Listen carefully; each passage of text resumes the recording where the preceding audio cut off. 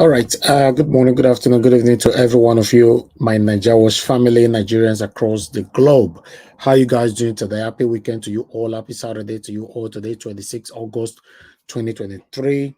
I wanted to come out on time because I want us to follow up with our brothers right there on Twitter to see they're talking about vital informations right now, topic. So I want to take at least 20-30 minutes from them before we continue so that we can take it as part of the topic that we have today. But meanwhile, let me quickly acknowledge the people that is already here with me. Good evening to you, great mother, mommy, the Aspura. We appreciate you. We love you. Thank you very much for everything. Happy weekend to you, Miracle B. Happy weekend to you, Nikki Ogo. Good evening to you. Happy weekend to you. Angolo, Emmanuel Chus, I can see you right there. Discussion Channel TV. God bless you all, my wonderful people. Osaga Conrad, thank you very much, sir. Good evening to you, and happy weekend to you. Aro Edward is with us as well. Love God is my strength. Oyezi Omodia, thank you, Mr. Johnson Emmanuel. I can see you, Didi Anthony. Good evening, my wonderful people. Monen Ferreira, thank you very much. Don Oracle, I appreciate you all. Mother Nena is there with us. Yes, I can't wait to have you on the panel later on because this topic, I know you're very good in analyzing it. Amongst others. Mr. Emmanuel, again, thank you very much for joining us. Good evening to every one of you. Promise to do, but say good evening, my wonderful people. I'd like us to move on. Let's listen to what our people are currently saying on Twitter. Then I'll come back to you guys shortly. Now God bless you now. So please like and share, and let us do this together. It's very, very important we do this together. Thank you very much, my wonderful people. Now God bless you now. Let's go on with this. To be different. You can block me now if you want to block me. Or speak the truth. Nothing but the truth. I will call people out today. And I will explain to people the reason why that country has been that way for a very long time. Because people, we've been bamboozled for a very long time. And I want to create a foundation first at which or on which I'll be building all my points. So the foundation is going to be an argument between good and bad, between morals and immorality, between honesty and dishonesty, between ethical and unethicalness, between truth and lies, and finally between right and wrong. Um, this is not to hurt anyone, but to show how religion has hurt our society, to break the jinx and that circle. Now is the time. Now is when we need to break that jinx. I was on a couple of spaces yesterday. There was a space held by Oge God. I was on that space for a while, and I heard a lot of people's submission, including Grandmaster. Grandmaster made some compelling submission yesterday. Beautiful submission. I listened to every single people's view regarding this topic. Um, Grandmaster spoke about prophecy and prediction, and I decided to look for the meaning, find the meaning of those words. And I'll be reading a lot of definitions to you guys today. So, prophecy is a message that has been communicated to a person by a supernatural entity, right? A message that has been communicated to a person by a supernatural entity. Prediction is a guessing or thinking of what will happen. Now, the difference between these two is that prophecy can only be right. Prophecy is always right. Predictions can be wrong or right. Predictions can be wrong or right. Now, let's go religion. What is religion? The belief in and worshipping of a superhuman being, and especially a god, gods, or God Almighty. That's the definition online. You can Google it and find out. You just have to believe in something you can worship. That's why you see the Indians worshiping stone, snake, cow, name it. Now, prayer. What is prayer? It is a solemn request for help or expression of thanks addressed to God or an object to worship. That is the definition of prayer. The next one will be miracle. A surprisingly and welcoming event that is not explainable by natural or scientific laws. That is miracle. When something unprecedented happen and you cannot give a valid explanation, a scientific or a natural explanation to it. It is supernatural. That is miracle. Now, vision, the ability to think or plan the future with imagination or wisdom. That is vision. I'm going to a particular point which everybody will understand later on. I'm just trying to create a foundation on which I'll build my point. So we have there's something we call moral feeling, and one of the most difficult thing in every church or most churches in Nigeria is to confront or reprove the pastors for inappropriate actions. That's one of the major problems they have in Nigeria. Nobody have actually been able to, well, maybe most people they found it difficult in confronting all these men of God. Absolutely difficult, right? There's something they call spiritual abuse. The use of spiritual or religious belief to hurt, scare, or control people. Spiritual abuse. When a person wields biblical doctrine or spiritual authority to manipulate, dominate, deflect, or direct narratives in his or her favor, this is referring to men of God or God of men. And another definition I want us to focus on is forgiveness. And the first step of forgiveness is to honestly assess and acknowledge the fact that something has been done wrong, and there is another step of making correction. Okay, now that I've made those definitions, I said it yesterday. I said people should come with their Bibles. All right, I want us to check out Jeremiah 14:14. God says, "These evildoers prophesy lies, offerings, false vision, divination, idolation, and delusion of their minds." Jeremiah 14:14.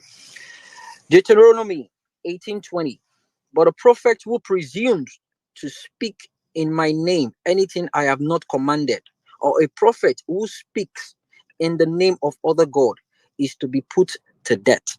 I didn't say that. It's in Deuteronomy chapter 18, verse 20. Let's go to the Ezekiel 13:9. My hand will be against the prophet who sees false vision, alter, lying, divination.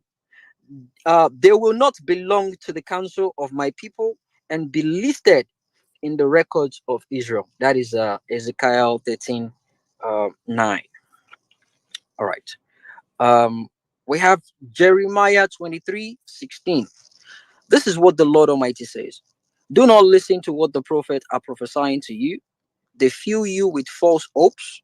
They speak visions from their own mind, not from the mouth of the Lord. Matthew 24:24. For false Messiah and false prophet will appear and perform great signs and wonders to deceive, if possible, even the elect, even those God has chosen can be part of them.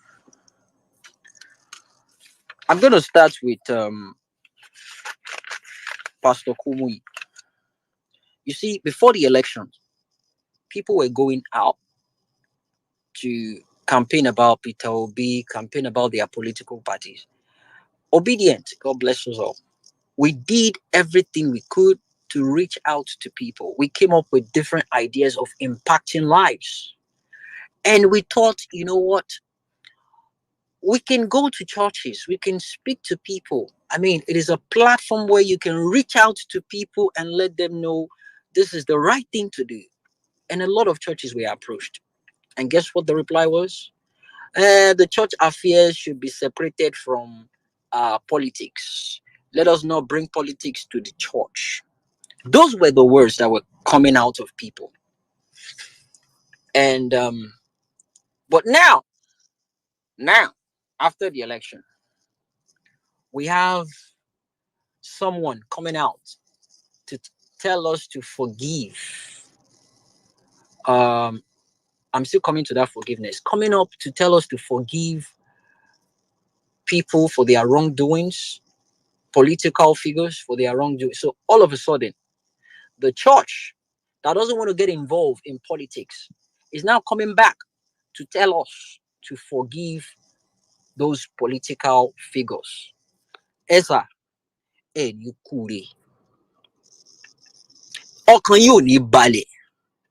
will not have peace. You know why?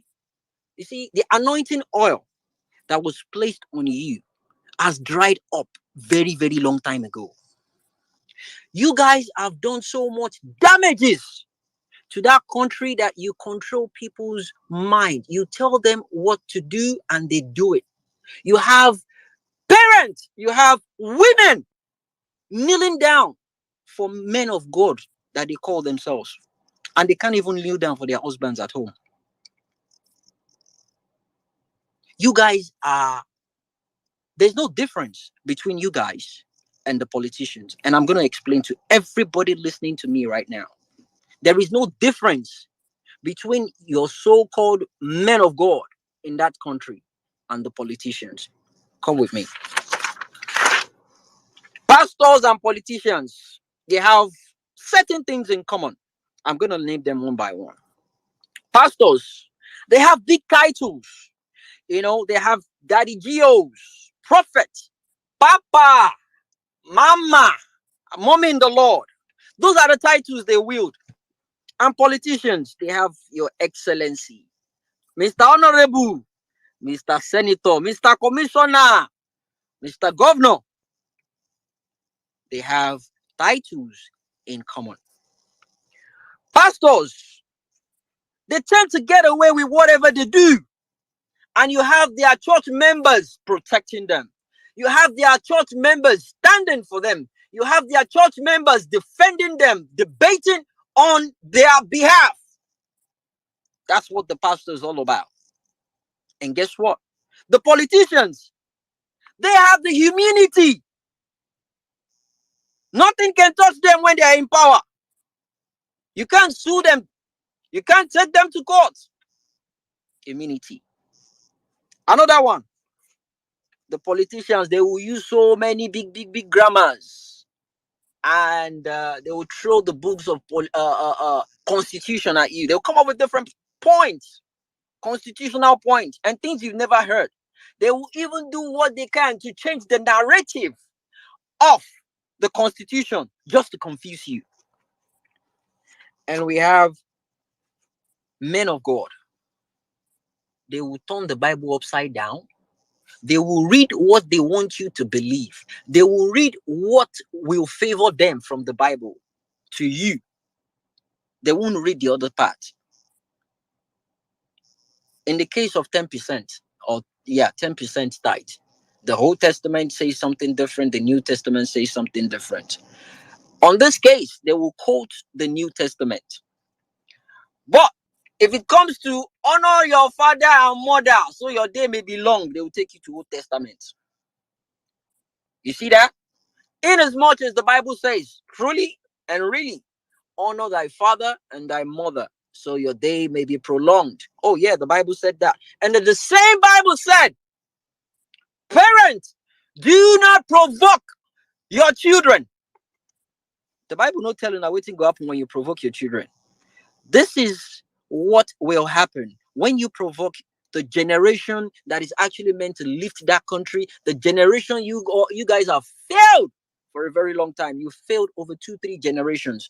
This is a different generation entirely. You have failed this generation, and guess what? We're not taking anything for granted. We are getting our country back, not just on a political level, on every aspect, psychologically, logically, spiritually, religiously, economically, morally. We are getting our country back. And we need to set some things right for you guys to know that you've messed up for a very long time. This is the time for you guys to know you'll be put in your places. Come with me. Pastors, they move around in convoys with their special plate numbers. So does the politicians. Please, guys, if I'm wrong, go on the comment section. If I'm wrong, when you come up, quote me wrong. Pastors, they use the money they get from tithe and offering. They use the money they make from people in churches to buy properties, to buy private jets, to open accounts abroad, to send their kids abroad. So does the politicians.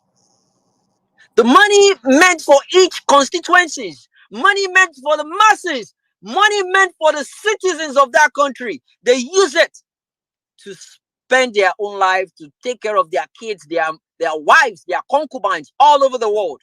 They do that. Private jets all over the place. Pastors, they collect stolen money as donation and offering.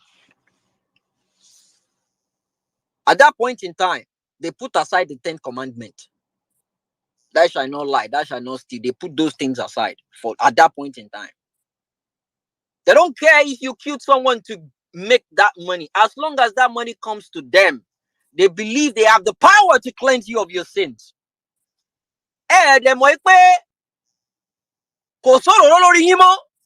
Because you guys have compromised yourself. You have another pastor saying he dines with God every day. He eats breakfast and drink tea with God. But foolishly, you can't even speak to God about the problem of Nigeria. Yet you tell people to come to church Monday, Tuesday, Wednesday, Thursday, Friday, Saturday. As long as we keep having massive churches, we keep having men of God in that country using their money to build universities that their church members cannot even afford to send their kids, using the church money to do whatever they feel like doing, that country will not move any further. When God has given you the wisdom, knowledge, and understanding to get the things you need to get right in that country, but you refuse, you bank on prayer. Tell me one country that prayer has actually fixed their problem in this life. Just one country. Just mention one country that prayers has fixed the problem in their country to this time. America. My brother, go reach that side too. I'm still doing the comparison between politicians and pastors. Lastly, pastors then go do posters, flyers, billboards of conventions, of special guests coming to their churches, of a revival, of they do massive posters. They do a radio adverts, TV adverts, and you see their pictures, the pictures of them, massive pictures of them on billboards. You hardly see a picture of a Bible or maybe a cross. It's either them and their wife. Operation Kill My Village People. Operation Kill My Village Winch. Operation I Must Get Married This Year. Operation Satan is in Trouble. And you see pastors with cutlass and a Bible. Their posters are all over the place. All over the country. A single building in Nigeria. 3-4 story building, you see everything occupied by churches, different churches, and the whole service every single day at the same time. Báwọn kan bá ṣe ń pariwo Jésù Kristi, làwọn kan ń pariwo God of Abraham, the same building. That aside, you see, CAN has 5 blocks. The Christian Council of Nigeria, the Catholic Secretariat of Nigeria, Pentecostal Fellowship of Nigeria, Organization of African Institute Churches, and Evangelical Church Winning. Those are the 5 blocks that made CAN. These 5 blocks, they've been so useless over the years that Christians are getting killed in their numbers in different parts of the country, and none of them held any conference, press conference to address it. All they will tell you is pray. All they will tell you is pray. You will pray from now till Jesus comes and nothing will happen. Prayer is not in the equation. Here to help you find the one for the school run. Auto Trader, Britain's biggest matchmaker.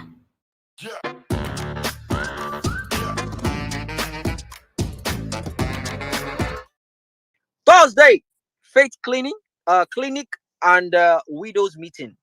Friday, night vigil and men's meeting. Saturday, choir practice. Sunday, you have Sunday service. Please, can you explain to me how a grown-ass man that attends all these programs, how are they going to put food on their table? This is the reason why they come to church and they depend on their pastor to actually feed them. They depend on money they get from the church to move on with their lives. Ordinarily, if these pastors are spending money on factories, spending money on creating big businesses that will employ their church members, the economy of that country will move forward. But they would rather use that money to build schools, private universities. They will use the money to build bigger mega churches that will accommodate more people. We have stories of pastors burying a whole cow at the foundation of a building they want to turn into their mega churches. Nigerians, wake the fuck up. There is no prayer in the equation of having the best of economy. There is none. Prayer is not in the equation of having a great economy. Improved standard of living are made possible when labor is more productive. Productivity is driven by specialization, technological innovation, and working capital. The only sustainable way for an economy to grow is through increased productivity. Remember when they talk production, from consumption to production. Only one presidential candidate don't they shout from consumption to production. If there is no production in that country, may not pray from today till tomorrow, next tomorrow, or nothing will happen. It is high time Nigerians themselves. We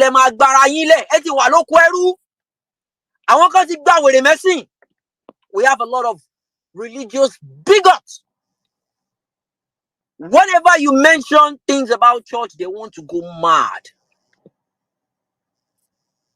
They are living in their own mind. They are living in a different world. They've seen these people as, oh God, these people speak to God on a regular basis. They gift with God. The same person that made a prophecy, was it a prophecy back in 1986? Now since that time they don't say make people they pray. 1986. Una don't pray, speak in tongues since that time, 1986. They are all promises and fail. They all promise changes, but check out the history of Nigeria. Education is getting worse in that country. Economy is in a shit hole. No electricity, no good health care. Nigerians, wake the fuck up. Wake the fuck up. You've been doing this for a very long time, and there's been no adequate change. Everything is going to shit every single day. You go to church, they will wrap about 12 candles for you, put it on your head, and tell you the more it's the longer it stays on your head, with the wax melting off your head, your face, that would determine how long your visa will be. Nothing is going to change. Nothing is going to change. A lot of people that prayed, they claim they prayed before they got their visa. They prayed, they claim they put their visa on the altar of one pastor, they left it there.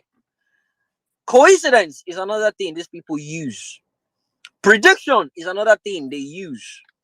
When you're applying for a visa, anyone, and that's the reason why we have a lot of agencies all around. Anyone that can analyze your situation, depending on the country you're going, if you sit down, they have their immigration policy, they have their rules and regulations. Sit down, they have requirements for you to acquire a visa. Sit down, study it, understand it, and gather your all these requirements. People find it so lazy to do. So whenever they get advantage of someone that can do it for them, it works. I'll use myself as an example. I applied for American visa 7 times. 7 freaking times. Failed the first time, second time, third time, fourth time, fifth time. I know how many times my passports, they carry my passports, go different place. But you guess what? You know why? Do you know why I've been failing? It took me a while to understand the reason why I've been failing. Then I met my wife. She happens to be a staff of the U.S. Embassy in Nigeria. And when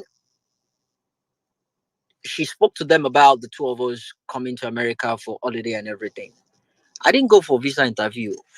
I went there to gist with the ambassador. It was a gist. My interview was a gist with the ambassador. And before then, they told me my interview was 9:45, and they told me not to come at 9:45. That every single person coming at 9:45, they are refusing them.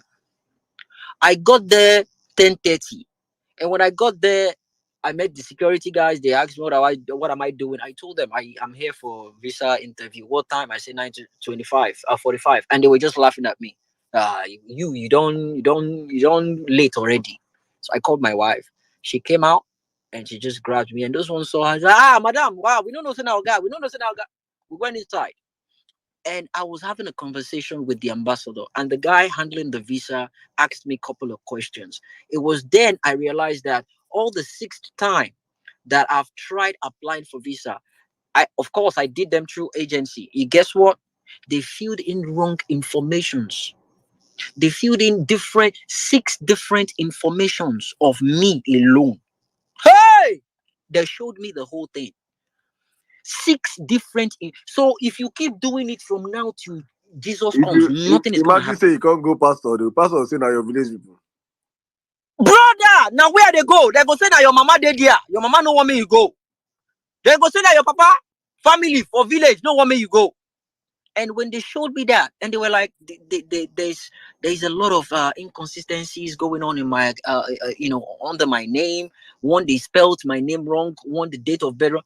And the guy asked me, which one is yours? And I looked at it and I said, that's one. Immediately they deleted the other ones. And at the end of the day, I will never forget that day, because I've applied for different visas from different countries. I know how they play out. This was very weird. And at the end of the day, it was about 20-30 minutes conversation with all the staffs, because they're wondering who married this girl. The Oyibos to won't marry him. At the end of the day, they were like, so how do you want us to get the passport to you? Do you want us to DHL it, or do you want us to give it to your wife as a DHL waiting? Give her when she they come out, make she bring and come. Behold, when my wife got back home that day, she came with her passport. Bam. Visa don't be on top. Simply because one idiot, I don't go pay like ₦1 million to one idiot for one place where they call himself travel agent. Don't feel rubbish for me. Send them to them because it's not their home. They don't pay attention. And me, I believe say I don't want to do the stress. I don't want to go through stress. I want just to submit and apply. Bam. That is what is killing a lot of people in that country. And that was how I got that visa. And when you get to, I spent 10 years in UK before I moved back to Nigeria and came back to America. I spent 10 years in UK. One thing about that country, or Western world, whatever you sow, you go reap. If you like, day your house for a whole week, no come out. Pray for that 1 week, no come out for house. Nothing will happen. No NEPA go bring light. You have to go outside. You need to get a job, 9 to 5 work, and you make that money. And going to work is another chapter. When you get to work, if you're meant to start work at 9 a.m., if you get to work 9:01, they will deduct you from your pay. That 1 minute late, then will deduct them. So if you're meant to get £5, that £5, you probably get £4.90 or £4.95. Oh, sorry, 95 pence. That is a system that works. My uncle, Bodayinka, I call him Bodayinka, is Yinka Ifele, has a radio station in Nigeria, Fresh FM. It was on the station. There's this program he does every Tuesday. Let's talk about it. He did one couple of weeks ago. It was very controversial. In fact, they were threatening him. They were threatening him with death. They were threatening him with so many things. And that program was so interesting. He spoke about the religious leaders of this country. He spoke about his experience when he went to Jerusalem. He went with one of his close presenters, EOB, Anyton. They went to Israel. Sorry, Jerusalem. They went to Jerusalem. And they were going to these key places. To start with, he's been there a couple of times, but he went recently. And he said they've made tremendous changes simply because of Nigerians. They say the places where they have like maybe Jesus' clothes or his robe or something, those places, they've put more security there. Because you're actually meant to just go there, you see, you take picture, and they say Nigeria go there now, then go they roll for ground. Say, hey, Jesus, oh, no make I go. You must bless me, oh, I must touch your clothes, oh. They are now arresting Nigerians because they are creating madness in that place. No, I'm being honest. You they laugh, Saddam. I'm being honest. They are arresting Nigerians because of the madness they portray there. They are now being forced to chase Nigerians away because they don't want to leave. When you actually meant to just go pray or just take a picture, just an historical moment for you. They say no. They know what happened to person when touch Jesus close. They know what happens. All the disease where their body go come out. Yeah, why? Then showcase some of those items now. But still, they won't die there. Nigerians won't die there.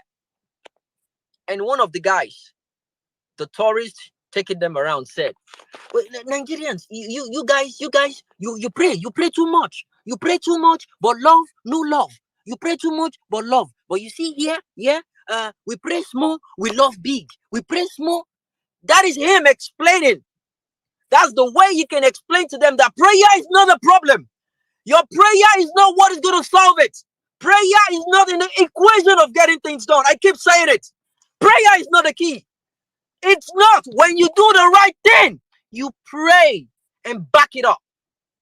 You see, we've been docile for a very long time. We've been bamboozled with so many narratives, and we keep emphasizing on those things. We keep praying on those points. They go to shout, hey, God of Israel, help me, help my father, help my mother, God of Israel. God, people, Israelites, they are buying weapons. They are not waiting for their God to come and do anything. They are buying weapons. In fact, recently, Israel bought about $3.4 billion worth of weapon from America. Israel is one of the most powerful countries on earth right now. They have nuclear weapons. They have what it takes to defend themselves. They are not waiting on any blood of Jesus. They've done their due diligence. They did what they had to do to protect themselves. As a matter of fact, Saudi Arabia, like this one, my Muslim people, Saudi Arabia, where you guys go to Mecca and worship Allah. You go there, you pray, you touch the Kaaba, you do all sort of things. But when you get back to your country, it's like when you come out of that plane, the air you breathe is different, obviously, right? But there's something that comes with that air that when you breathe that air in, everything that happens in the Western world or where you're coming from just disappears. And it's like back to business as usual. That's not the case. Saudi Arabia, when they go pray, when make a day, their military budget is $69.1 billion. They are not waiting on Allah to come and protect them. They are not praying. As soon as they go there, they pray for their side. They are not praying. Say, make Allah come protect them. It is their religion. They know when to do the right thing. They spend money on the right things. They are well equipped. And they are ready for war any day, anytime. $69.1 billion, Saudi Arabia. Israel, same Israel. God of Israel. Their military budget, $24.4 billion. Italy, where you have Rome. You remember Rome? Where Pope today? Their military budget, $30.3 billion. Our Catholic pastors, or what do they call them? Cardinals and priests all over Nigeria. No matter how holy you are, you know holy past Pope. As Pope they so the place where in they are not depending on blood of Jesus. They are not praying. Pope they smoke now. I don't know say Pope they smoke. But here for Nigeria, and I believe say if you smoke, you be Satan picking. But Inka was saying on radio that day, he said the guy that was taking them around, when they got into the bus, it was the one driving as well. He told them they should hold on for him, and he brought out a cigarette and he just put a lighter and he was smoking. And they were like, "Ha! Oh my Lord, why are you smoking?" They believe it's only Satan people that smoke cigarette. That is the mentality they've put into. That is the doctrine they've put into people. And I keep saying it. You see, some people, I just hope God can actually give them that opportunity to just leave that country for once, for them to just see the other side of life. See what is going on the other side of life. See how far they've bamboozled you. See what they've done to your life. But Ainka was called a couple of times to shut down that particular program. And you know what he said that was wrong? He has been going to many different places. They will invite him to come and play for them. All these churches, they will invite him. They called him one day and they told him, come and give us gospel music and let people, come and dance and everything. The guy that called him didn't pay him. He was hoping on two things. Hoping on the fact that when they put his name on the posters, people will come. That's number one. And so doing, when people come, they will force them to, give offering and all that, which didn't end up well. Then the other option he had, but he never told Boda Inka. The other option he had was he invested a lot of money to buy packs of pure water. Packs of pure water. It's behind the stage. His hope was after the program, he's just gonna bring the pure water to the front of the stage and tell Boda Inka to just pray on it. That the moment people see that he prays on that water, that they are ready to sell each pack of the water. Like the pure water pack, they have like I think 20 or so. So they want to, out of those 20, they want to sell one for like, I think 5,000 or thereabouts. But Anka said, no, this wasn't part of the agreement. I'm not going to pray to any water or tell people to buy water. Something will happen to them. And because of that, they didn't pay him. And the guy was telling him how they were hoping if he could do that, that was how they were hoping to pay him. And he told his band boys, he said, you know what, let's go. And they left. And you have church members calling him to let him know that there is a place in Ibadan, right? There is a place in Ibadan that pastors in Nigeria go there to hire people. They go there to hire people to pretend that they are crippled. They go there to hire people to act like they are blind. They go there to hire people to do whatever they want them to do. And they will act like they are the one doing the miracle. And the moment they do that, the person really... So the best actor, there's a particular woman that does it best. And guess how much they're paying them? 5,000 naira. There's a particular woman where we say, people where they follow that revolver around, the one for Akure, then do it. The one for Ondo, then do it. The one for Oyo, then do it.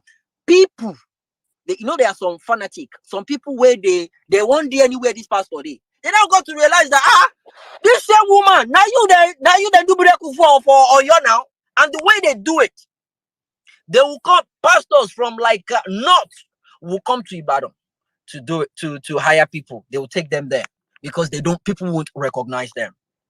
But they said now, due to the high cost of things, men are see what Bulaba don't cost to. They are now charging 30,000 naira. From 5,000, it's now 30,000 naira. You have people that they are ready to pretend as if they are crippled until they actually act like they are praying for them, and they will stand up from the bench or the wheelchair they are sitting on. That is the life we are living in Nigeria. They lie to people. They tell you things that you keep wondering yourself, how did we get here? How did we get here as a country? What have we done so wrong that we've gotten here as a country? I played an audio a couple of times, I think about 2-3 months ago. I'm going to repeat that audio again for people to listen to. The Zambian government, Bishop, sold the copper mines in northern Zambia to an outside consortium for $25 million. The copper mines for $25 million because they couldn't manage to keep them. The company that came in and took over the Zambian copper mines in 3 months made a profit of $75 million. They did not pay the Zambian government upfront in cash for the mines. They were going to pay them over a period of time. Here we have this company that has an understanding of how things work, raised the money at the government's expense, took money that the company the government should have been making, and gave it back to the government and said, we paid our debt in full, and give them now 0.006% of the proceeds of copper mining. When right outside the door, there's people in poverty, people in not eating, people ignorant, people dying, high levels of AIDS. And what's the deal? Churches are full, people are praising God, Africans pray all night. Prayer is not in the success equation. Prayer is in the revelation equation. Decision making is in the success equation. You have to make a decision and be sound. We have to be disciplined and make sure we go and get what God has called us to get. You can be full of the Holy Ghost, but you can still be ignorant. But as for me and my house, I will get understanding.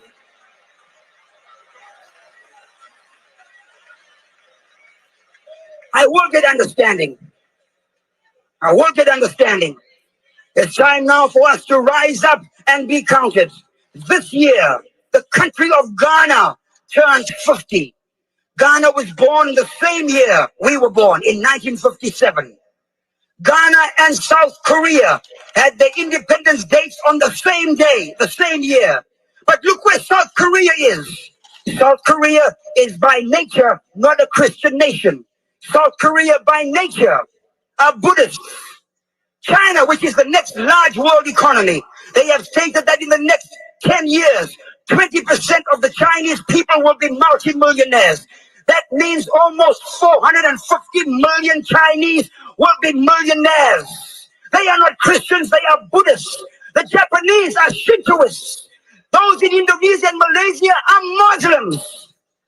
It's not about praising God and hallelujah and a great thank you, Jesus. It's about possessing an understanding as to how things work. Possessing an understanding as at how things work.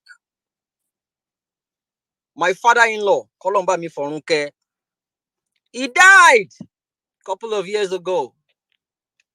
I'm sure you'll probably be sending courses to Kubuyi now, because before he died, he did not watch TV.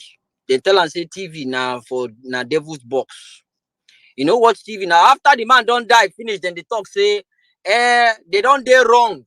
Say, they don't see, say TV now can be used as a way of reaching out to people in mass, that the world is evolving, they want to evolve too. You could say,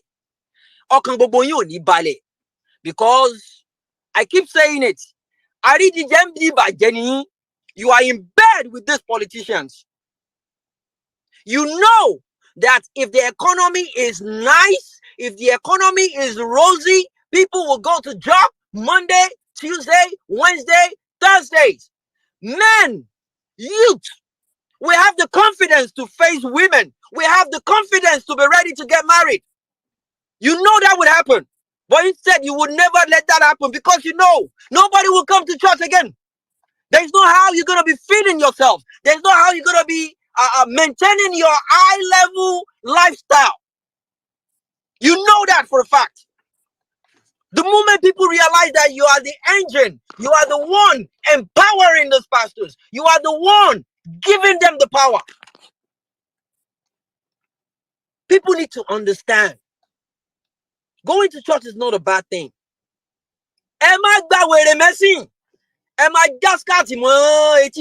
No hearing, no powder, no jeans, no this, no that. That's your belief. But what has that done to you positively? How has that improved your country? How has that improved your community? How has that improved your lifestyle? Deeper life. But yet, the country is going deeper into corruption. The country is going deeper into shit every single bloody day. You said we should forgive the politicians. Okay, there are lots of them. But in particular, I'm going after Tinubu. We should forgive him. What should we forgive exactly about Tinubu? Are you talking about the past, or you're talking about the present? Because in the past, he has a lot of crime. The civil forfeiture, 25% to TNG crime, but he didn't meet up with that. Perjury, one bit, he has a lot. And currently, he has a lot going on. Not even the past. Currently now. Subsidy problem. Civil coup. I don't know what is his problem with war. NNPC. You have Nigerian Port Authority under his watch, and he's going to war. FIRS under his watch. Custom under his watch. He has destroyed Naira. People are dying of hunger. The country is more divided under him. So what exactly are we to forgive about him? What exactly are we to forgive about him? Over 50,000 Christians have been killed in Nigeria since the time of Boko Haram. Since, I think, 2009. Yeah, 2009. 30,000 of them. 30,000 of them happened under Buhari. 18,000 churches set on fire. 2,200 Christian schools were set ablaze all over the country. None of these men of God are coming out to speak. None of them. And now they are talking about forgiveness. Not all of them. There are some well-meaning, good pastors speaking out. They don't care what they're doing to them. They don't care what they are saying to them. But they are still speaking out. They are speaking the truth. Look, if you've been doing something over and over for a very long time, it's only commonsensical for you to try something new. Nigeria, I've been going for 30 minutes now. I still have about 5 pages to eat. But no, I will hold on. I want to give other people the chance to go.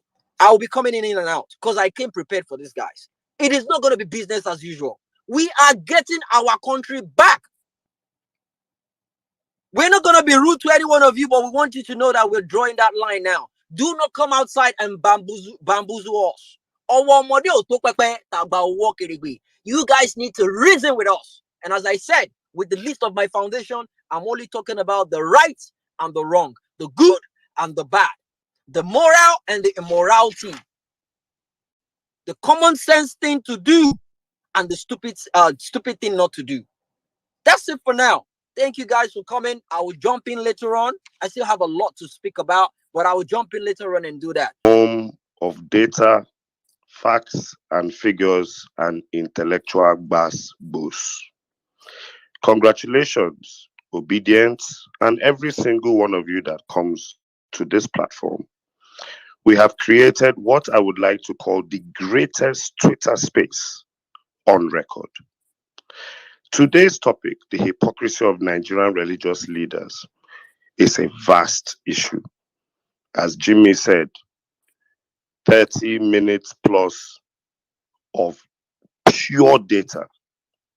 And you can see that he hasn't even scratched the surface of the hypocrisy that is the Nigerian religious leaders.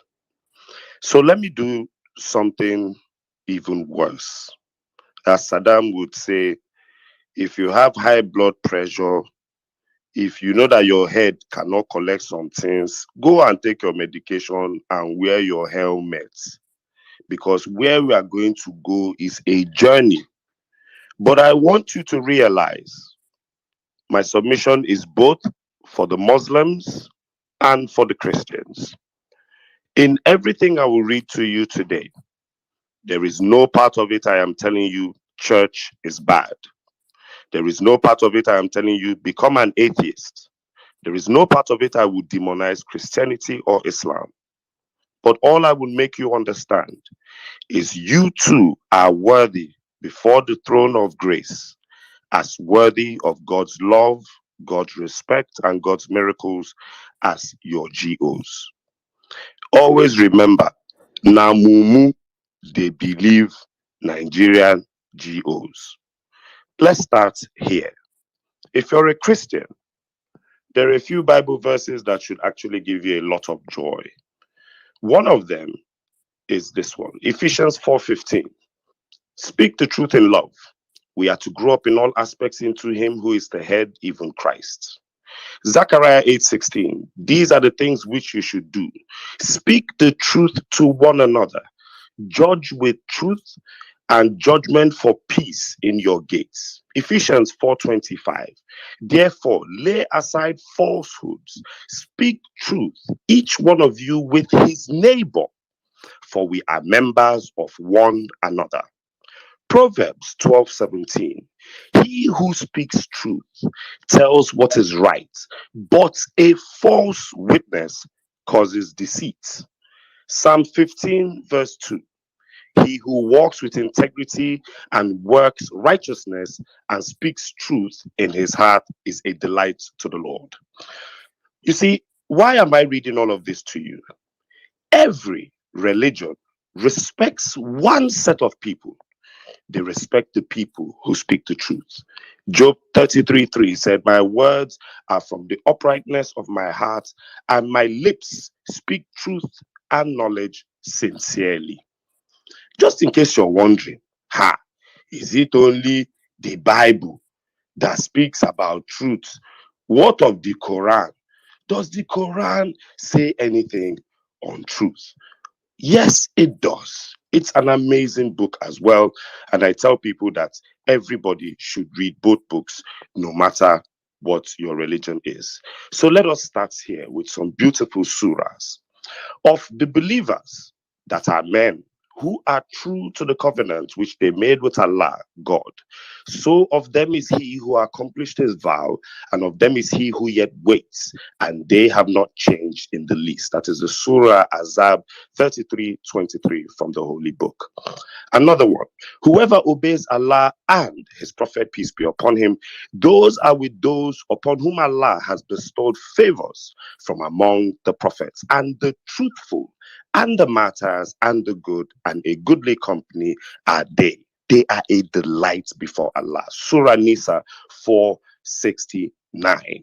The truthful, they are whom Allah bestows favors. Surah Maryam 1958. Whoever obeys Allah and the apostle, peace be upon him, these are with whom upon Allah has bestowed favors from among the prophets, and the truthful, and the martyrs, and the good, and the goodly company. You need to understand that the truth is respected in every single religion, way of life, as long as humans are involved. What happened with Nigeria? The truth came to Nigeria and died. We have a country where a man cannot tell the truth about his certificates, and a lie needs another lie to cover it up. One lie about your admission needs a lie about the school clerk, needs another lie about, before you know it, you are using lawyers to defend something as simple as a certificate, which all of us have in our houses, so long as you're a graduate. Why am I leading you down the path of truth? Remember, the Bible says righteousness exalts a nation. Nigeria lost righteousness a long time ago. So, I'll also take you to where Jimmy took you. Nigerians, as Christians, have forgotten something. They have played you the same propaganda game they played the Muslims, aka you don't have the right to condemn a man of God. I need you to understand that every single apostle of Jesus died a horrible death. I need you to understand that the prophet Muhammad, peace be upon him, was in battles all through his life. Nothing came easy to these men. But you wake up today and you have created gods of men who are millionaires multiple times in dollars, and you tell yourself that these men are the men that will lead you to righteousness, when Jesus himself told you that it will be difficult, it will be easier for a camel to pass through the eye of a needle than for a rich man to enter heaven. Jesus himself said it will be easier for a camel to pass through the eye of a needle than for a rich man to enter heaven. But your pastors are wealthy and you are following these men. Are you not mad?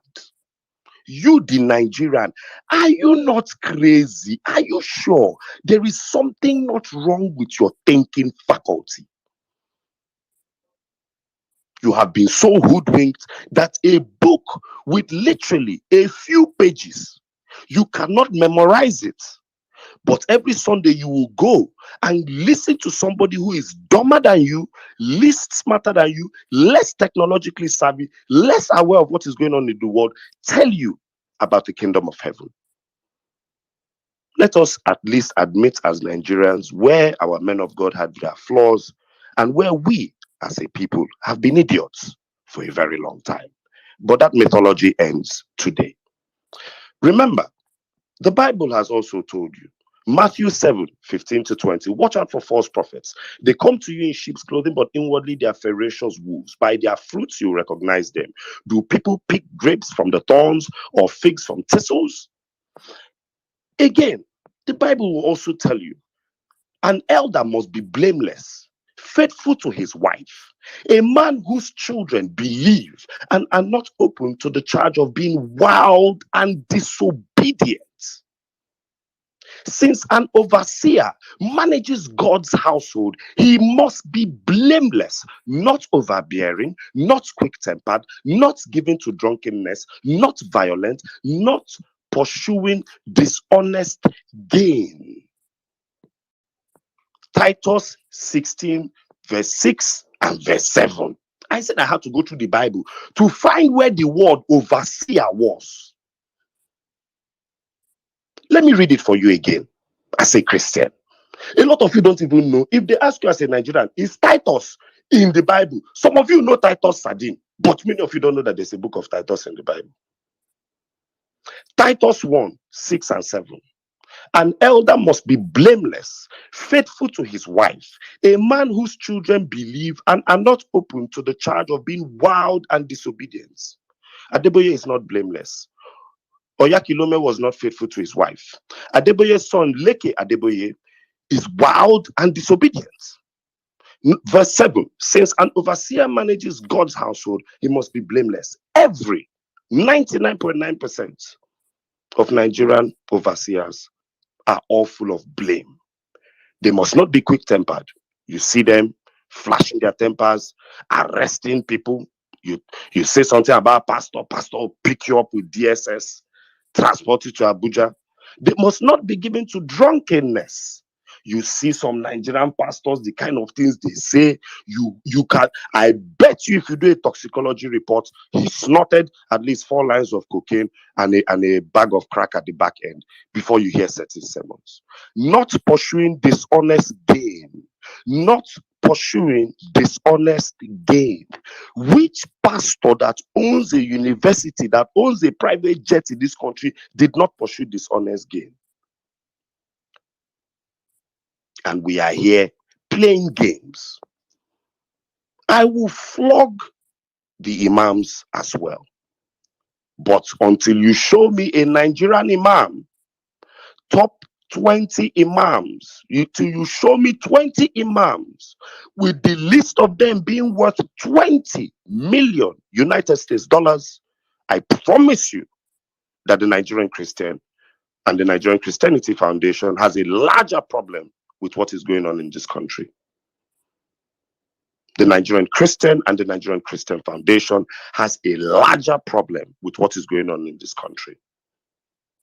Islam probably has 10 to 15%. It is a deadly 10 to 15%. It is loud, it is bloodshedding, but the mischief and the way lives are lost to the illiteracy being pushed around by Nigerian general overseers, we've probably lost more lives to the illiteracies. To Jehovah Witness telling you cannot do blood transfusion, we have probably lost more lives to that nonsense than terrorism. To Lazarus Morgan promotion of poverty, we've probably lost more lives. To W.F. Kumuyi and his poverty mentality and telling people that sickness was of God, don't need to treat yourself. For more than 6 decades unhinged, we have probably lost more lives to deeper life than to terrorism. I beat my chest and tell you that.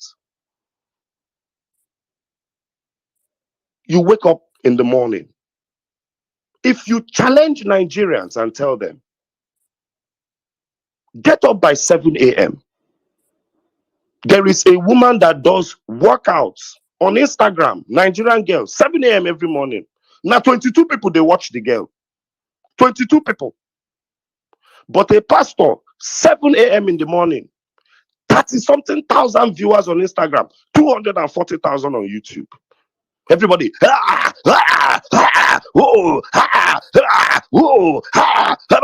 please, I beg you, Nigerians, on the back end, you are mute. Just try this.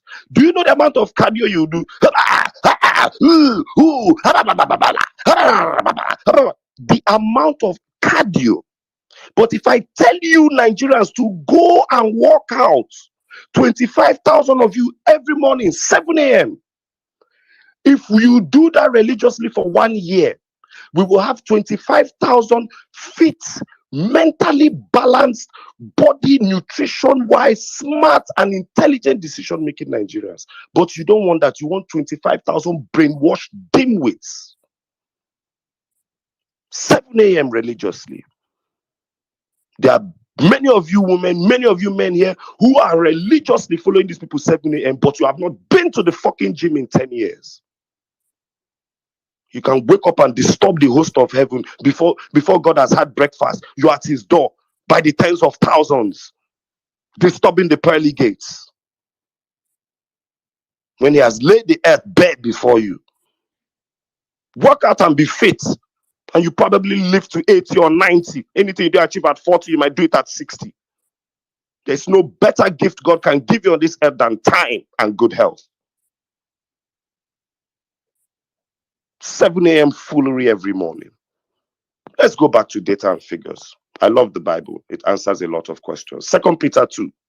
But there are also false prophets amongst the people, just as there will be false teachers amongst you. They will secretly introduce destructive heresies, even denying the sovereign Lord who brought them, bringing swift destruction to themselves and the people. Many will follow their depraved conduct and will bring the way of truth into disrepute.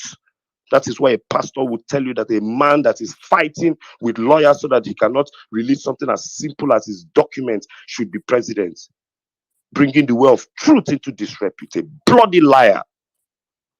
In their greed, these teachers will exploit you with fabricated stories. Their condemnation has long been hanging over them, and their destruction has not been sleeping. For if God did not spare angels when they sinned, but sent them to hell, putting these men of God in chains of darkness to be held for judgment, if he did not spare them, he will not spare them.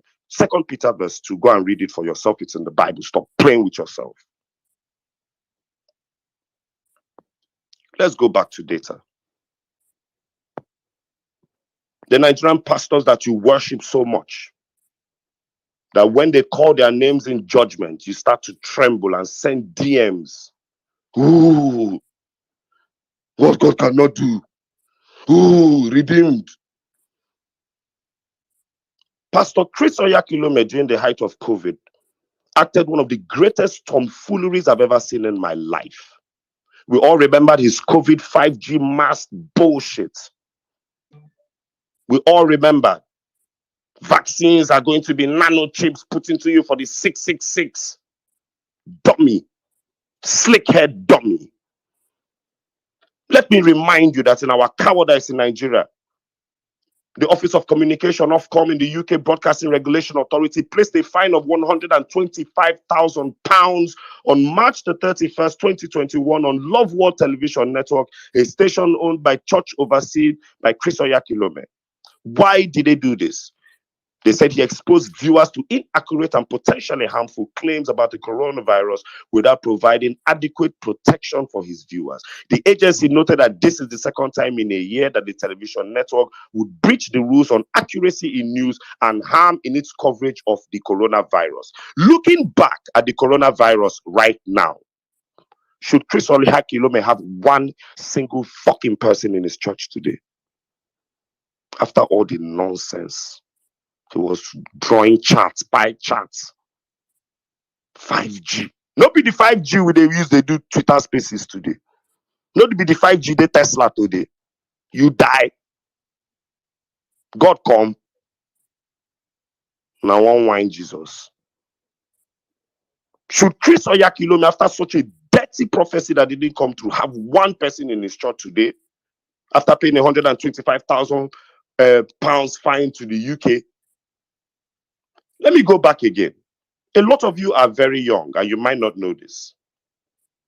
There was a time in Nigeria in 2004, God bless President Olusegun Obasanjo. One of the biggest sanities that happened in this country was when Olusegun Obasanjo as president forced the Nigerian Broadcasting Commission, under the instructions of the president, to ban the showing of miracles on TV. Most programs had to be taken off air, especially a manual TV of Chris Oyakilome. As far back as 2004, this mischievous man has been causing problems for this country.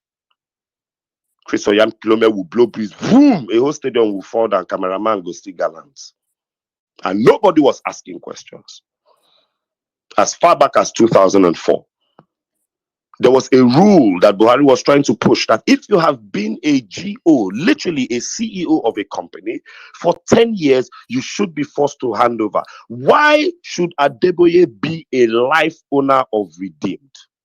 How many pastors? They have 11,000 branches in Lagos State alone. Is there no worthy person to continue in that? Is it when he dies, he throws the place into confusion? Which company in the world, every CEO is forced to retire at 70? Which company in the world still has a CEO running into his senile years? Let us also go into some data, because Adeboye is somebody that you really need to look into if you're in Nigeria, to know whether you are deceiving yourself. Let me remind you guys, Pastor Enoch Adeboye in 2022, when he was celebrating his 77-year-old birthday, the pastor shared a story of how he had tea with God during breakfast a long time ago. He shared that story during a church service to boost the faith of his congregation. Remember, these words are not mine. The pastor said, according to him, he was in a lorry, Kwara State, with his wife, and they were both having breakfast when he noticed that the tea finished before it should have. He then heard the voice of God telling him he had invited him to eat with them before they began eating. He said his relationship with God is a special one that is difficult to describe to others. No wahala. No wahala, Enoch. No wahala. All right. Pastor Adeboye also, at one point in his life, there is a beautiful article on Sahara Reporters. Pastor Adeboye, a prophet or an imposter? A candid look at his 2016 prophecies by Ijaba Raymond. And this thing was written January 15, 2016, Sahara Reporters. Pastor Adeboye, a prophet or an imposter? Why? There are so many things this man raised that was beautiful. He raised the fact that why is it that till today Pastor Adeboye built a church on the Lagos-Ibadan motorway, and that church, the situation of that church has caused perennial traffic for people around that area, yet nothing has been done about it. If I say if it was an Igbo pastor now, you people will say that I've started. Till today, there was a time that Nigerians had to go and know when Redeemed was having program before you can pass that road. Okay. Now, Pastor Adeboye always uses mental gimmicks to persuade his members to give him money. In 2016, Pastor Adeboye was reported to have told his members, let me tell you the truth. The only reason we still take offerings from you in Redeemed Christian Church of God is to get you out of poverty. When you give offerings, you are sending your money to heaven. In a few years before 2016, Pastor Adeboye claimed that he drove his car during fuel subsidy crisis from Ore to Lagos and received a thunderous applause from his congregation. I beg of you, there are a lot of things your average Nigerian GO has said in public. If they were said by a regular citizen, that person will currently have a bed in Yaba Psychiatric Hospital. But you allow this nonsense fly around because these are men of God. A man of God is the only title that has nothing attached to it.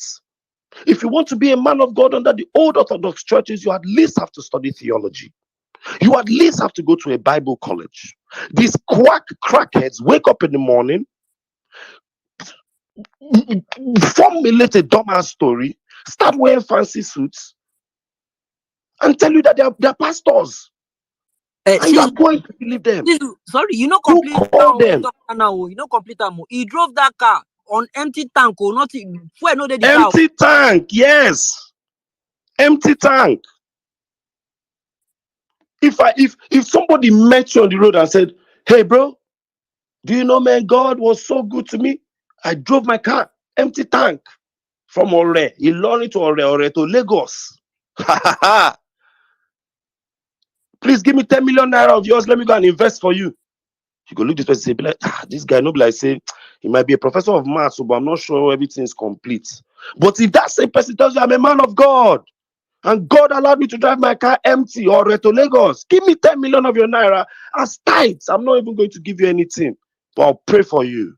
You will consider it. You are mad. You are mad. Let us go back to data, because data does not lie. Oyakilome is another interesting person, but I will leave him for a minute and go to Kumuyi, another hypocrite. Under normal circumstances, Kumuyi is another person that should have nobody listening to him, attending his churches, or even taking him serious. The amount of mischief, cult-like brainwashing that man engineered upon Nigerians took 2 generations to stamp out, and the arrival of the internet.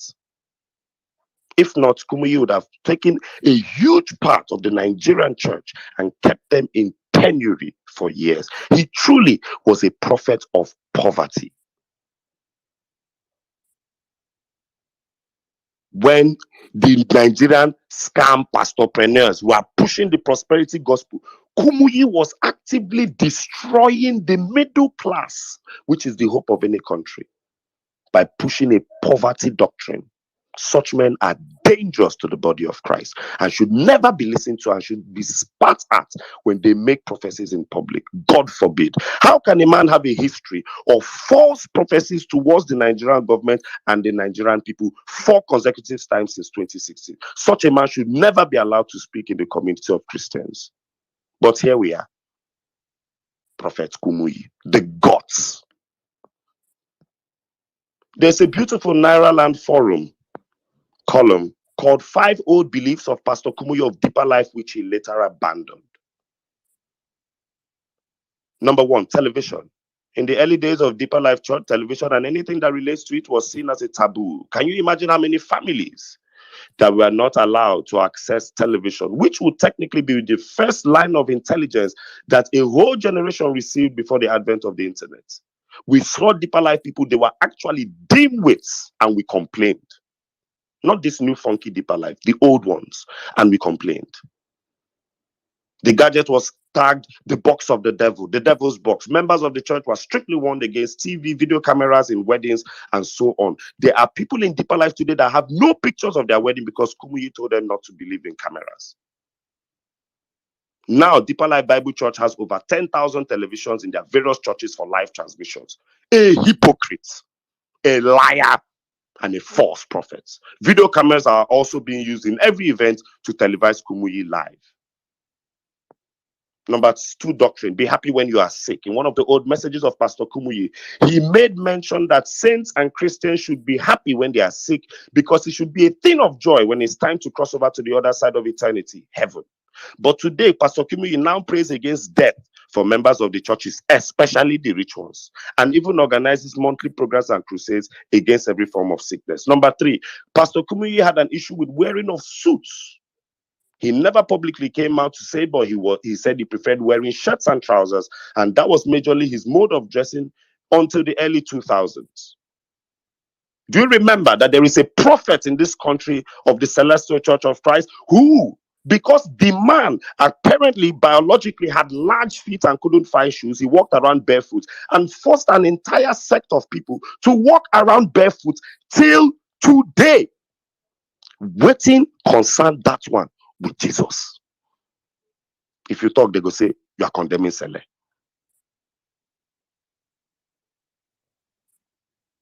Do you see the amount of madness going on? Building of schools by the church. It was believed that the church the Deeper Life told their people, don't build any university or schools in the past. Members were just to spread the gospel and shine as salt of the world. But today, Deeper Life has many secondary schools, high schools, and a university called Anchor University. Number 5, use of handkerchief in healing. In the late 80s, handkerchiefs was highly used in healing. People were told to buy handkerchiefs. Handkerchiefs was before holy olive oil. If you're a Nigerian Christian, white handkerchief was the hot cake selling out before we started buying olive oil. Kumuyi had issues with handkerchief. Today, Kumuyi, they use handkerchief. Go and check all these things. And a million and other nonsense Kumuyi led people through his Deeper Life ministries. Today, the Lord has exposed him. But how many people died? I have a friend that jackpot all the children left their father because he was in Deeper Life and was wrecking their lives. They ran to UK and never communicated with that man again. These are the bullshit we have entitled in the name of Christianity. But let me leave Christianity and go to the beautiful religion of Islam. Islam in Nigeria has some really terrible imams. You might not know this, But two Islamic clerics from Nigeria sent letters to the United States District Judge handling the fraud trial of Raymond Hushpuppi Abbas, describing the internet sensation as a philanthropist who used his vast fortunes to support poor families, especially Muslims, and executed a lot of Islamic projects. They were Imam Razak Olopede, and his mosque is in Lagos. He stood as a character witness for Hushpuppi, and he's described Hushpuppi as a young and thriving adult with a keen interest for development of his community. The Imam said Hushpuppi is a frequent donator to the mosque I lead, adding that Raymond would usually contribute his part to anything that concerns the mosque. He would offer financial support at every given time when the mosque was holding events. He said Hushpuppi donated to the mosque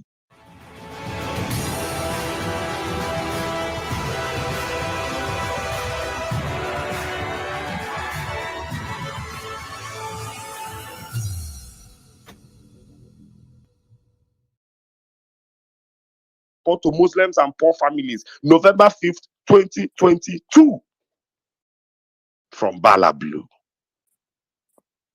If you think that Nigerian pastors are bad, I present to you Nigerian imams. If you think Nigerian pastors are bad, I present to you Nigerian imams. A Kano Sharia court sentenced an imam to jail for 500 million naira fraud in 19th of January 2023. There is another story of an imam that will blow your mind. Let me find it for you. This one, the imam scammed a man of 3 million United States dollars. Follow me to the EFCC page. This will crack you up. The Economic and Financial Crimes Commission, Kaduna Zonal Office, arrested one Malam Imam Abdul Rashid Imam for defrauding one architect Mohammed Dewu to the tune of 3,024,000 United States dollars.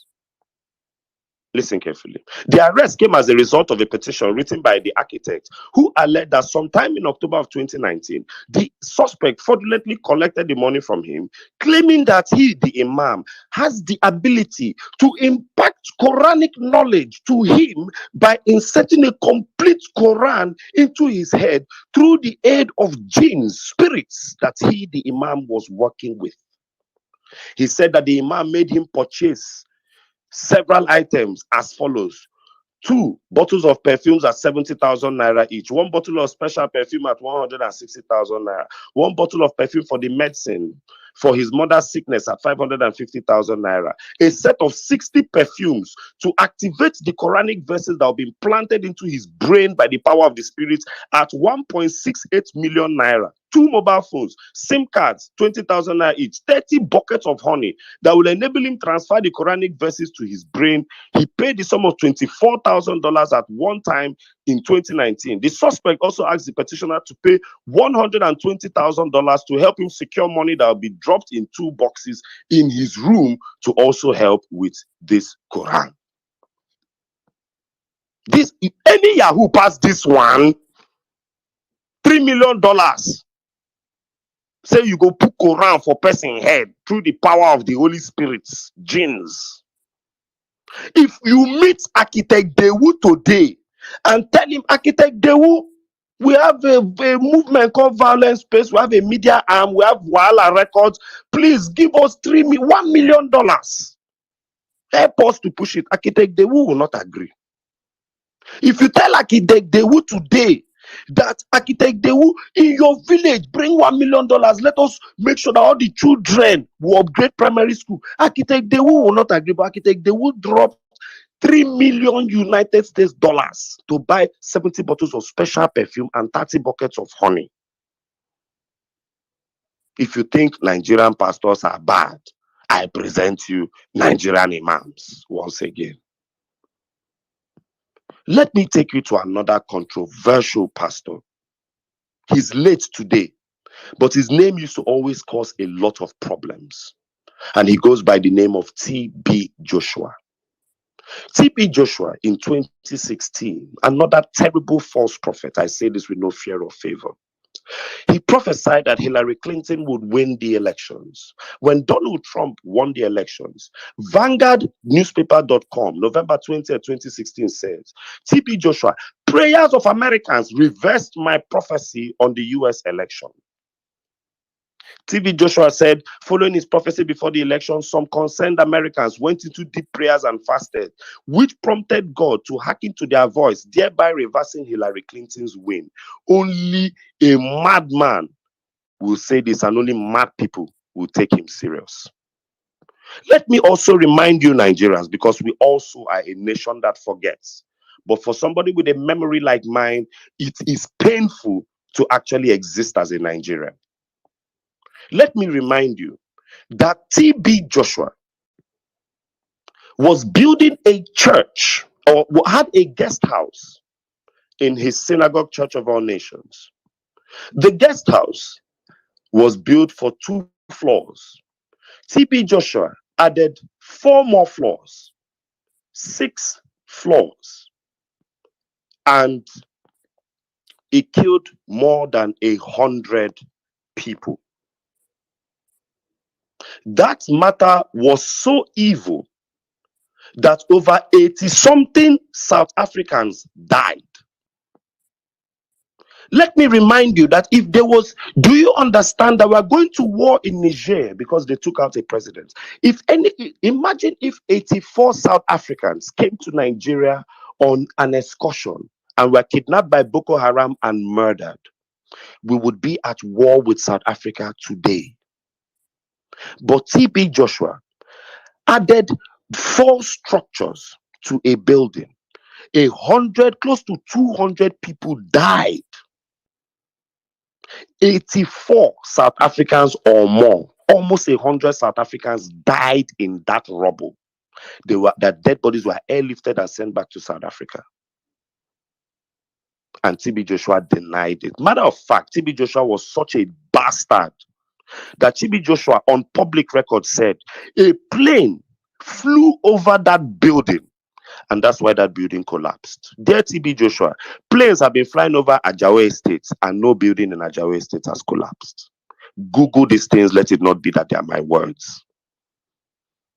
I repeat, anything that would have made 84 South Africans die in any other circumstance that was not religious, Nigeria would have been at war with a nuclear arm owning country. But it was under religion. How that matter blew over till today, I do not know. Another one, Pastor Apostle Suleiman Johnson Suleiman. Sahara reporters said as at 2022-2021, Apostle Suleiman, Nigerians demand probe of Apostle Suleiman's 4 unresolved sex scandals. As at 2021, a Nollywood actress and human rights activist Choma Ifemiludike became the latest woman to claim Suleiman paid her over 500,000 naira and had sex with her. Apostle Johnson Suleiman owns a church called Omega Fire Ministries. Apostle Johnson Suleiman is such a sexual pervert that his nudes are on Google for everybody to search till today. He had sexual liaisons with a young lady called Stella Otobo. He flew her around the world. He made her abort a pregnancy in one of the most wicked ways. He literally gave the young lady poison to drink, to die. And that was what caused her vengeance. Apostle Suleiman, as I speak to you, has his dick online, but people still go to that church. Are you not mad? How many GOs have I called for you people now? False prophets, all of them. I remember when Daddy Freeze, my colleague at Cool FM, started his war against tithing. And all the Nigerian GOs had smoke for him. Ooh, he touched the money. But you see them during election, they could not even tell people to get their PVCs. The Nigerian church encourages poverty. No nation progresses without a vibrant middle class. The middle class, let me explain to you. A rich man will give birth to 2 children. They will have 3 cars in their house. There are no aspirations amongst the wealthy. The middle class, in my father's house, there are 5 children. Each of us has a car. So they space no the compound, some they park outside. The middle class are the spenders. The middle class want to all carry iPhones. You've seen the rich, you've seen their phones. Simple people. The rich don't want to wear Gucci. But you have the Nigerian church. How do you have a church that pushes the prosperity doctrine, but everything they do pushes the people into poverty? The Nigerian church has pushed the prosperity doctrine for 4 decades, at least 40 years, and we are still number 1 in every poverty index and indices worldwide. And you are still going to church. Last but not the least, do not forget that the same Apostle Johnson Suleiman was attacked by murderers. Please, which pastor has people that want to kill him so bad that they killed 6 people in his convoy, including 4 police operatives and 2 random members of his church? Please, what did you do as a pastor that was so bad that these people sat down with AK-47s and sprayed at your bulletproof car, trying to kill your wife and your 4 children? If you Google pastor, EFCC, back-to-back problem. If you Google imam, EFCC, oh my God, you will weep. There is a story of a pastor helping Yahoo boys. His court was 15 million naira and a BMW. He went to prison for 3 years. They use pastors in the south. They use Muslims, imams, and the political leaders in the north. Let me remind you of how wicked the northern political leaders are. Some of them are truly devilish. At the height of the subsidy scandal, subsidy issues, the poverty problems in the country, the Kano state government woke up and approved 845 million naira for mass weddings, but turned around and approved 700 million naira for Bayero University student school fees. So the Kano governor is telling you that mass wedding is more important than people to go to school in Kano. Mass wedding. Who won't marry? Come, we go cook rice. Then everybody go marry en mass. 800 and something million. Does that show that that governor has his priorities right? And this is how they've been. Google mass wedding, Northern Nigeria. What kind of stupid concept is that? Why don't you use that 845 million and upgrade primary and secondary schools? Then use 700 million and upgrade Bayero University students. They will not do that. They want you daft, but keep marrying and keep churning out voters for them. Keep churning them out. Don't care if the lady gets VVS. The hypocrisy of the Nigerian religious leader should come to an end, but it will only come to an end from you, the Nigerian people. You sit down in church. If any Nigerian, you once you mention a falsehood to a Nigerian, hey, they will challenge you. But they will sit in church and pastor go through lamba in a 40-minute sermon, and no Nigerian will raise up his hand and say, I'm sorry, sir, you are wrong. That nonsense ends with the obedient movement. We cannot continue this bullshit. That nonsense of when truth is being sold or being told to a Nigerian religious leader, you start going around telling people, touch not my anointed, hush, hush, maybe we shouldn't call him out. He's an elder. That nonsense should stop immediately. You have been a Christian. If you're on this space, you're at least 20 to 30 years old. You have been a Christian. You have been a Christian. Has God drank Bonvita, Milo, or Nescafe with you? What makes Adeboye more worthy of tea with Jesus?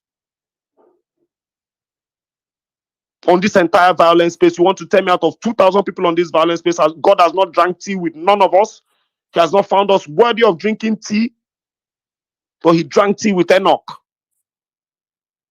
Makano, he was born by Immaculate Conception. Namumu, they believe Nigerian GOs. I yield. Thank you very much, my brother.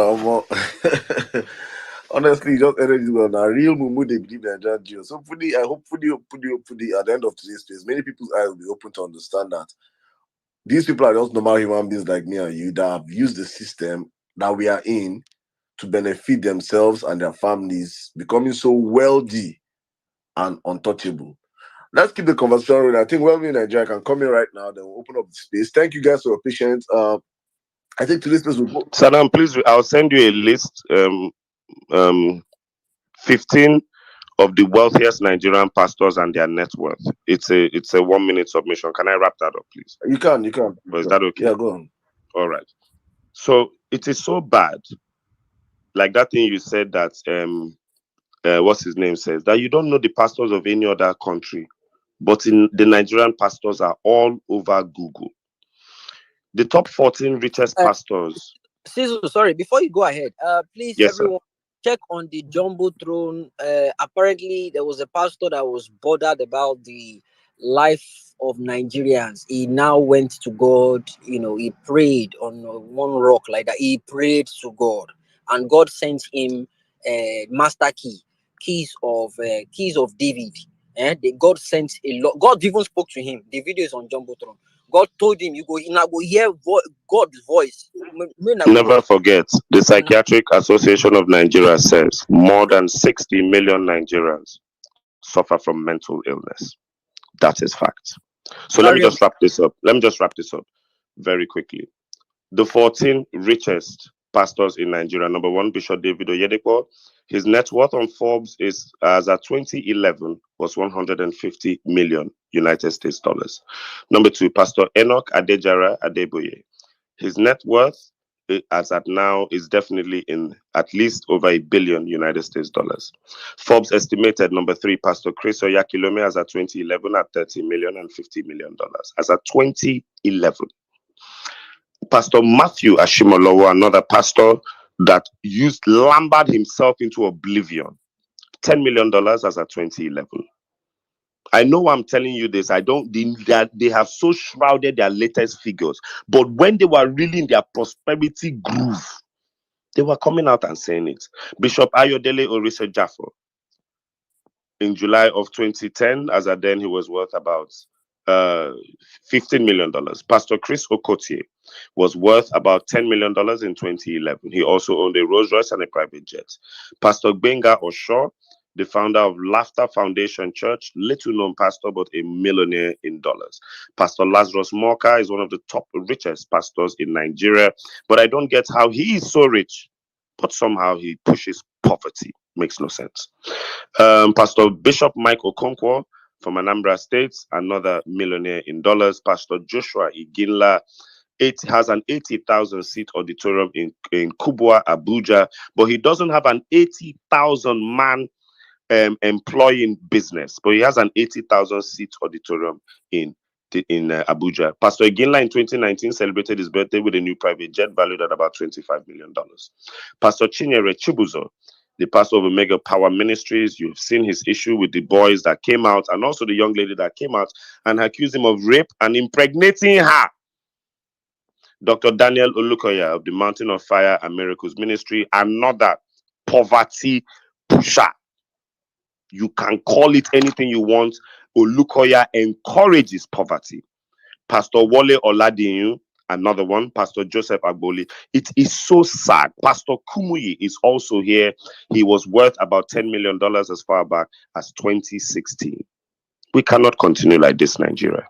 I yield. The net worth of all these people put together and our budget of Nigeria, net worth of all these pastors, just see how much $1 million, dollars as in millions of dollars.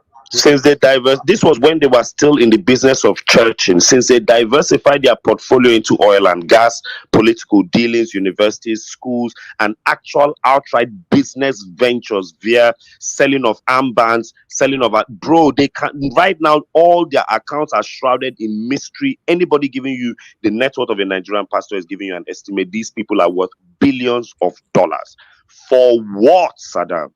For what? And there's so much poverty in the land, and they will not even tell people go and get your PVC. Forget Peter Obi, just get your PVC. It's crazy. It's crazy how it's. All right. Thank you very much, my people. I appreciate every one of you right there. Thanks for your time with us. I think it's time for us to talk about what we are here for today.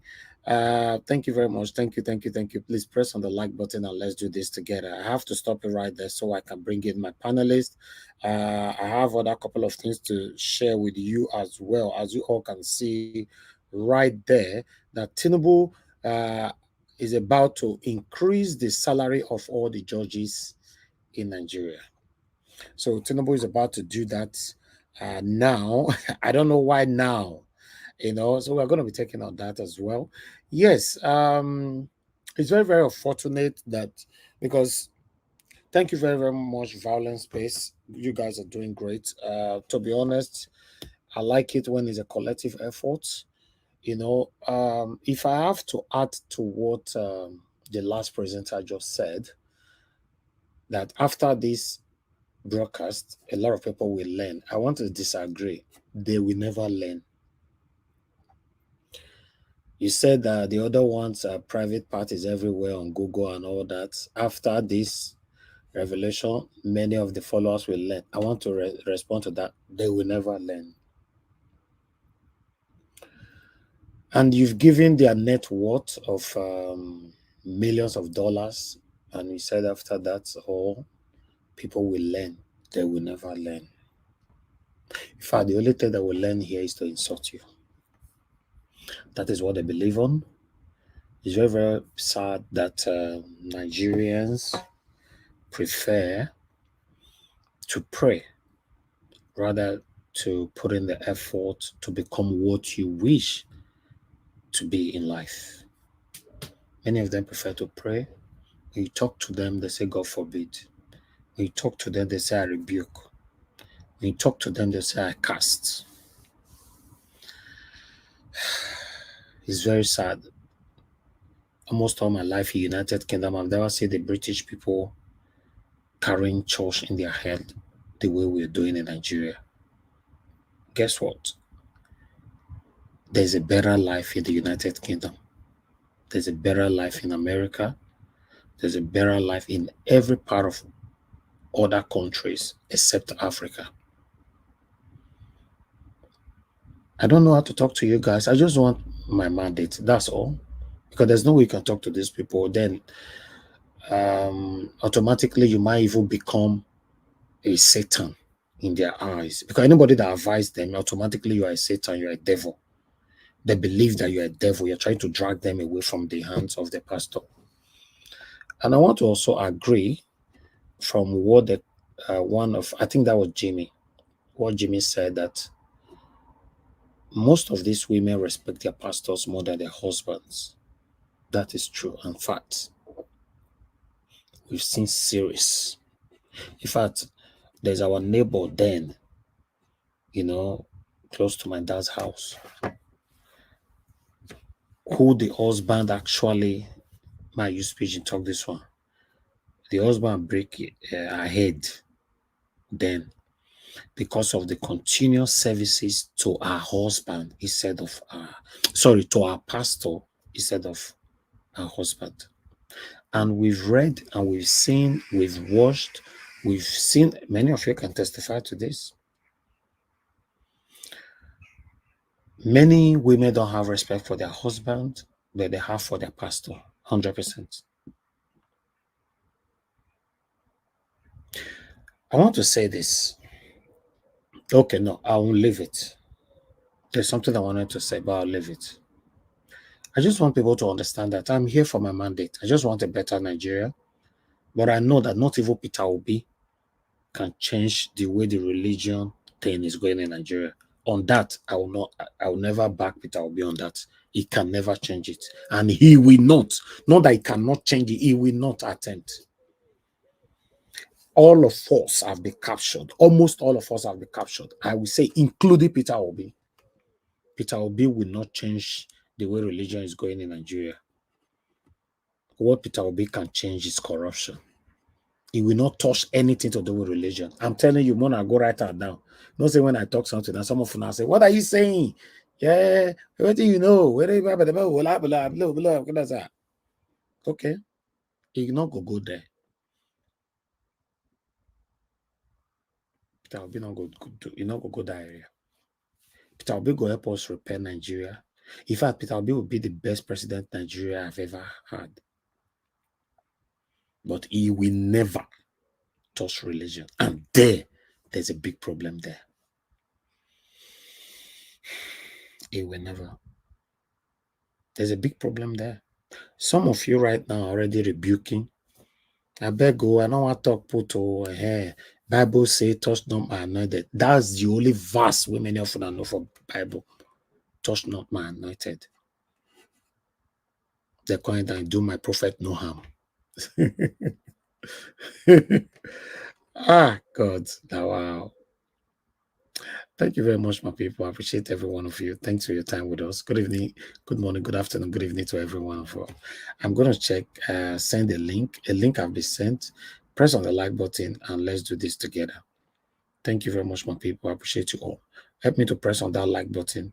Let's do this together, my people. Press on the like.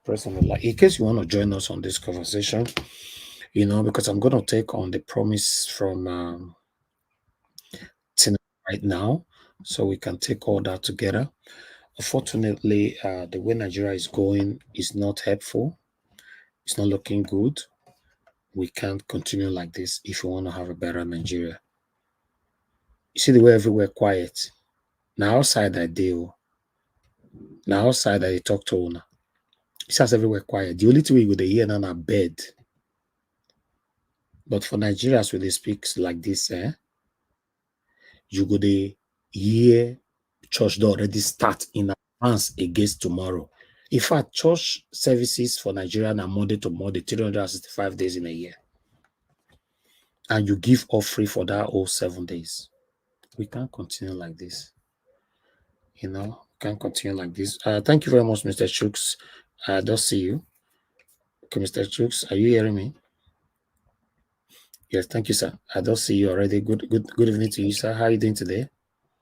Yeah, good evening, Mr. Elvis.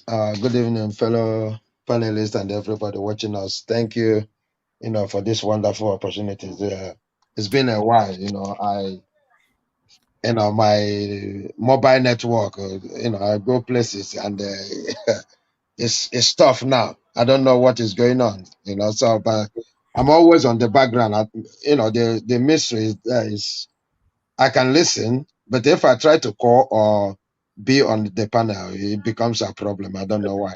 But listening, I don't have any problem. You're always with us. I'm always with you guys. Let's spike it on. And thank you. You see these videos you played this evening. You wouldn't know what you just did, because I don't know the violent space viewers, but I'm sure this platform is a household platform in Nigeria, and many people will learn a lot. In fact, I learned a lot from that video. There are so many things, especially the last speaker, what he said, that I never know it happened or whatever, but today I learned a lot. And the word he used to end it, still, all these people are still going to the same church that has all these baggages. Thank you, Mr. Elvis. Thank you, sir. No matter how you try to expose the pastor, they are not interested. They see you as devil. That's just it. Thank you very much, Amaka Fojebi, for the super chat. May God bless you guys. It's Saturday. Try to emulate them. What Amaka Fojebi just did right now and support what we are doing. Justin Okolo, thank you very much as well for the super chat. May God bless you. I really do appreciate every one of you. Thank you, my people. God bless you all. All right, I would like to call Madanena. I don't see you already. Mr. Sunday. Okay, let me come to Madanena. Good evening to you, ma. How are you doing today? Yeah, I'm doing good, Mr. Elvis. God bless you. Honestly, I was listening with very rapt interest about everything that is being said. It's so pathetic. Anyway, we'll leave it here for now. Thank you so much, Niger Watch family. God bless everyone. Bye-bye. Thank you, ma. Thank you very much. All right, I have Sunday with us. Sunday, thank you very much for joining us. Can you hear me, Sunday? Your network always. I can see you're frozen. You're just there. Who is Influence? Influence, please turn on your camera. I think it's your first time here. Let me see who is behind the name Influence. Influence, please turn on your camera if you can hear me because you're muted yourself. Okay, that's fine. Influence, thank you.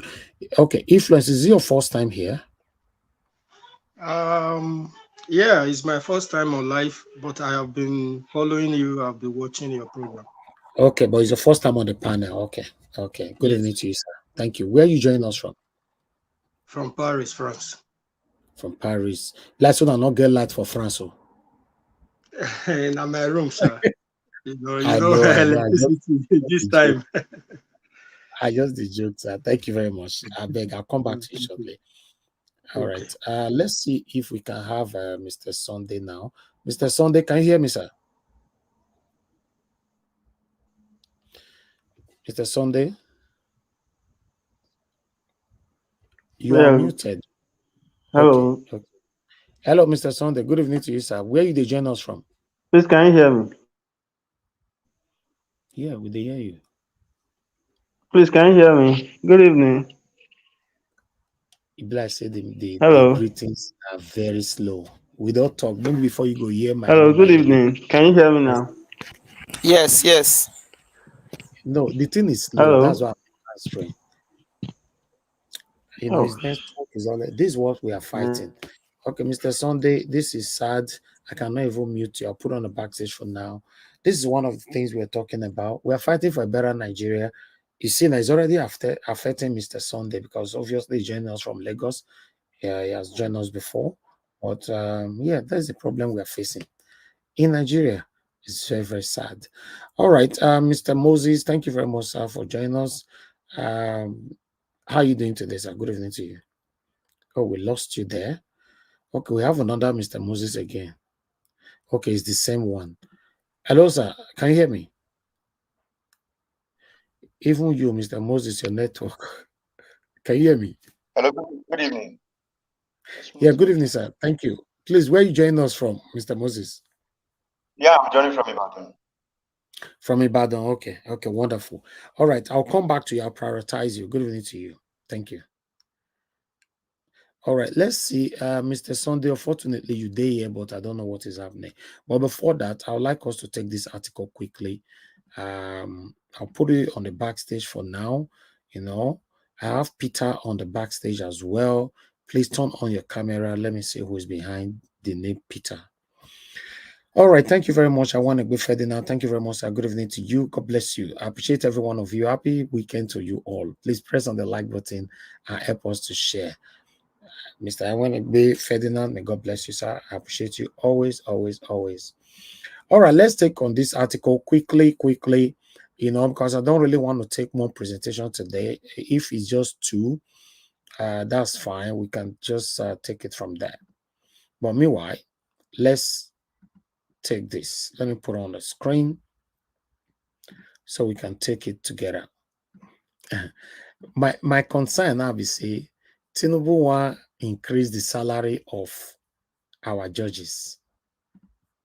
I don't know, sir. Sometimes we like say I they quit the talk. That make me like I want to learn, make I the hear on our opinion first. Because I don't want you guys to follow my opinion in most cases. Let me also learn from you guys, you know. Although we're learning from each other's here, because we don't understand. Tinubu's promises to review of judges' salaries to curb judicial corruption. When I hear that last word, the reason why I want to increase their salary, say, you know, to court so that their eye not the day, I want to talk about their eye not the day bigger things anymore to engage in any kind of corruption. Hey, God. Wow. How did we end here? All right, let me take this. I have a couple of people in the backstage now.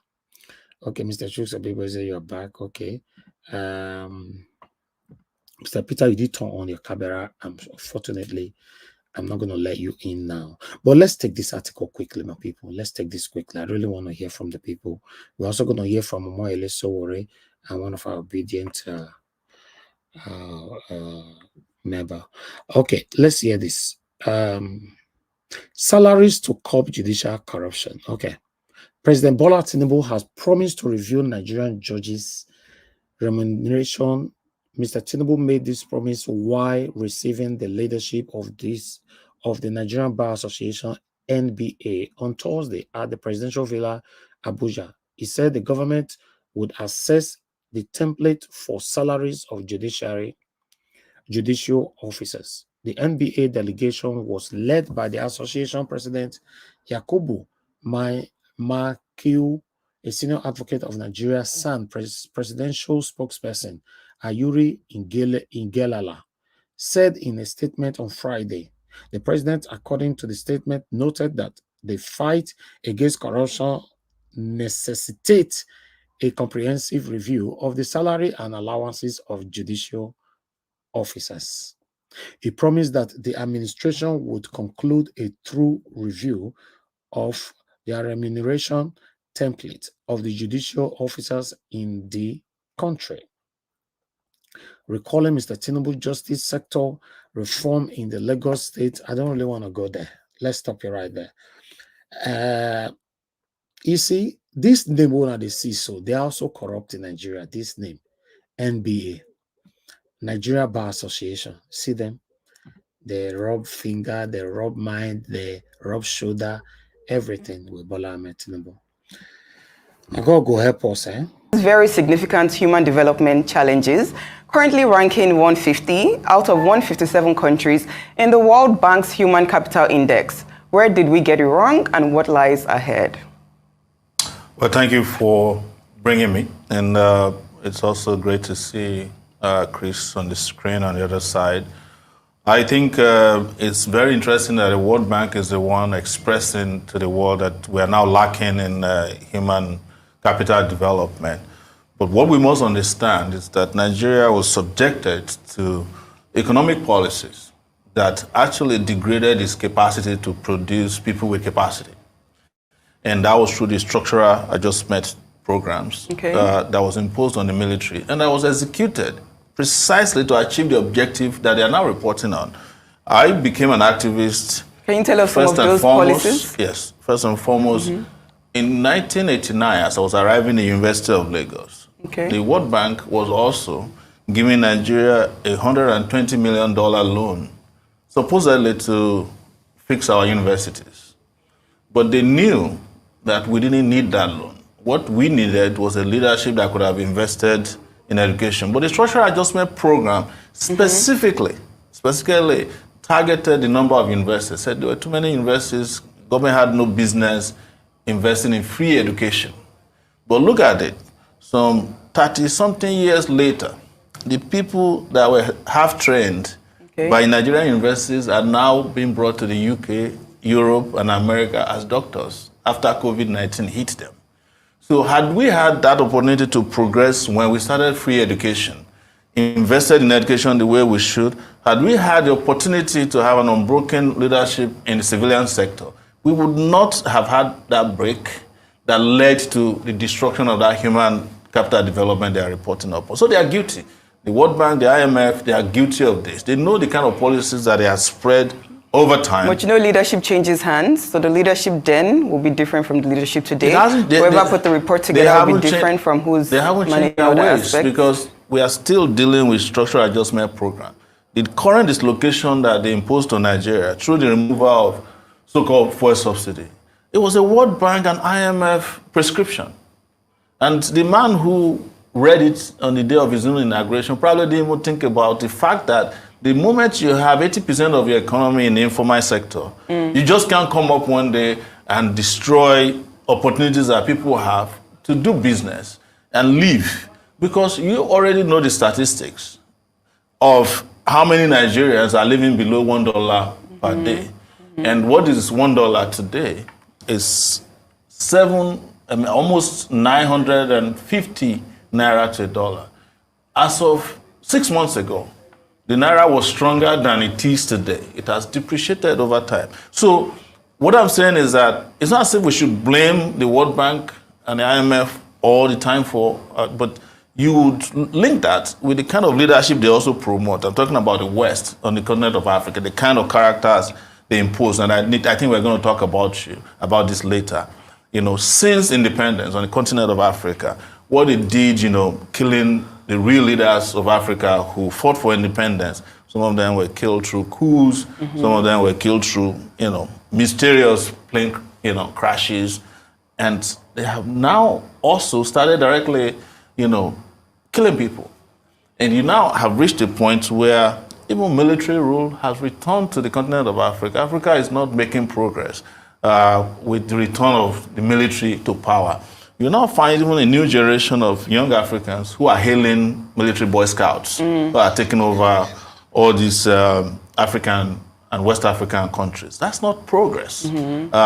But you cannot divorce that from the history of Africa, how Africa got to where it is, and the position of these institutions, international institutions, who keep imposing upon Africans economic policies that would not allow Africa to develop, especially their position on education, their position on public welfare, housing. When I came to Lagos... So you're saying they are currently dictating Africa's status at the moment? Look, the most powerful person internationally in Nigeria is probably the IMF country director. They can walk into your president at any time and tell him, oh, this is not going to work. Even when they say it in private and you don't listen, they call a press conference and say, we are not going to accept Nigeria's economic policy because this is not good for us.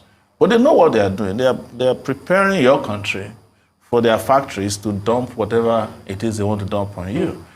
It is easier now to impose Americans' wheat on the Nigerian bread industry to make bread.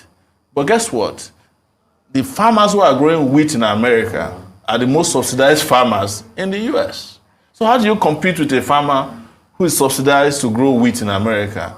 And through the WTO, the World Trade Organization imposes that you must take a certain tonnage of wheat into your country, whether you like it or not. That will kill your own local production of wheat, which we are capable of doing. So a lot of people don't know that some of these policies are part of the reasons why they are killing us. And that is why the West don't like African leaders who are conscious, who are brilliant, who understand the mechanics of how they manipulate our economic policies to pauperize us.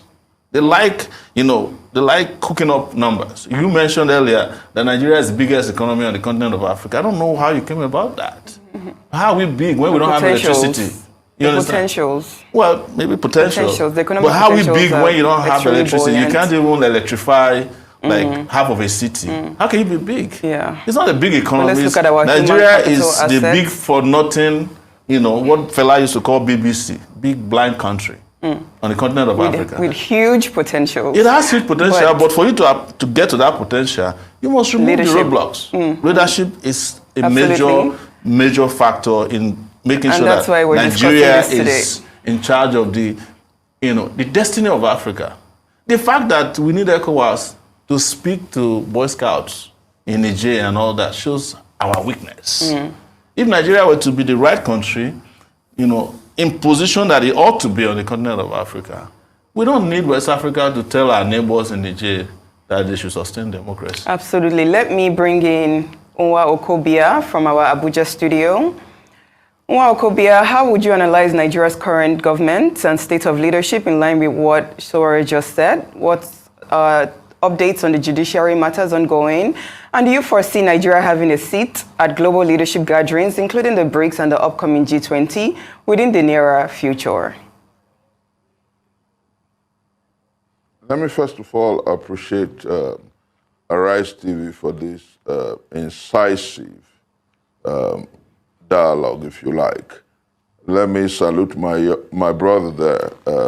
Interestingly, we've come a long way. We were born in the same year. And our passion for a new Nigeria, a new Africa, and a new deal for our people is top-notch. But let me clearly say that as we discuss these issues, we must locate leadership in Nigeria and indeed Africa in proper perspective. Do we have leaders? And some of my friends will say, oh, at best what we have are rulers who are egocentric, who are self-centered, who are egotistic, and to whom leadership is just about me, myself, and I think that the way forward for Africa is first to grow leaders who are nationalistic, who are pan-African, and who, beyond populism, care about their people and about our continent. We need pan-Africanists who truly will determine the destiny and the fate of the African continent and indeed our people. Can Nigeria get into BRICS and perhaps occupy a seat at the United Nations Security Council? The answer is yes, but how? When? And how can we do that?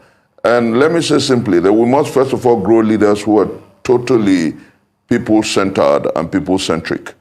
We must grow leaders who truly care about you and I, who truly care about our country, and who truly care about the masses of our people. Until that is done, you know, there's a popular cliche that we all grew up knowing, and that obtains even in the deepest and the most exclusive rooms where policies and global issues are discussed. Charity begins at home. How much charity do you have at home? My brother there noted something which is very germane. Do we have leaders who are able to say to the World Bank and the IMF, to this extent is yes, and to this extent is a capital no? Because every country that's come out of poverty to promise, every country that's come out of disease and despondency to greatness, every country that's come out of want to plenty, has policies that are intrinsic, traditional, and natural to it, not policies thrown on her by the World Bank, the Bretton Woods, and the IMF. And for as long as our leaders, I had the incumbent president a few days ago saying that he's under pressure to go to war in Niger. If you emerge through a credible electoral process, you don't need pressure to ask Nigerians to do what is right. If your electoral victory, quote and unquote, were proper, trite and right, fair and just, all you need to do is hop into the Nigerian presidential aircraft and go to Niger and negotiate with the people. But because you lack the moral nexus to so do, because you lack the credibility to so do, because you lack the capacity on account of how you emerged to so do, Nigerians will look at you like I don't know how verified the statement is from Burkina Faso, that they know who actually won the last election, so you don't have the right to tell them or school the world on democracy. So I think that's where I agree with my brother and friend. African leaders must ensure that they emerge through honorable processes. African leaders must ensure that democracy means truly what it is. A government of the people, as defined by Abraham Lincoln, for the people and by the people. And when we truly dish and deal service to the people, then we can, as it were, emerge not only as leaders of the West African sub-region, not only as leaders of the Sahel region, but leaders of Africa, because we're the most populous country in Africa. But I think that what we're doing today is a call to the conscience of our nation, a call to the conscience of the political leaders, a call to the conscience of our people, and indeed, a new generation that are saying that things must be done rightly. I believe that if we have leaders that are responsible and responsive to the people, if we have leaders that are Afrocentric and African-centered, if we have leaders who are pan-African and pan-Nigerian, then sooner rather than later, the global organizations that care and that are sincere will come cutting us. But until that is done, a place in the United Nations Security Council is like a wait for Godot. Seeking for a place in the BRICS is like a wait for Godot. And I want to say very strongly as we go on with this conversation that the time has come for us to move away from populism to patriotism and nationalism. We need leaders who will care and not. Let me chisel this home. My brother talked about the fuel subsidy. All over the world, In Britain, in the United States of America, in Germany, farmers and farming is subsidized. All over the world, largely energy is subsidized. Why is the IMF and the World Bank telling us that the way out of the morass is subsidy? I think that what leaders must do in Africa, and indeed this country, is to curb corruption. If I tell you what corruption goes on in the oil sector, you will know that the solution to our problem is not in the removal of subsidy, but in the curbing of corruption.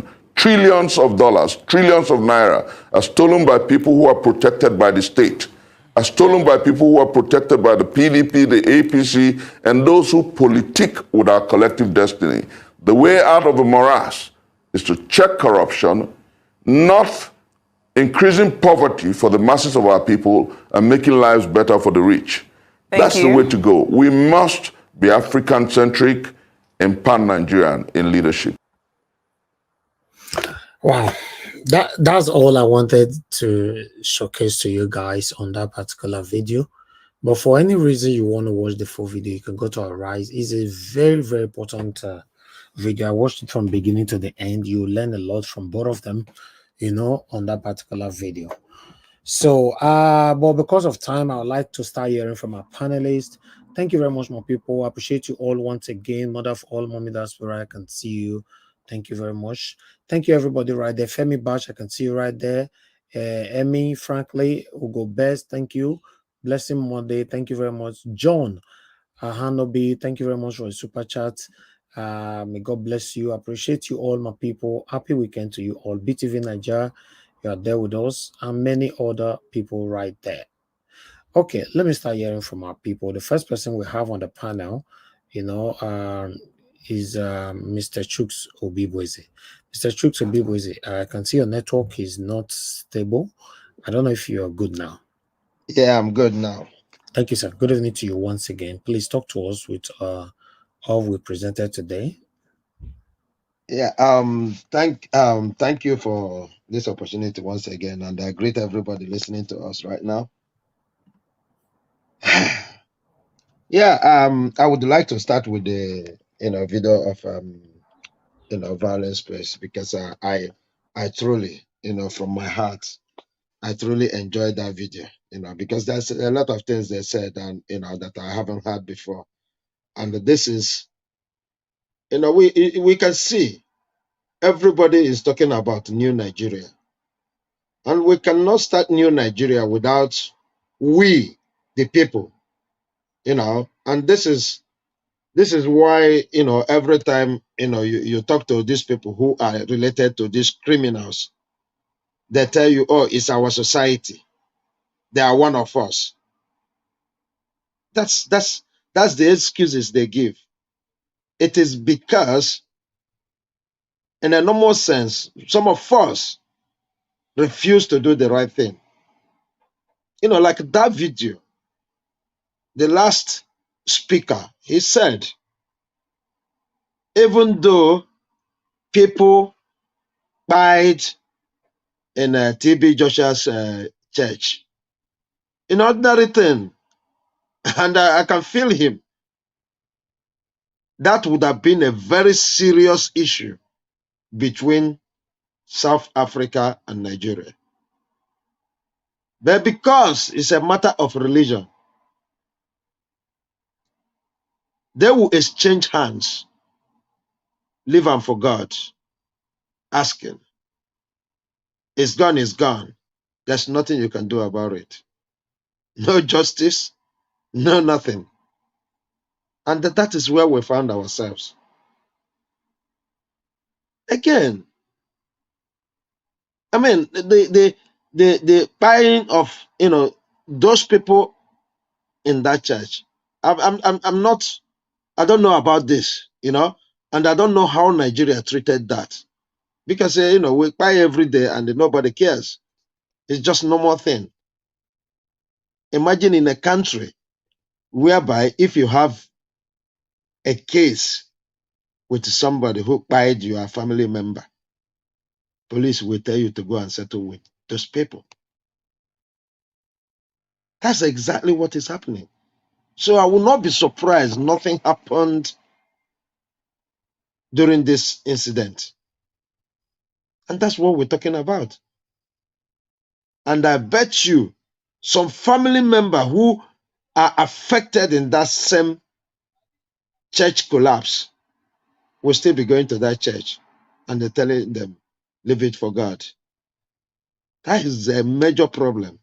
And until we Nigerians learn to, bridge or, put religion, tribe, everything in their place, we're going nowhere. Even if the government change, except the government is going to stand firm and say it doesn't matter what people say, the right thing got to be the right thing. We can see an example of China. When China was coming up, or when they planned to come up, they simply blocked their ears to these devilish people who call themselves the West. They blocked their ears and continued to build. And when they got it right, everybody wants to be their friend. That is exactly what we need to do. And we cannot achieve that except we, individually change our attitude. It's as simple as ABCD. Because right now, if we refuse to change our attitude, it's going to even be impossible for the government to do so many things. Because they will try to maintain the balance by trying to say, oh, is democracy, is this, is that. We don't have to force people to do the right thing. Even though everybody knows it's the wrong thing those people are doing, especially in this era of social media. So for we to achieve anything, we need to change our attitude. And that video is a complete message. It's a complete message. We need to start somewhere. I'm not against people going to church. I'm not against people being, religious or whatever they want to do. But there must be a place for everything. Everything has to take its place. You can't use the time you're supposed to go and work to go to church or to go to attend a religious this thing, and you're telling us it's a religion. We are here. If you go to church on Sunday, you see people going to church. You go to shops, you see people doing their business. They separate everything. Why can't we do the same? This is our major problem, and I hope that message resonates with so many people because we need to change. Again, I want to touch on Pastor Kumuyi himself, because I don't call any person man of God. There's nobody that is a man of God. Nobody. Because only God can choose who his man is. It's not for you or for me to come and determine who man of God is. So I give him his own respect. Pastor Kumuyi, please enter house. Peter Touch said, that one a Madarita word. Now her word, yeah, I borrow it. And I'm giving her the credit. The main thing these people are doing, for example, Peter Touch in his music, he said everybody is crying out for peace, but no one is crying out for justice. But for him, he wants justice, because without justice, there's no peace. There's no peace. So if he is coming out to tell us to make peace, I can say it without fear. I can say it with full chest. He is wrong. Completely wrong. And that's why that video on a violent space is very, very educative. Because he said it clear. For you to be a pastor, we know they went to school of theology. What are they studying there? Or do they have fake results like the leaders is asking us to leave it for God?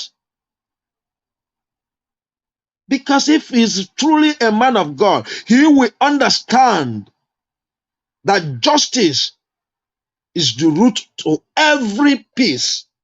Justice. There's no way.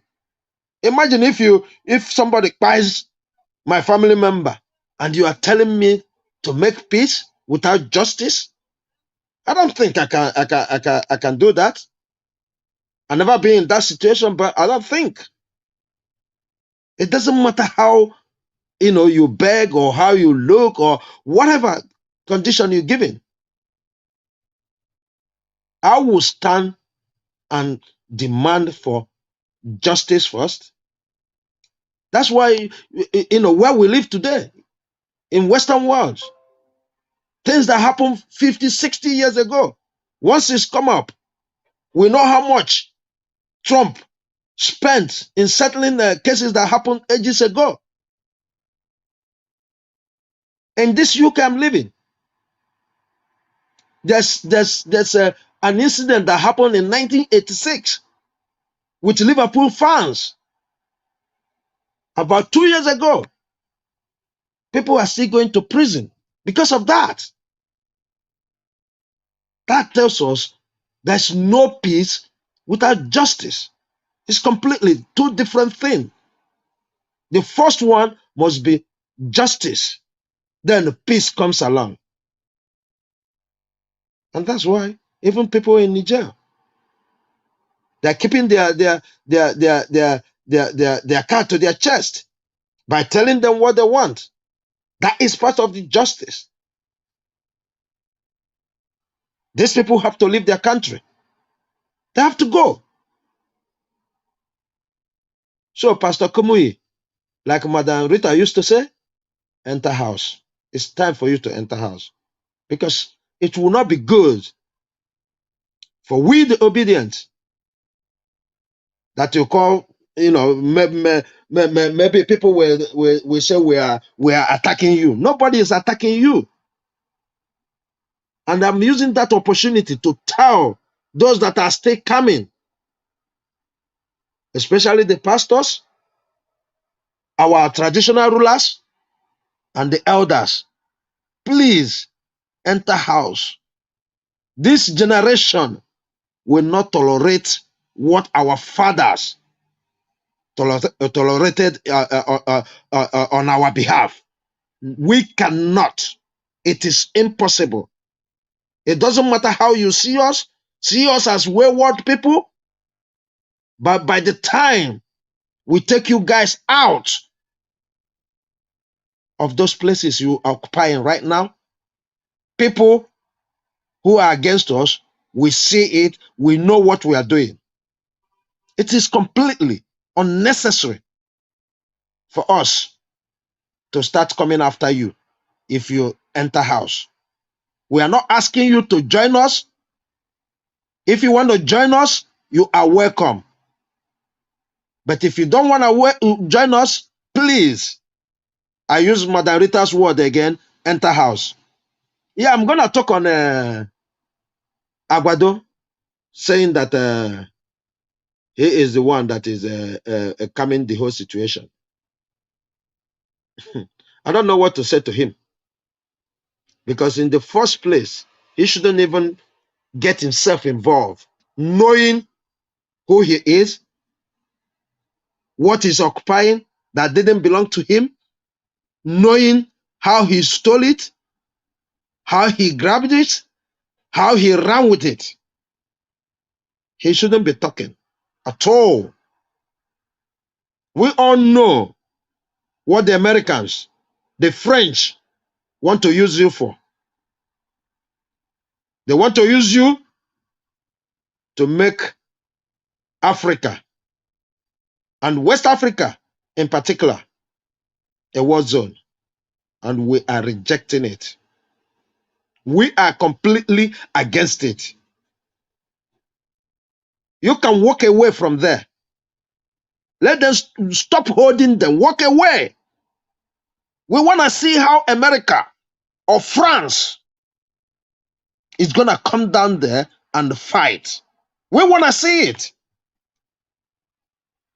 We want to see how America can get up and invade a country that has nothing to do with them. So if you are saying that you are the one holding them, that word you said, we Nigerians are supposed to be even mad right now, because I was mad the first time I heard that statement. This is not 1960s or before 1960s. This is technological age. So do not come and tell us you are doing something behind, because whatever you're doing, we are seeing it. And that's why you have no place to hide. You know your certificate you've been hiding for over 30 years. You know how we're going about it now. You have no place to hide at all. So please come back home. If you think you are the one that is holding them behind, come back home. Don't hold them anymore. We want to see what they want to do. We want to see what they want to do, especially France and America. We want to see what they want to do. And that's why we are asking you to come back home. I don't know, but right now, I am just hoping the judiciary should, as a matter of urgent, declare the results of the court cases. We are tired of waiting, and that's the thing that it makes me, every day I am begging God so that you can give us a date, because all these things, yes, Mr. Elvis said it one time ago. Every time I'm outside, I'm not able to be on this panel. It hurts me.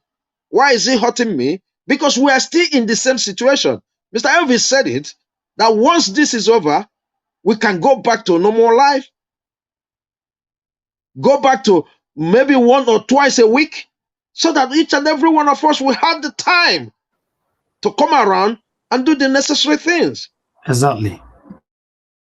Please, go ahead and do this. We are not begging you to do the right thing. Whichever way you want to do it, we want to bring it to a closure. We want you to do that as early as possible. In fact, personally, I'm looking forward this week for you to tell us the day it's going to happen. Because it must happen. It must happen. Please, Mr. Elvis, I'll beg you to speak on the certificate issue, because Reno Omokri, what has he said about the female and the male, somebody who started as a male and graduated as a female? I've not heard from Omokri for a very long time now. And we need to hear from him. Why is he hiding? Before the election and immediately after the election, he was loud. Where is he now? Seriously, I want to hear from him. And that's why I'm calling him out now. Nigerians, please call him out. Let him come and speak. Because he told us, even he made a case against Rufai. He told us that he went there, he saw and conquered. So what he saw, he didn't see it was a female.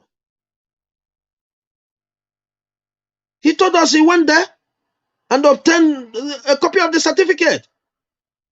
written as female or male, and whoever that is sitting on that, we need to see that document. Doesn't concern you if it relates to the case or not, or if it's going to be important to the case or not. It is that document is important to Nigerians. And I know that America have a Freedom of Information Act. I don't know why if we activate it, we need to go through court.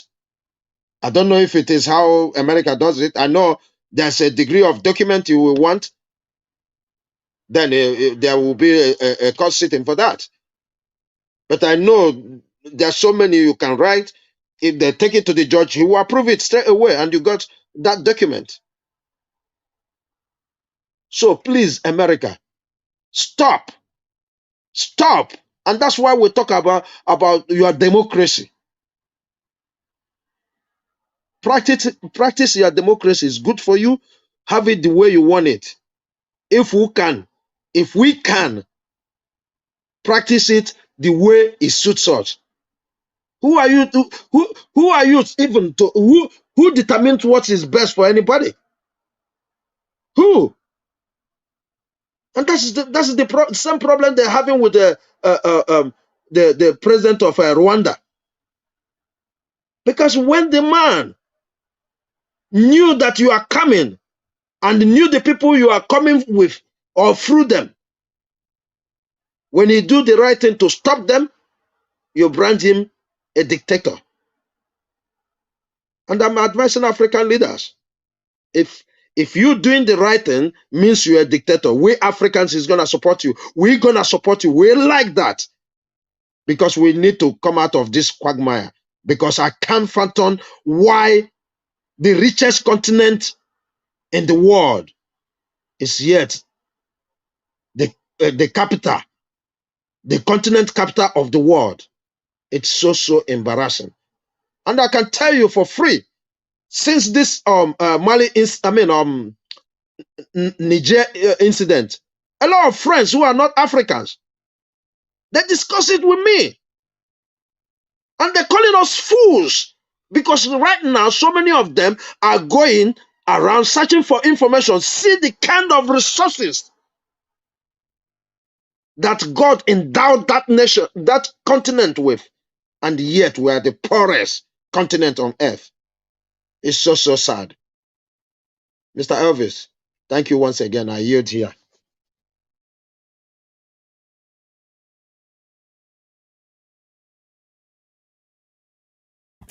Thank you, Mr. Chukso.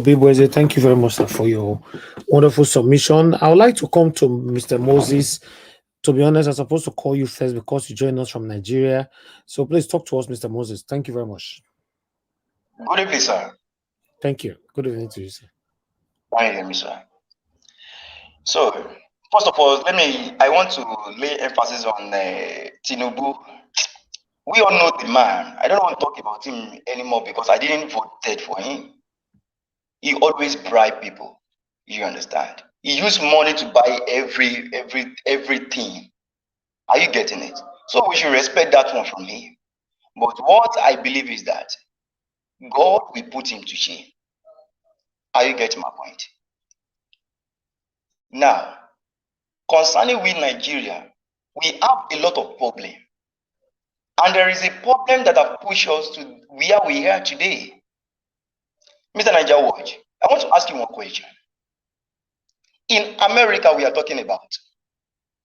Have you ever seen a play in America that you will go out of your house early in the morning? You will now see where they are poor Okababa. They thought say they are collecting another mass ICK or whatsoever. Do you see that kind of thing in America? It's not possible. Now, do you in America, when you rent a house, have you ever seen where they put shams to take away your glory and they bury even human being inside the house? Have you ever seen that?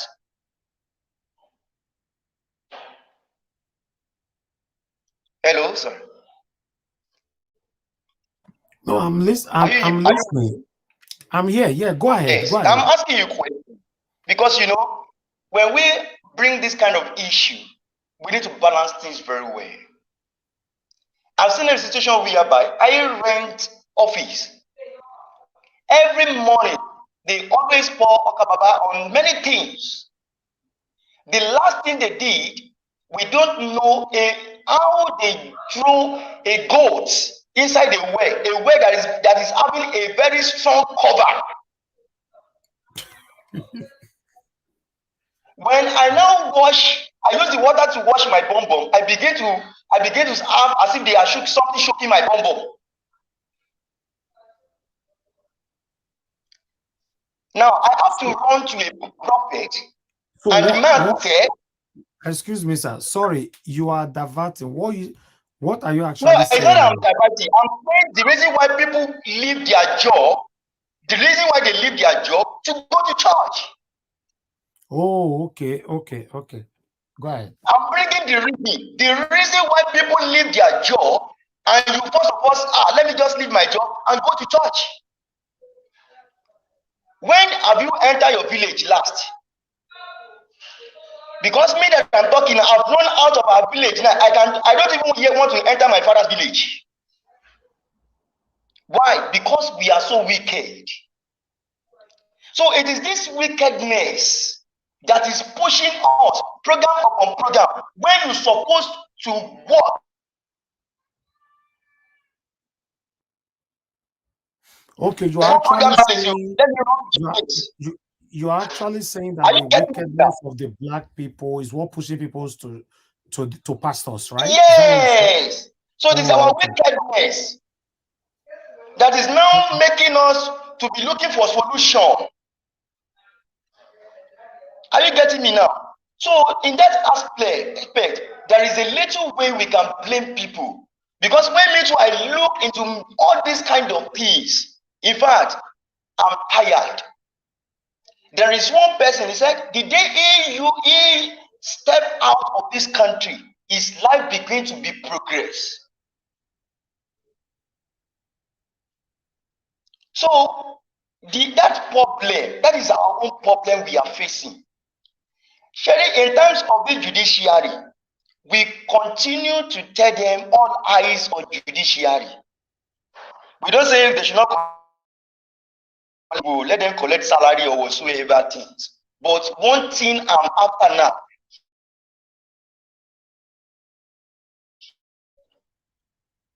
Hey, wow. We want change in this country. So this man who want to increase the salary of the judges, let him increase it. But what we tell the judges is that you must do the right thing. You don't say anybody should not increase your salary. Do the right thing. Let him increase it. Somebody can give you money and you may decide to do the good. After you have collected the person money, because even the judge said, I don't see the reason why they will pervert this judgment. Why? If they remove Tinubu today, immediately they will put the next person there. Tinubu cannot force himself to be on that position. Yes, the military will ransack him out of that place. So I don't see the reason why the judges will perverse this judgment. So let us keep on and be looking at them, and let us see the outcome of the tribunal. Don't let us be panicked at all. I voted for Peter Obi. In fact, I have many brothers, they have to carry their mommy along. Talk say, you must vote for Peter Obi. So just let us be looking at him. So let us wait till this judgment of tribunal come out. After then we will know what we are going to see. But one thing I want to tell Nigerians, I know there is a lot of problem we are having in Africa here because we are evil.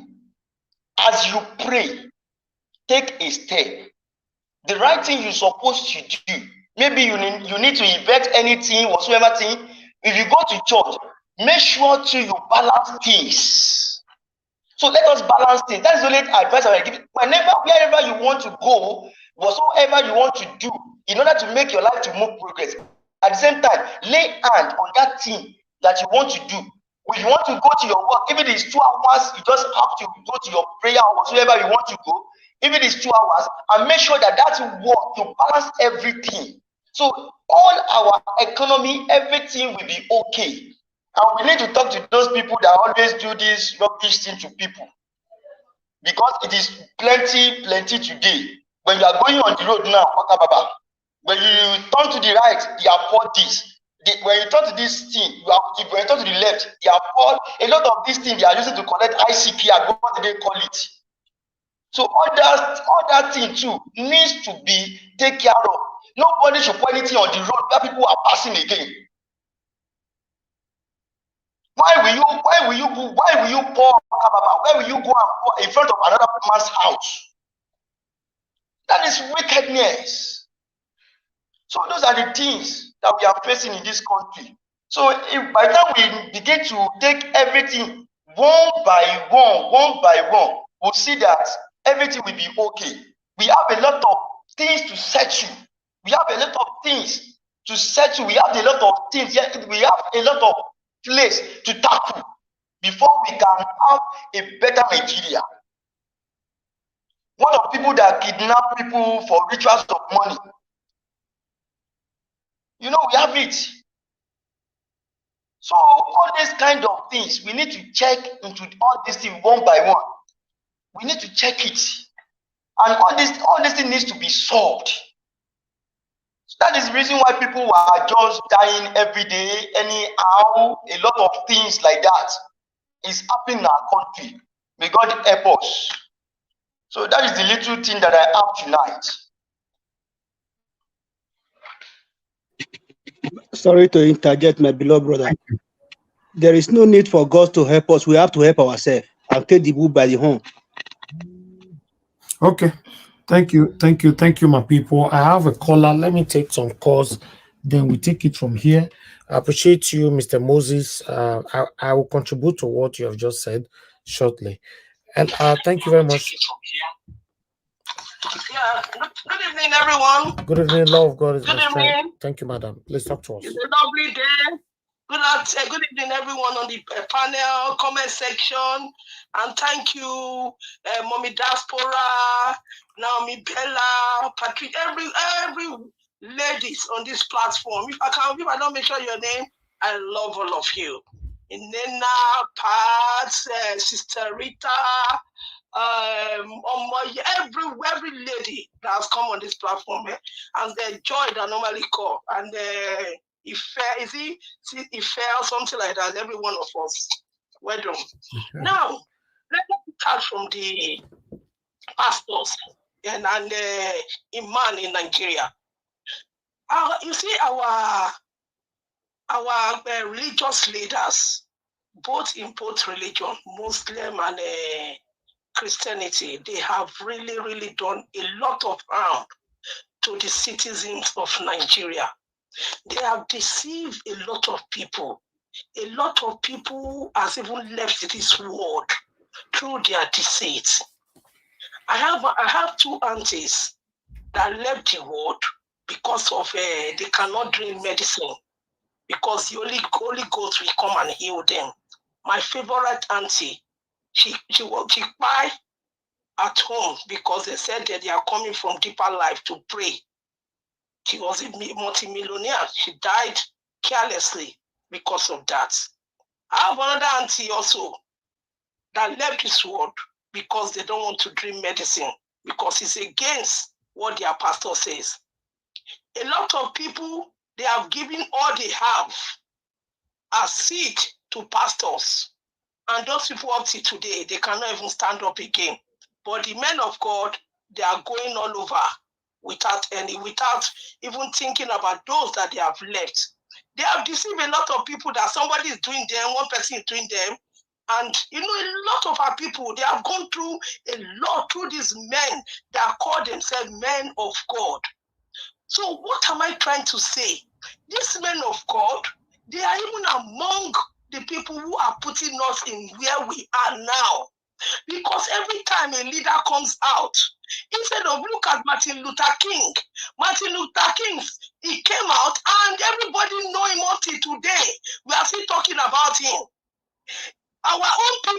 Nigeria, they will just come outside and they will be supporting the politician, telling us to pray for them, that God put them there. But they are enriching their pockets. They will go to Asu Rock and carry bag of money and say, oh, pray for them. In Asu Rock, they have the pastors that come to pray for them. They have the man that come to pray for them. What I want to say now, we are tired of all these stories. We are tired of this men of God. God is not a God. Our God is Father that we say, Heavenly Father. He knows, he sees everything. You think God is a God that will be looking at people treating his children badly and he will be looking? Most of these men of God, they will queue at the gate of hell. I'm sorry to say this. They will queue at the gate of hell because the damage you have done to us, and we are still going through it today. They come with different tactics to put us where we are, and we say no to them. Any one of them that come out now and tell us that Tinubu will do something, they can go with Tinubu to his house. We are going to take our mandate back, and nobody can stop us. Nobody will stop us. No matter if they lie, they pray till tomorrow. We know that we don't know God. Oh. We even know God with these young people now from the 70s down. We even know God more than them. They don't know God. Is it the God that they know that they hide in the pot? Is it the God that they know that they hide in their pockets? We know God in our hearts. And we know God with knowledge. We know God with wisdom. So nobody is going to deceive us anymore. We are now ready to take our country back. Nobody can tell us no. Go here, go there. Those days are gone. We are looking forward to take our mandate back. Nobody can stop us. I'm sorry. Let me quickly speak about the interview that we have with our obedient brother. I can't say Woko something. I can't really pronounce his name. Wokobe. There's one thing said before I finish that interview that we say I want to disagree with him. You cannot tell us that 2027 is there. We are not looking at 2027. We are looking at now. We have to solve this problem of today, 2023, February 25 election, before we can move and even think about getting ready for 2027. That is where I disagree with him. And another thing I want to say that he should have said in that place was to answer Toure back. When Toure was talking about Peter Obi doing this, doing that, he should have said, no, my principle is not like that. I didn't like that interview when it was getting to the end. He should have stand up for Peter Gregory Obi because Peter Gregory Obi and Dirty, they are not like that. So Toure want to pick every little thing against Peter Gregory Obi. That's where I disagree and I stand on it. And for Nigeria president, whoever is there, Tinubu, going to Niger to tell them that they should come and start and bring the old man that is there back for democracy. I want to ask you, Tinubu, what did you do to rig election? What did you do? You came in by force. You said grab it, steal it, and run with it. So you did a coup in Nigeria. You did not do election. You were not selected by majority of citizens. When we say democracy is the rule of the people, that they put you in their choice. You are there on your own. You are not there on the citizenry of Nigeria. Thank you, Mr. Niger Watch. Thank you, madam. Thank you. Okay, that's the only call I can take for now. I'm sorry, guys, because she actually talked for long. If I have to add to what Mr. Moses said earlier on, that the situation in Nigeria is one of the reasons why a lot of people run to church for help. I completely agree with him. I agree with him. You know why? If you notice the way people go to church in Nigeria, the way people pray in Nigeria, once you move out of Nigeria, maybe probably you move to, for example, you move to UK, you will not remember to go to church like that anymore. You'll be spending your time to go to work instead of going to church every day, right? We still pray in the UK, but not the way you'll be praying in Nigeria. For example, if you are traveling from Lagos to Edo State, to Benin, you have to pray heavily. May God protect. If you are going through the road, may God protect your journey and all that, So if you are coming back, the same thing. If you are going through the air, you have to pray so that your pilot is not drunk. God should protect your pilot from alcohol, from any kind of attack or whatever. So there are so many things we pray for in Nigeria. You know, if you are going to work, going for work interview, you know, in Nigeria, you pray, do fasting and all that. In abroad, you don't need to pray that much. You are going for work interview. You know, you can pray, but what I'm trying to say, the difference between the time we spend in praying and going to church in Nigeria, if we have to look at it statistically, it's just like 99% to 1%. Yes, 1% of this is being practiced in abroad, while 99% of it is practiced in Nigeria. So that I totally agree with Moses. You know, the situation they are facing, there's so much wicked people in Nigeria who just want your downfall for no reason. You didn't do anything wrong. They just hate you. They just want to do everything to bring you down. So when you get to notice these things, you want to run to church. So yes, I agree. I like that angle where it came out from, and really, for me though, I don't know about you, but I agree with him 100%. Thank you very much, my people. Let me move on to the next person to speak to us, which is Madam Nena. Madam Nena, thank you very much for joining us. Good evening to you once again. Please talk to us. Yeah, good evening, Mr. Elvis. Thank you so much, and thank you so much, everyone. Yes, what you said, if I should just build on what you said, then about the reason why a lot of people in Nigeria run to church. There's a couple of reasons, to just to add. I'm not disputing what he said, but just to add to it, there's a couple of reason why our people run to church. The wickedness in the land is one of it, because when we talk about the issue of the church, we can take it from two angles. I don't want to say church, I just say, because after listening to what that person, because I believe being a Christian, I can say more about what happens in Christianity. But what I heard that person in that violence speech that was talking, when he was talking, I'm like, whoa, I never knew that, there are all this kind of atrocities that goes on even among the imams. So, and this is why education is important. This is why things like this are important, so that we can get ourselves enlightened and more educated too, so that when you want to make an argument, you make an argument from two sides and make a balanced argument. Because earlier before now, I never knew some of the things he pointed out. I never knew that such things happen. I mean, I don't.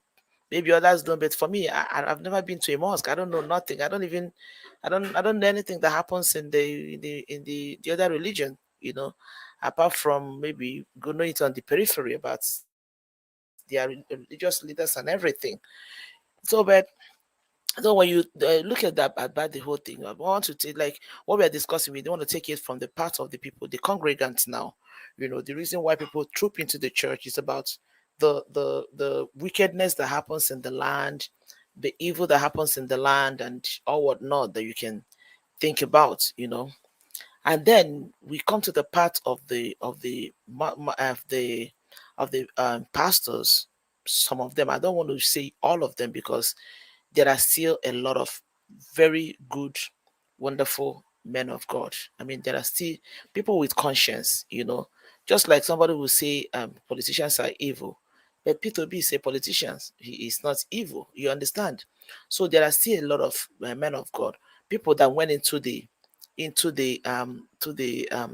work of the ministry with good conscience, So, but unfortunately, the terrible ones that overshadowed it. Then when you look at it from that angle, about the fact that most of them are part of the problem that we have in the country, you see that as much as we can say that the society is bad, as much as we can say that there is hunger in the land, as much as we can say there is there's wickedness in the hearts of our people and stuff like that, I can also want to add that the reason why most of these people take advantage of people is, similar to what, I love the analysis that guy was giving, trying to give analysis, trying to, analyze the similarity, comparing and contrasting the politicians and the supposed those greedy men of God, not all of them.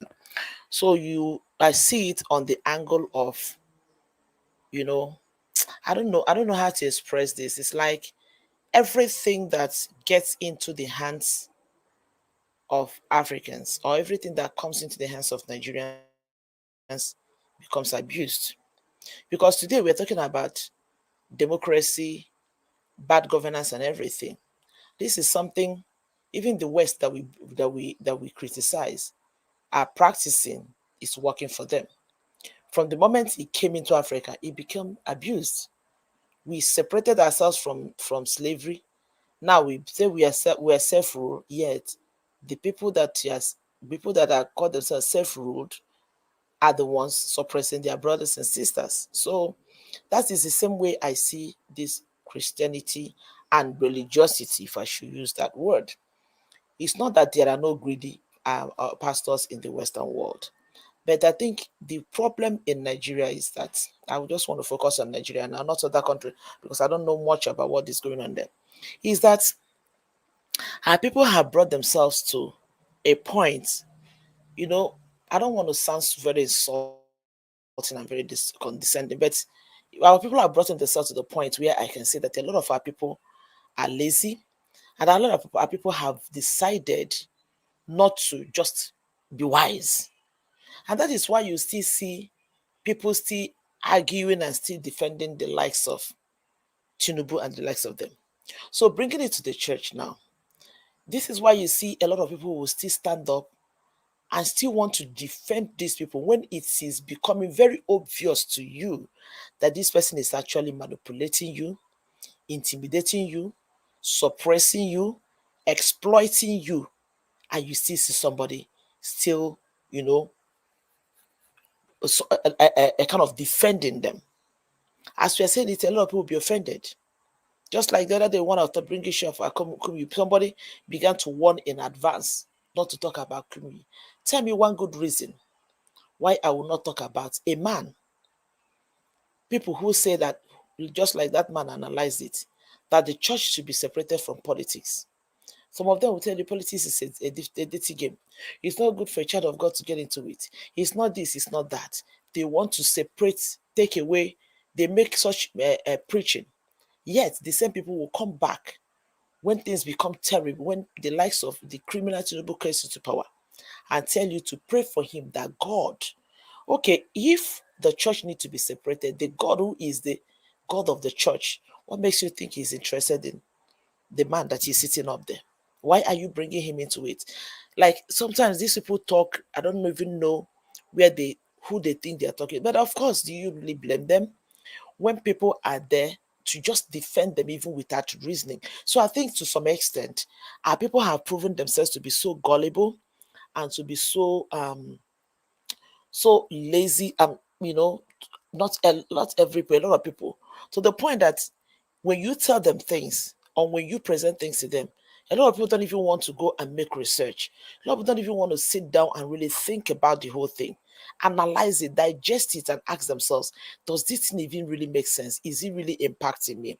The reason why I'm saying this is this, we have the Bible. As a Christian, I have the Bible that I read, that I believe is the authority upon which I should base my religious beliefs. In as much as I have a pastor who stays at the pulpit and dishes out something to me, the reason why I have my Bible at home is for me to be able to go through my same Bible, to be able to be on the same page with that man who is telling me that black is black and not white. Just like a student that goes to school, you are in school, your teacher is teaching. The reason why you are given a textbook is that most of the things that the teacher teaches you, your professor tells you whatever, you are able to go through your textbook to read more and get more information about what your professor have already taught you. Because most times what they give you is maybe they can scratch the surface, or maybe they may just give you like an introduction, but it is not left for you to dig deeper and have a better, more understanding, so that when the time of reckoning, which in academic world we call exam, comes, you'll be able to know. Because if you sometimes, when you step into the exam relying to come only on what your teacher tells you, there is every tendency that you might fail that exam because you did not go too deep into what. That is the reason why we have textbooks. Yeah, I don't know if I'm making sense. So when you see Christians who go allow these people to manipulate them to the point that they don't reason, you carry Bible to church, you carry it back, and anytime somebody touches you, or you say, my daddy in the Lord said, my pastor in the Lord said, this person said, it becomes a problem for me. And as a Christian, I tell you something. This is one of the things I fight a lot. And that is that I'm a Bible study teacher in my church. I fight a lot with people when I'm teaching the Bible because sometimes people come up with some arguments that bothers me. That bothers me, and I ask myself the question: where in the world is your head and your brain? Why do you even have a Bible in your house that you cannot put something, that cannot sit down and read something? All you want to say, me daddy in the Lord said. Your daddy in the Lord is supposed to be studying the Bible the way you study the Bible. That's why I got offended the day Ayo was talking, and he said that Kumuyi is an authority in the world. So I mean, nobody can tell him. I don't know. There's a way she framed it, trying to make it look as if he is an authority. He knows better than everybody. No, I disagree with that. I do not want to believe that Kumuyi knows the Bible more than me, because I take my time to study my Bible. There are a lot of things that Kumuyi will say, and I will tell you, see this one, you got it wrong. So I think the reason why most of these pastors are thriving and are able to, put our people and do the things they do in Nigeria, because a lot of people have refused to be wise. I don't have anything against people going to church. I don't have anything against Christianity. I am a Christian, but I tell you, I am one Christian that nobody can deceive easily. I tell you that for people that know me, you cannot deceive me easily, because I take my time to add my common sense to whatever you tell me. You cannot just wake up and tell me anything and you expect me to swallow it hook, line, and sinker. I remember one time that we were having a Bible study in my church. So there was a comment that was made in the church, and somebody said, for instance, okay, I think I made a comment like that the only perfect man that walked on the surface of the earth is Jesus Christ. And was a member of my church said, I say that is not true. I do not want to believe it. So people looked at, sometimes when I say things like that, people look at me as a Christian person. The person said, "What do you?" I say, "How do you know that G.O. is perfect? You don't even live with him. You don't know nothing about him. You don't know anything about. So how dare you open your mouth to say that a human being who has blood, flesh and blood flowing in him is a perfect man?" P2B will tell you, I'm not a perfect man, but one thing I know is that I'm not a thief. That does not mean he does not feel one of them. That is a man who is sincere about who he is. So for you to tell me that G.O. is placing him on the level of God, and that is why people like you worship him. But I refuse to go by that way, because I do not believe that he is a perfect man. Is he a good man? Of course, there is possibility. Is he following God? Is he? Of course, he's a servant of God. But you cannot convince me that he's a perfect man, because there is no perfect human being on this planet Earth. That is just it. So I think our people have panned themselves, and these people have capitalized on the gullibility of people, and they use them. They use our people to the point that people are so blinded that, okay, I don't know how many of us that are following the case. Now somebody mentioned it in passing of this man. Hello, can you hear me? Hello, can you hear me? Yes, we can hear you. Okay. Something just happened. My laptop just went blank. So I don't know how many people that follows the case of this man, Chibos or whatever. That's the OPM man that is going on now, right? About the girl that claimed that he impregnated her and everything. I listened to an 2 hour. In fact, I took my time to listen to 2 hour interview of that girl conducted with somebody. I analyzed everything that came out of that girl. I believed everything that came out of that girl's mouth. One, the reason why I believed it was that this girl was given accurate time. He was giving accurate accounts. She was giving names. She was giving dates. She was giving locations. She was giving everything accurately. And I also listened to a conversation between this girl and this supposed man of God's wife. Oh my God. It was not even what the girl said that got me pissed off, but it was the manipulation in the voice of the supposed mommy of the so-called church. You will hear the evil, the manipulation, the intimidation that is coming out of this woman's mouth. And I said to myself that this woman is even worse than her husband. Is even worse than her husband, because you will hear, I don't know how many people that listen to it. Was not just when the girl was giving her stuff, I was already getting angry the way this man was able to manipulate these girls to do what he's doing. But then when I listened to the conversation that this girl was having with this man's wife, oh Jehovah Nissi, it pained me to my marrow that I wish I could just meet that woman and have a talk with her.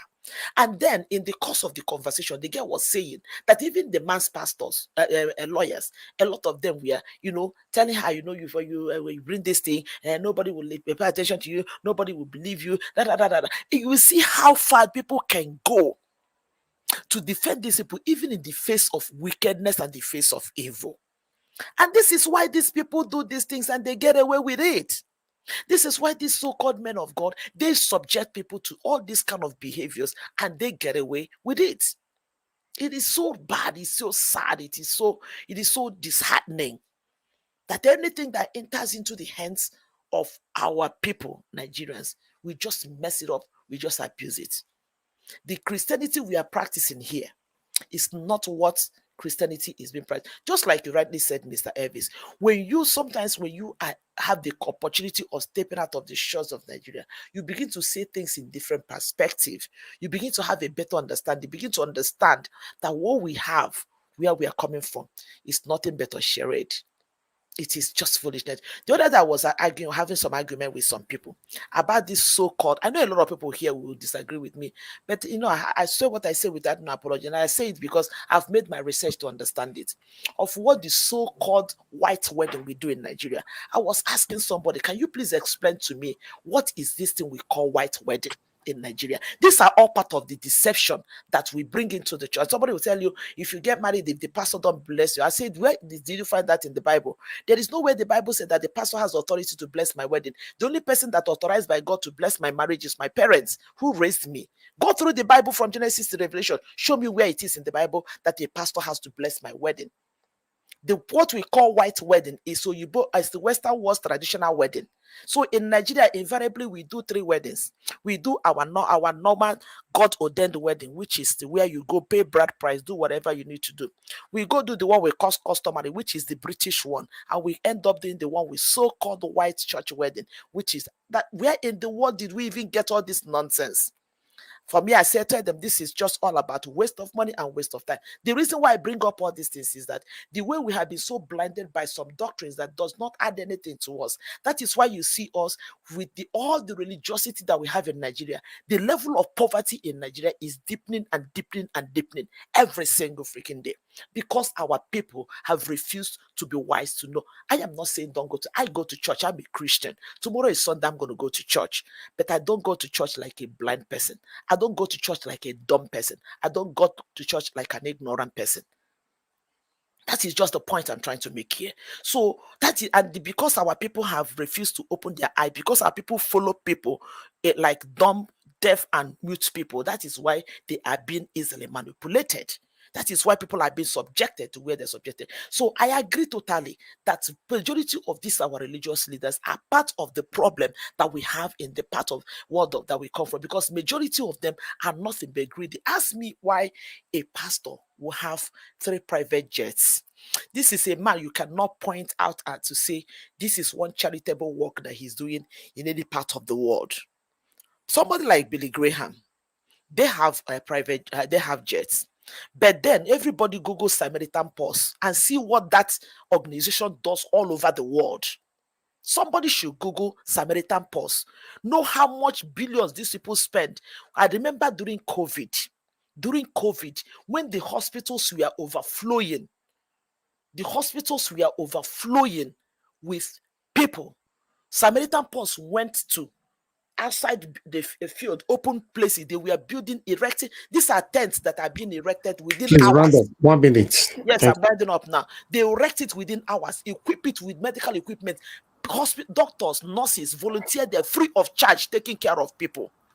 This is the kind of place where you pay tithes or you pay offering, you see what the money is being done. So when they have things like that flying all over the world, even during Ukraine and everywhere, in the war-torn areas, you see what they do. Apostle Johnson Suleiman has 3 private jets.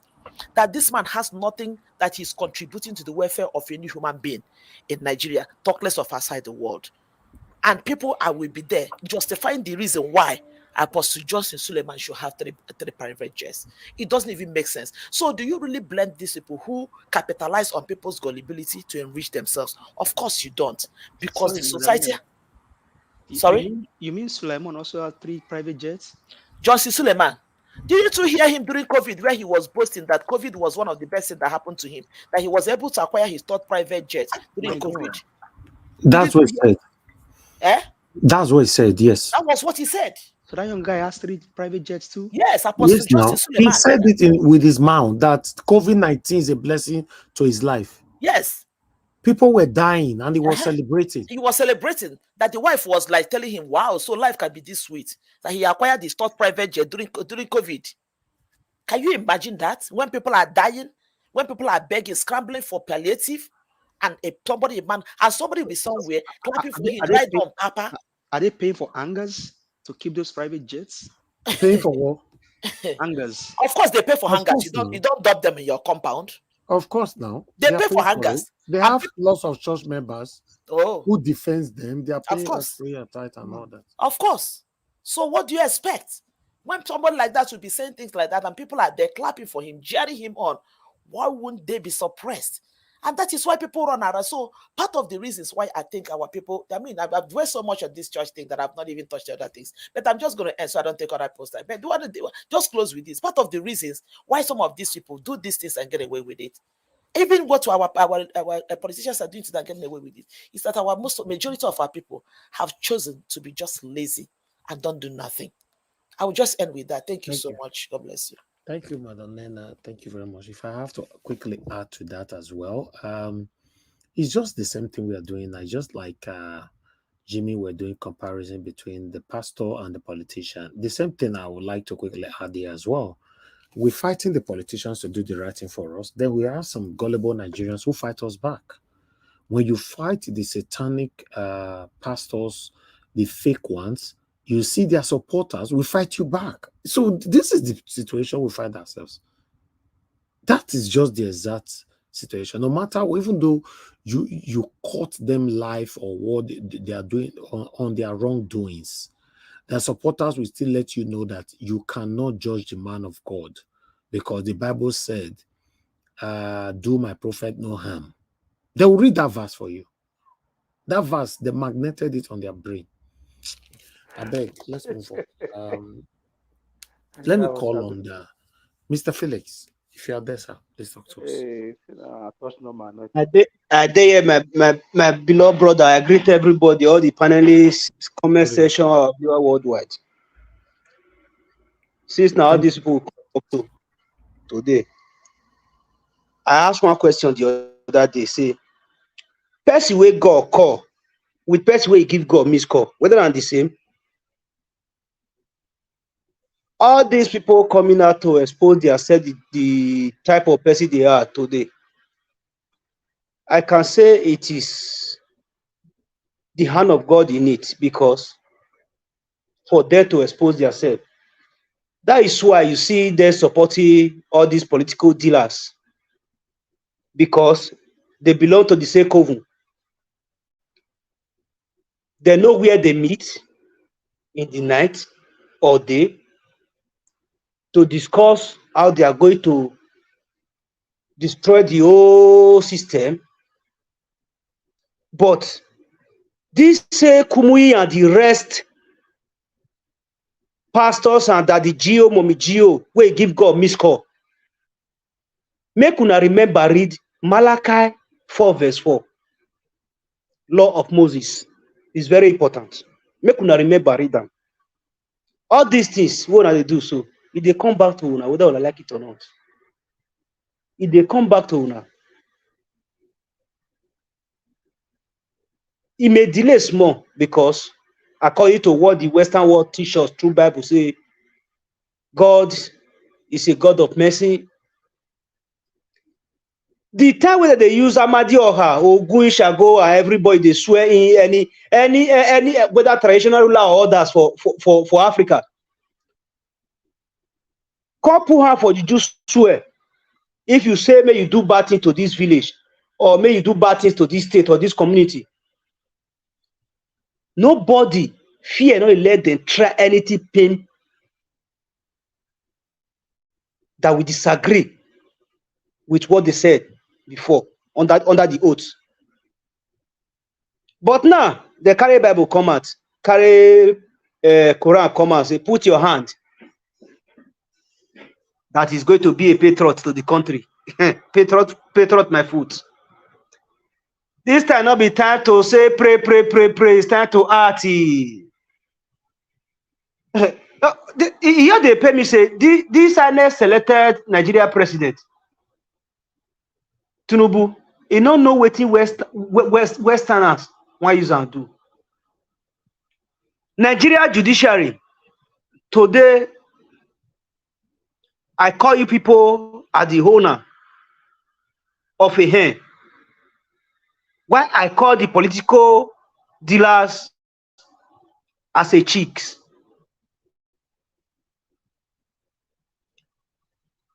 Or let me say as a mother hen.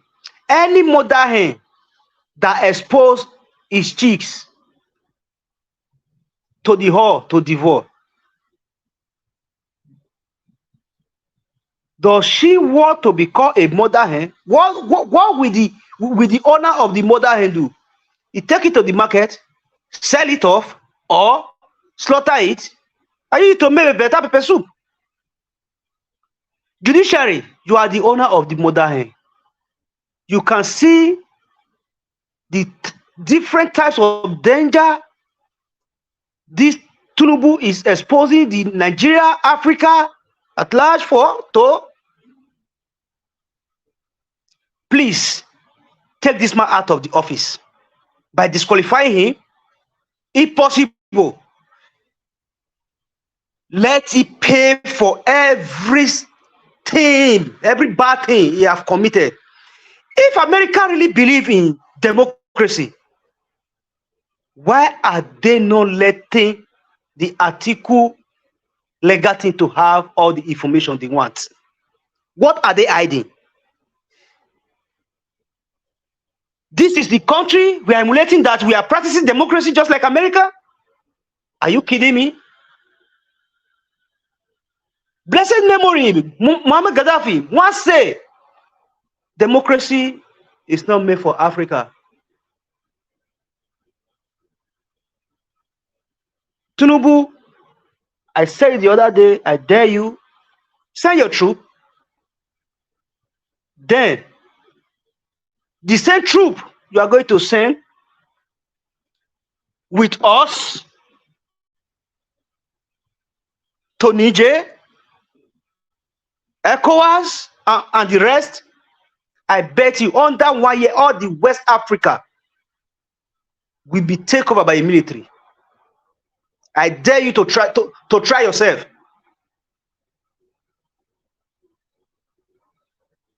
May you, if ECOWAS country are be taken over by military, you political dealers who will be there, you know you are not free from all the hot cane they are going to use to beat your bonbon.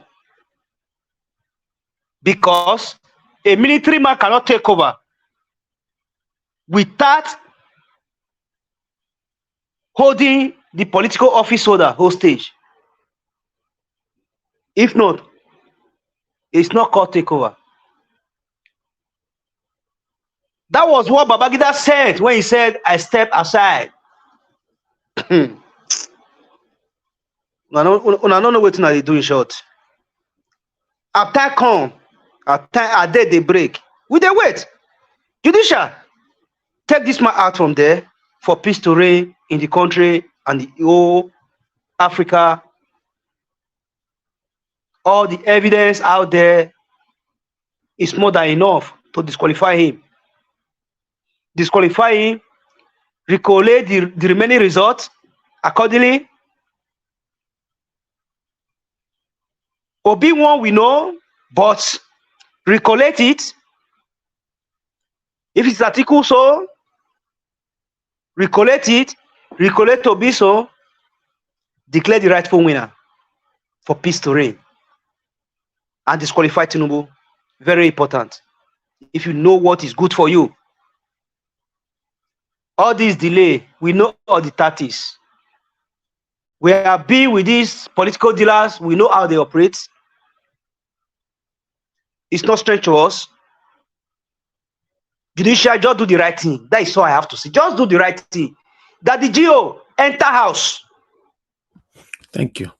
Thank you. Enter house. Enter house. Margarita, Nigerians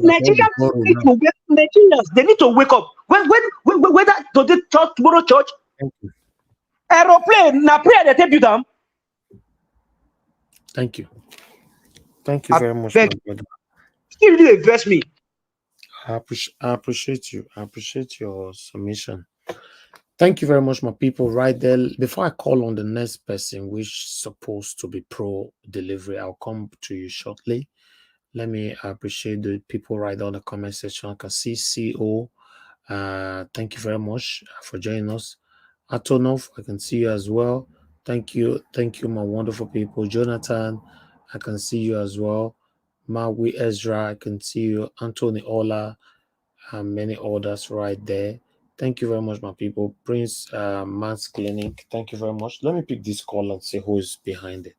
Good evening to you. Your name and where you're calling us from. Hello. Please turn down your device, sir. Your name and where you're calling from. Good evening to you. My name is Clement. I'm calling from Manchester, United Kingdom. Thank you, sir. Talk to us. 2 minutes. Yes, honestly, I'm really enjoying watching your program, and I'm happy for today's topic. Thank you. Honestly speaking, what you guys are saying is real, and the problem of Nigeria, honestly, the pastors and the politicians, they are almost the same thing. Well, I'm not going to say it's all pastors, but the majority tribe, I'm not tribally, but I'm going to be honest, Yoruba pastors and their politicians, they need to get out from Nigeria. Anything to do with Nigeria. Not only Yoruba pastors, as you got that wrong. Just say the bad pastors. Don't say Yoruba pastors. The bad ones, bad ones. Yeah, but you shouldn't have said you shouldn't have said Yoruba pastors. We have lots of Edo pastors that are thieves. We have lots of Igbo pastors that are thieves. That's true. Yeah, that's true. But mostly, honestly, they need to get out from Nigerian politics before things will be better in Nigeria. Thank you. Thank you very much. Yeah. All right. Please, let's be careful what we say. My platform don't support some certain things. If we have to look at it generally, I'm an Edo man. We have lots of criminals as pastors in Edo State. As a Benin pastor, they did there. They did Yoruba. They did Igbo. They did every tribes in Nigeria. If you also come to the politicians, we have criminals, in politics in Edo State who thief our money in the likes, for example, Oshomole and many others. They are criminals. They stole our money. Oshomole stole our 30 billion Waterstone project. Till now, nobody asked him. So we don't use this platform to divide us, please. If we're saying something, we should say it how it is. God bless you. All right, let me call on our pro delivery. Please talk to us, sir. Thanks for your patience. Yes, so good afternoon, everyone. Good afternoon, my fellow panel members, and good afternoon, good evening to Nigerians. So I'm so happy. In fact, I was so happy for the topic that was discussed yesterday on this platform. I was so intrigued, and today again brought another chapter of intrigue on the same issue. on a different dimension. You see, all what you guys said, in fact, I'm repeating it again. It's like I'm re-echoing. And you guys have already helped me to re-echo the same thing. You guys depending on the judiciary, oh my God. It's just like you asking a fox to guard over a poultry. That is exactly how it is. Now, even right in this very platform today, you announced that the drug lord is planning to increase the salary of the judiciary. The same criminal enterprise that you guys are looking up to. The same criminal enterprise is planning to increase their salary. And don't forget, last month, is it last month or 2 months ago? I guess it's last month. He gave them 17 billion, which, I mean, to the Supreme Court, which he called palliative. Me and you know very well that that is not palliative. That is an indirect public announcement of bribery. He gave them palliative. Now, look at all the institutions in Nigeria, including the so-called church, in quotes, the so-called men of God, in quotes.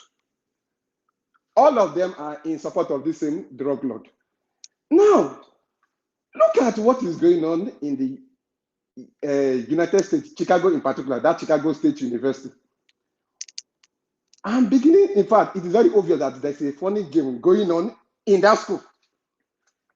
In America, we have what we call Freedom of Information Act. Everybody has that right. I can walk up to that school right now and say, I want Tinubu's record. They have no choice that they must release that record to me.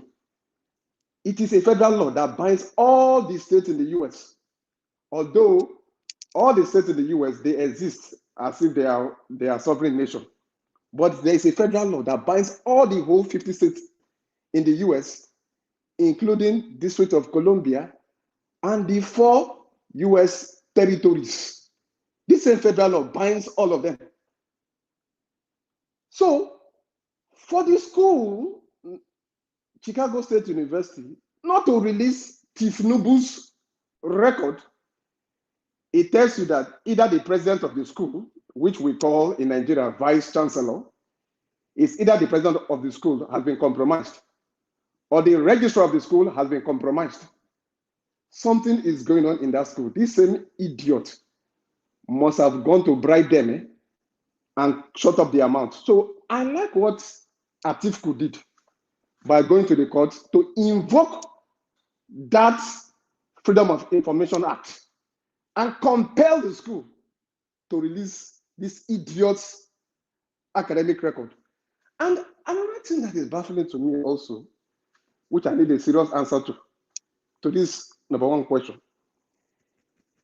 There is an allegation that Bola Ahmed Tinubu is not this Tinubu that has been imposed on gullible Nigerians as their president, stating that that person is a female. If that person is female, then the person who graduated from that school, what can the person come out? I say, hell no, I am the person. Now, if we assume that the person is dead, as the allegation is going on, if you go to Chicago State University, every year they have an almanac. Even my own wife, she schooled here in the US. When I went to her school, I went to her picture on the almanac on the very year she graduated. I saw her picture together with all her colleagues. So it is a very easy thing to confirm. If you go to Chicago State University right now, go to that very year in which that drug lord, that idiot that is parading himself as the president of Nigeria, graduated. If you go to that school and go to the almanac of that school, if it is displayed on the wall like this, you will see every year, every person who graduated every year, you will see it. If you go there, look at that very year in which the idiot claimed that he graduated from Chicago State University. If you go there, look at all the names and the pictures of those who graduated that day. Look at the names behind every picture. So it is a very easy thing for for anybody to verify. Anybody can verify it. It's a very clear, simple thing that it doesn't need any argument or any controversy. So where there's argument, it means that something funny is going on. Either the president of the school has been compromised, or the registrar of the school has been compromised by this idiot. Now, you are talking about the judiciary. Even in this panel, you have also confirmed what I've been saying. You have also confirmed it also. Yesterday, somebody said he heard from the grapevine that they are planning to bring in a replacement to replace the idiot that is parading himself as the president of gullible Nigerians. Like I told you, if you can remember, I told you that the appropriate thing to do under this circumstance, it is just like you going to write examination, and that very center where you sat for that exam, there is massive examination malpractice. What do you do? I mean, if it is confirmed that there is malpractice in this center, what would the examining body do? They cancel the whole center, right? Disqualify the candidates or the candidates that were involved in that examination malpractice. Then they will prosecute those who were involved in that examination malpractice, and they will now ask them to sit for the exam again. Isn't that what has been happening? The same thing is applicable when it comes to this fraudulent process called Nigerian election of 2023. What they need to do is very simple. If I'm to assume that the criminal enterprise parading themselves as judiciary, onto which gullible Nigerians are looking up to, if they were to be judiciary, as they ought to be, not what they are purporting to be, the right thing to do, which does not require any waste of time. In the face of evidences, overwhelming evidences and testimonies, what they're supposed to do is very, very simple. Annul the election, call for a rerun, disqualify the idiot, the drug lord, the certificate forger, disqualify that you are not even eligible to even contest in the very first place, in the face of evidence. Then those who are eligible to contest for election are the ones that will now contest for another election. Then prosecute everybody in INEC. All of them are criminals. Prosecute every one of them, disqualify them, and reorganize that electoral body called INEC. Reorganize, they put in new personnel there. Let them organize a credible, free, and fair election for those who are eligible to be candidates. But they are not going to do that, just as confirmed in this panel and also in the media. They are not going to do that. They are looking for ways to manipulate the law. That is what they have been doing now, right from 1960 to date. That is what they've been doing. If you look at what happened when Bokwari was rigged into power, when Atiku brought a petition before the same criminal enterprise paraded themselves as judiciary, what happened there? They used technicalities to throw away his petition and confirm the illegitimate president of gullible Nigerians. So that same technicality is what they are trying to look for. But it's like what one of my pastors would say in those days, that a sinner would always make a mistake. Now, these people, the mistake they are making right now, which they are looking for a way to correct that mistake. Please round up 1 minute, sir. Okay. So, the mistake they are making right now is that they are looking for a way by which they can manipulate the law. They know the obvious thing to do, but they're looking for a way to manipulate it and bring in somebody who is to replace this president. But the law even forbids that also, and that is why they are in limbo. They don't know what to do. So, but I tell you, they are looking for technicalities. And me, for one, I would not be surprised if tomorrow they come up with one technicality and say, okay, you know what, because of this, for the interest of peace, for the interest of blah blah blah blah blah. Let us keep the criminal in power and let the gullible Nigerians keep on willing it. And they are trying to do that using all these so-called men of God to preach false peace and forgiveness to gullible Nigerians. And that's why I say that what Nigerians should be thinking right now is, what are we going to do when the obvious judgment is passed? That is what Nigerians should be planning right now. What are we going to do when the obvious judgment is passed? And not looking up to the judiciary, because looking up to them is like me telling, okay, let a dog All right, come and thank watch you. over my meat. Thank you. So thank you very much. Thank you very much. Thank you. God bless you. Thank you. What I'll add to what you just said, generally, what I'll add now is that unfortunately, the same illegitimate and unconstitutional precedent that we are begging judiciary to help us take the rightful decision to remove him, and give the position to the rightful owner, is the same judiciary, the illegitimate president, is telling that they want to increase their salary. What a country. He wants to. They were with him, they all in Aso Rock telling them, I need to review your salaries. What a country. You see that? That is a bribe. It's something else, man. Let me call on the next person. Thank you very much for everyone for your time with us so far. Oh, I got a super chat from Michael Oganemaro. Thank you very much, sir. He said this is the truth channel. Thank you. Thank you. Thank you, Najawas, for all you do. Thank you for what you're doing as well. Thank you very much, Simon. God bless you. I appreciate you always, always. All right. I would like to call on okay, the next person now is Mr. Alex. Mr. Alex, my brother, it's good to have you here with us. Before you go, Mr. Alex, please hold on. I got another super chat from Anthony Ola. Thank you very much, sir. May God bless you.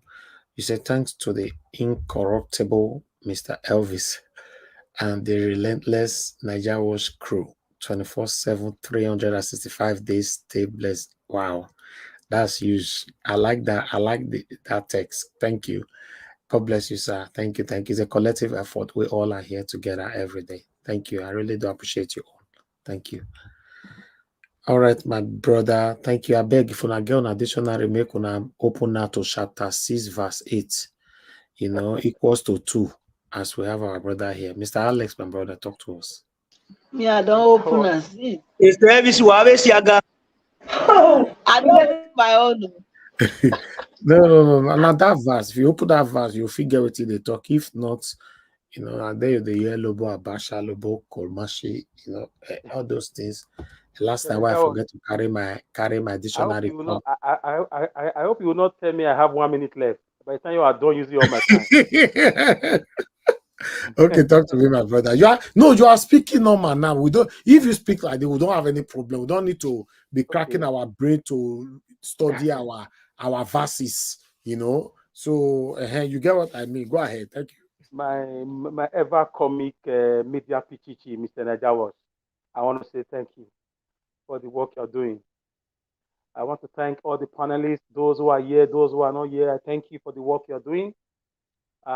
Those who are watching every day, who share this video, those who call in, those are the comment section. I thank you all. We are all on the same boat, fighting against these political vultures, coyotes and political vampires. We cannot continue with the way things are going.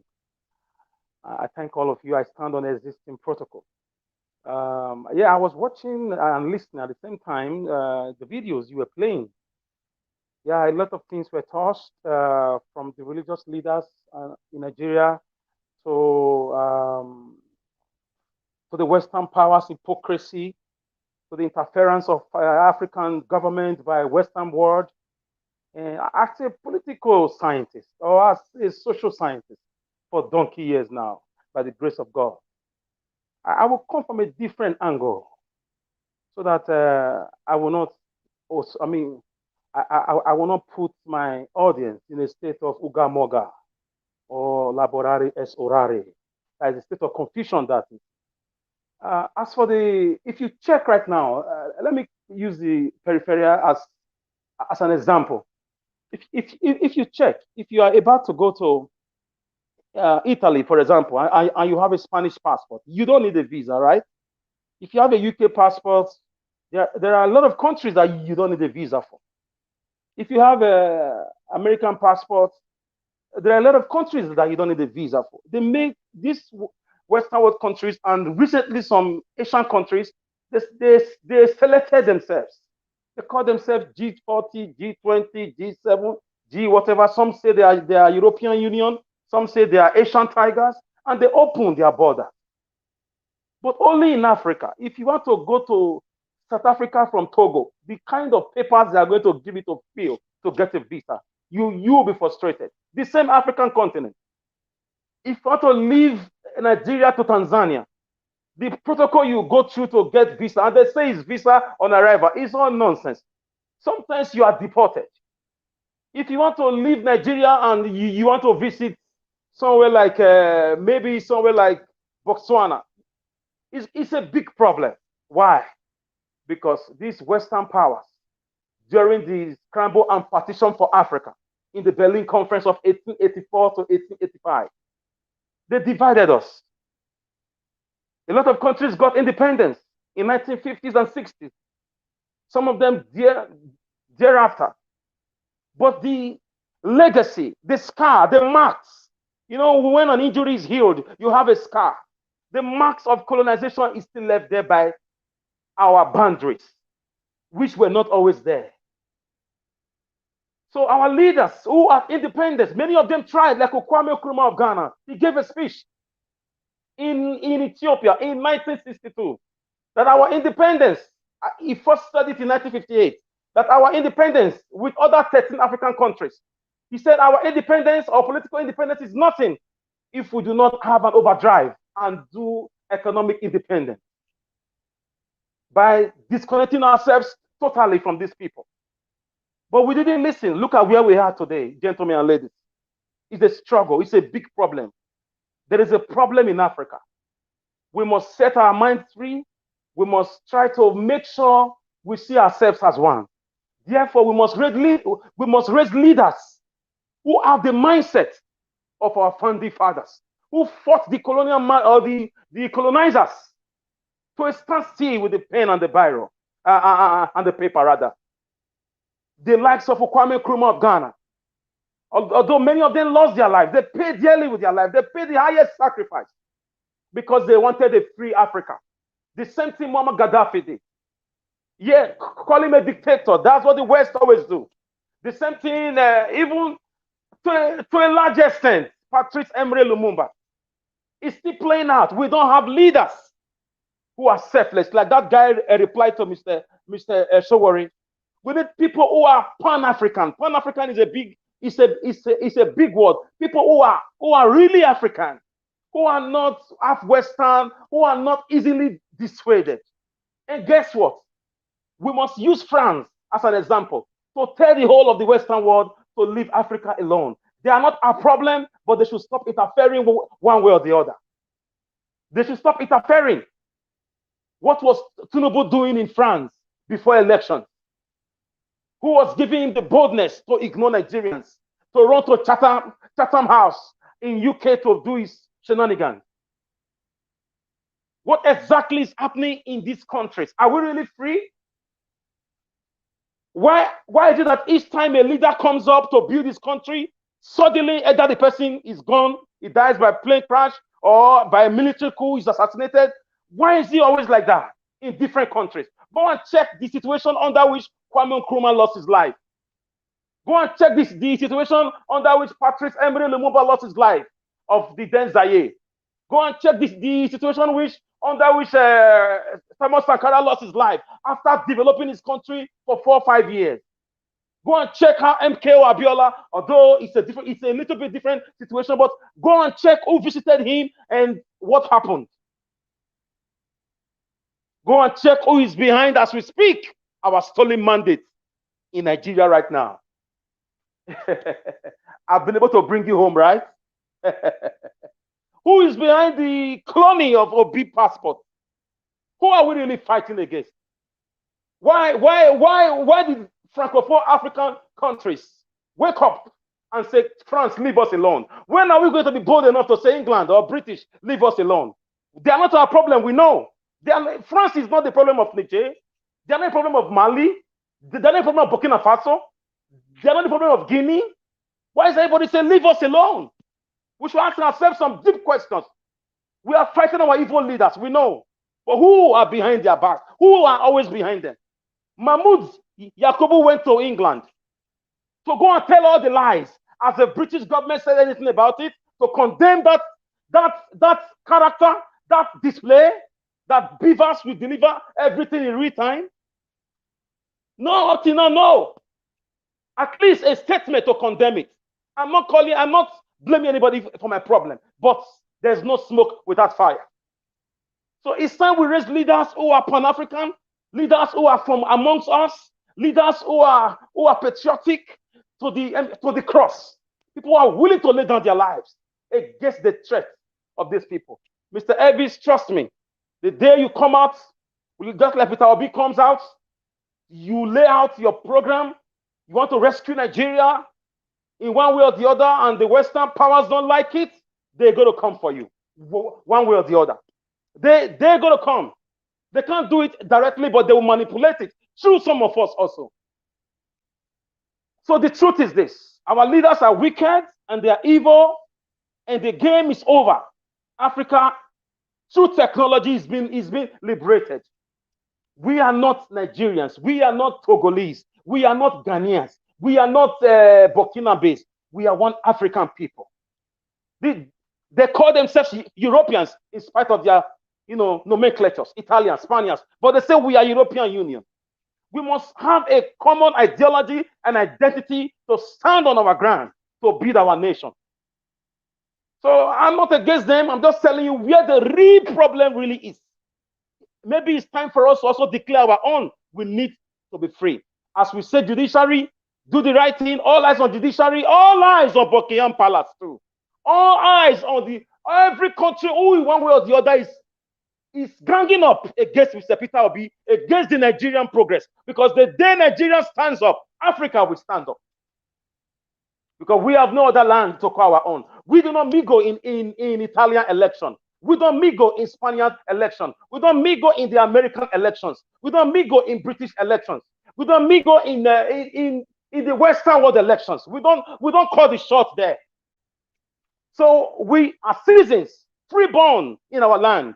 We deserve to say, in any way you are involved in our nation's problems, please leave us alone. Leave us alone. We need our mandate back.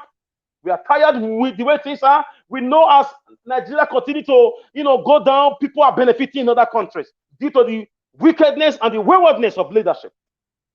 But we who are sound in knowledge and wisdom, the Bible says the children of Issachar, they were men of understanding. They are the understanding of times. They knew what Israel ought to do. Some of us are from that tribe. By the grace of God, we can read the fingers, the hand behind the fingers. We can translate the right things on Nebuchadnezzar's war, that that his days are numbered. So I may not sound like the usual Alex, but I sound like a Nigerian today. And I stand as an African. And I want to send this message to those who are manipulating our economy, our security, our development. The game is over. The game is over. Yeah, I will not join my word with Showore. Showore is he's a guy I like so much, and I just you know how we were all rooting for him at some point. But at the same time, when he ought to come out and join us on this movement, he failed. He just cut out, maybe due to pride or something. From there, he lost 50% of the respect I had for him. I still like him though. He kind of want to take advantage of popular situations, and I like the way that man is it Abakoba, the way he answered him.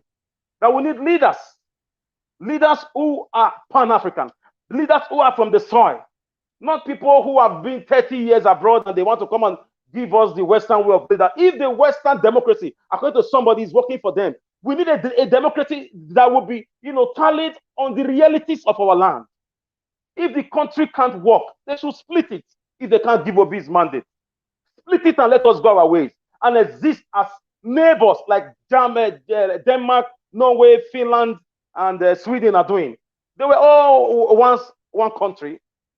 So I want us to know that this is the time. There is no other time. Obi's mandate, the court has nowhere to go. Evidence has just they are just so imponderable. You cannot hide it. It's visible to the blind, it's audible to the deaf. That right now, the judgment is on one side. We all voted. You lost Lagos. You lost Abuja. You lost Benin. You lost Plateau. We have overwhelming. Even Atiku, Atiku just acting like the gangling pendulum of Babylon because he knows he did nothing in that election. It was a setup to intentionally place Mr. Peter Obi instead. But evidence do not lie. Evidence are there. With the evidence before the court, they should give the judgment. I know they want to go to the Supreme Court, but give us this judgment first. We need our mandate back. We don't have another 4 years to give to bandits. We don't have another 4 years to give to APC to go and enrich themselves, to buy houses abroad. You see the mentality. They will never discuss electricity. No. They will never discuss, education. They will never discuss development, skyscrapers, economic boom.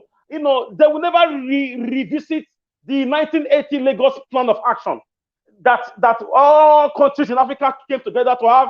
A free trade zone. They will never discuss the Yamoussoukro, Cote d'Ivoire, declaration or the Kigali declaration. They will never discuss the Maputo declaration or the Malabo declaration. They will never discuss how to liberate Africa or how to liberate the country.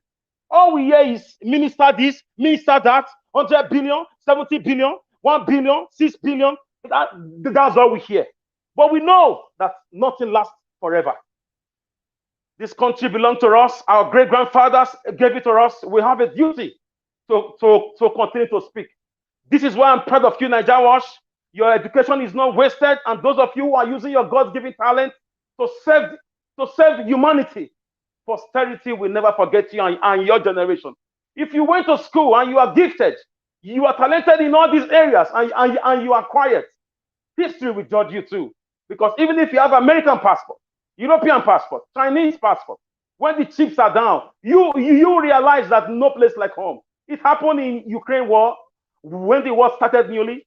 People with Ukrainian residents and passports, Nigerians, they were throwing them out of the train because they were blacks. So don't fool yourself. Build your country. Japanese build Japan. Chinese build China. Rwandese are building Rwanda now. South Africans fought for their own too. Zimbabweans did it. So we must build our land. We have no other land. You may live in Finland, England, Poland. The only land you truly have is your motherland. Motherland, Africa. Nigeria is the way to go. So Naija, I want to thank you. I would like to leave it here. I'm a little bit busy, but I will just be here. Thank you. Thank you very much, my brother, Mr. Alex. Thank you for always coming to go all the way to history. We all are learning from each other's here. Thank you. God bless you, my brother. Sorry to my brother, Mr. Alex. The only ministers we have in Nigeria, as we speak now, are ministers of condemnation. Okay. I support that. Thank you. God bless you. All right, my people. I appreciate every one of you for your time with us. Thank you. Jesus is my Father. I can see you there. Thank you, my people. Press on the like button and help us to share our videos as well. We currently have 319 likes. Please, let's try to achieve 400 today before we close this, end this broadcast. We still have a couple of people with us here on the panel. So let me see. I think we still have 3 to go. Okay, just 3 to go. No, 2 to go. No, is it 2? No, 1 to go. All of it are complete. It's only Mother Patricia. Mother Patricia, thank you very much, ma, for joining us. Good evening to you. Please talk to us briefly if you're available now, or I put you on the final submission. Yeah, no, in fact, good evening, everybody, to start with. Good Thank you, man. evening, and thank you to all the panelists that have been, been here to do justice to the topic today. We really, really appreciate you all. Thank you so much. And of course, all the comment section people and all those that have contributed today. Thank you so much. We are grateful. God bless you all. No, I've been listening to the topic today. Yes, Tinubu, I think is the one that he wants to bribe the judges again for No, the he wants second to. time. He wants to He wants to increase their increase their salaries. salary. Yeah, he wants to increase. Yeah, but all are still bribe. If you look at it, why now? I mean, is it the judges that need increase, or Why not teacher uh, salaries? Thank you, madam. Why not the exactly teacher what? Why salaries not? Why not or the police salaries? teachers? Why not the lecturers? And why not even that money that they want to use to do that? Why not give it to the schools so that they can alleviate poverty? If they really want to alleviate poverty, because many children, as we speak, from September, and many will be at home. So what are they doing about that? So I see it as a bribe. I don't see it as increase. It's a bribe to make them do his bidding. But I want to send a very sad warning again to this judiciary. You have to understand that money in life is not everything. And if you think, of course, that you have a price that anyone can buy you, then remember what the CGN himself said. He said, "Wealth got wealth got in ill-gotten wealth, will leave you with sorrow and disappointment at the end." And that is what it will be. So remember that ill-getting wealth will leave you with pain, and different kind of diseases will be what you will have in your family. Because as those people cry to God, God hears. As those people that you people have impoverished cry to God, God will answer them. And when he answers them, he will avenge them for you. He will avenge them. He will avenge them. He will avenge them for your sake. He will. So all these things you guys are doing, is time you wise up and size up and do the right thing. Do the needful. Because we can't be waiting, we can't be lavish, we can't expect this, how many million people lavish for this handful full of people because of their greed and wickedness. So you, the judiciary, if they want to give you this money now, show us this, say leadership is by example. Tell Tinubu you don't need increase. Let them go and put that money in elevating poverty from children this that will not be able, parents that will not be able to send their children to school because of this increase of school fees in this new term that they are going to enter. Show that example. Let us even see that you even care. Prove us wrong, because we believe that you are all the same.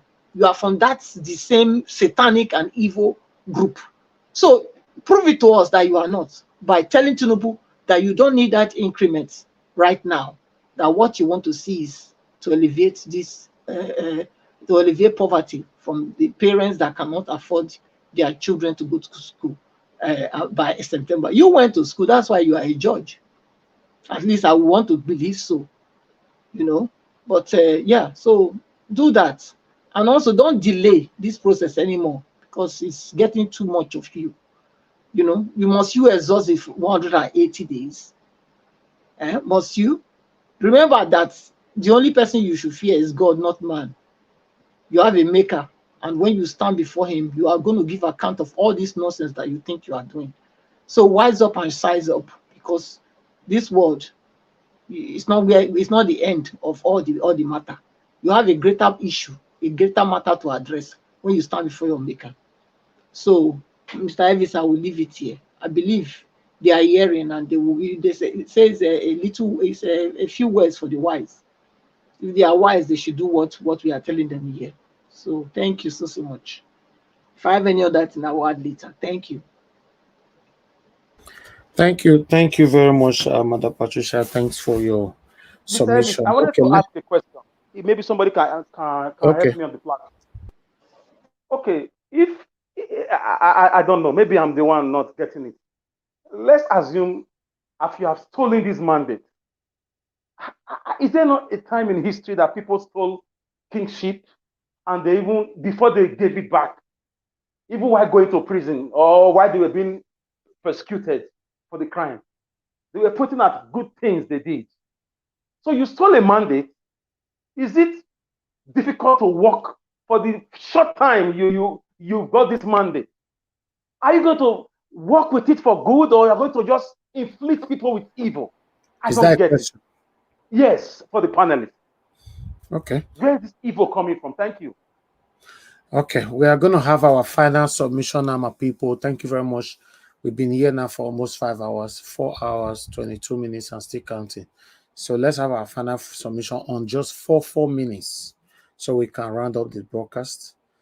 I appreciate you all, my people. Press on the like button and let's do this. Let me go all the way back to Madam Nena. Madam Nena, thank you very much for your patience with us. If you're still there, please give us your final submission, 4 minutes. Okay, you're not there now. Let me go to give us a mandate. Are you there, sir?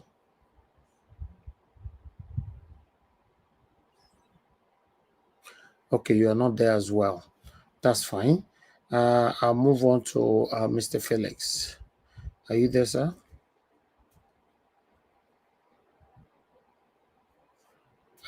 Three of them are not available at the same time. You are giving me space to talk. Okay. No, not you, Mr. Moses. Mr. Okay. Moses, are you there, sir?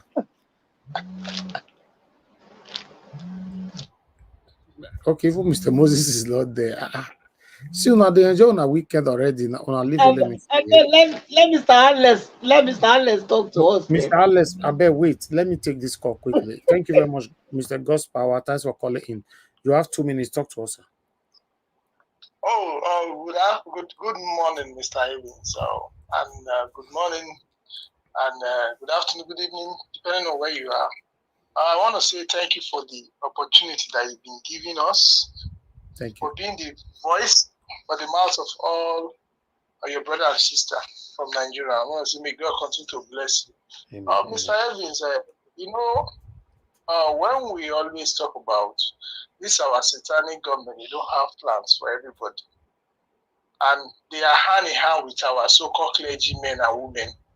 It looks as if maybe most of us, we don't know what we are doing. As if maybe one person is more Christian or more Muslim than the rest. But it's just that the ability for us to be able to detect and verify, and that is why when that Bokwari, the one that just left the power, said Nigerian youth are lazy. If you check it very well, so some part of what he said is beginning to be meaningful, because if you check when they, during their own time, when they were in power, they were young, they were youth from 20s. But you now discover that some of our youth in these days, instead of us to make an investigation about something, how our country needs to be better, how we are supposed to know what we're supposed to do so that we can be able to have knowledge of what we don't have. We keep leaving everything for those people. That is why they are taking advantage. That is why you see a very little and a young person from an Asian, like Chinese, they've already gotten handwork. They've already discovered who they are, how they'll be able to impact the economy.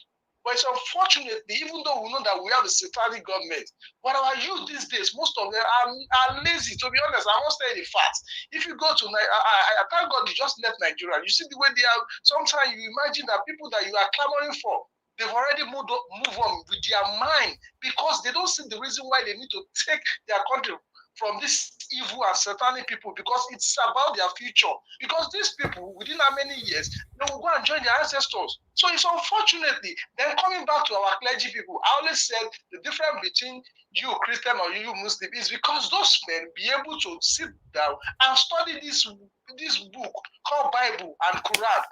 They take advantage of it while we are there being gullible. And a lot of people that are defending this pastor, if you tell them about how the Bible, what does the Bible say, they don't even read it. Example, just like Catholic, they only hear what their father, their priest says, and other denomination. And that's why I thank you for playing that the voice of that man. He made it clear between the Muslim and the Christian what these people have used to brainwash a lot of us. I'm just praying that every Nigerian youth, African race, should be able to wake up and get our land from satanic people, because to be honest, the same people that are claiming that they are worshiping idol, we are going there to go and borrow money from them. We are going there to go and get the best. Thank you. So it's high time we wake up. Thank you, sir. Thank you, sir. God bless you. Thank you very much. I appreciate your wonderful submission. Let's hear from I think somebody else is calling in quickly. Okay. Law of God is my strength. Thank you very much, madam. Please, 1 minute, because we're rounding up now. Sorry, please, Niger Watch. I sent you a video. Yeah, I know it's their private life. I'm not supposed to talk about it. But why I really brought this thing to, I send it to you, is for us to look at the way yesterday our new senators and all them House of Reps, the party they did yesterday, come and see where they were throwing money. And our people are hungry. I'll send you the video. Okay, the video. Okay, I'll check it. Let's see if we can reference to it tomorrow. I'm hungry. Thank you. Thank you very much. Thank you. I'll check it to see if we can reference to it tomorrow. Yes, that's what we see from these people. Oh, this woman is calling back again. Man, I thought you said finish already. Oh, she didn't know she was calling back, I guess. All right. Thank you very much, my people. I appreciate you all. Okay, let me go to Mr. Alex. Mr. Alex, please, if you're there, yes, I'm here. Use all of their minutes. Let's close up with you. Okay. Thank you, Mr. Najawas. This Nigerian political saga, they've unlocked what I would call political workers and shaggers on Nigerians. For the past 3-4 months now, since they stole the mandate, I'm happy for some of the videos that you've been playing for some days now. And looking at everything they've done so far, these are a bunch of thieves. Nigeria can definitely not continue like this.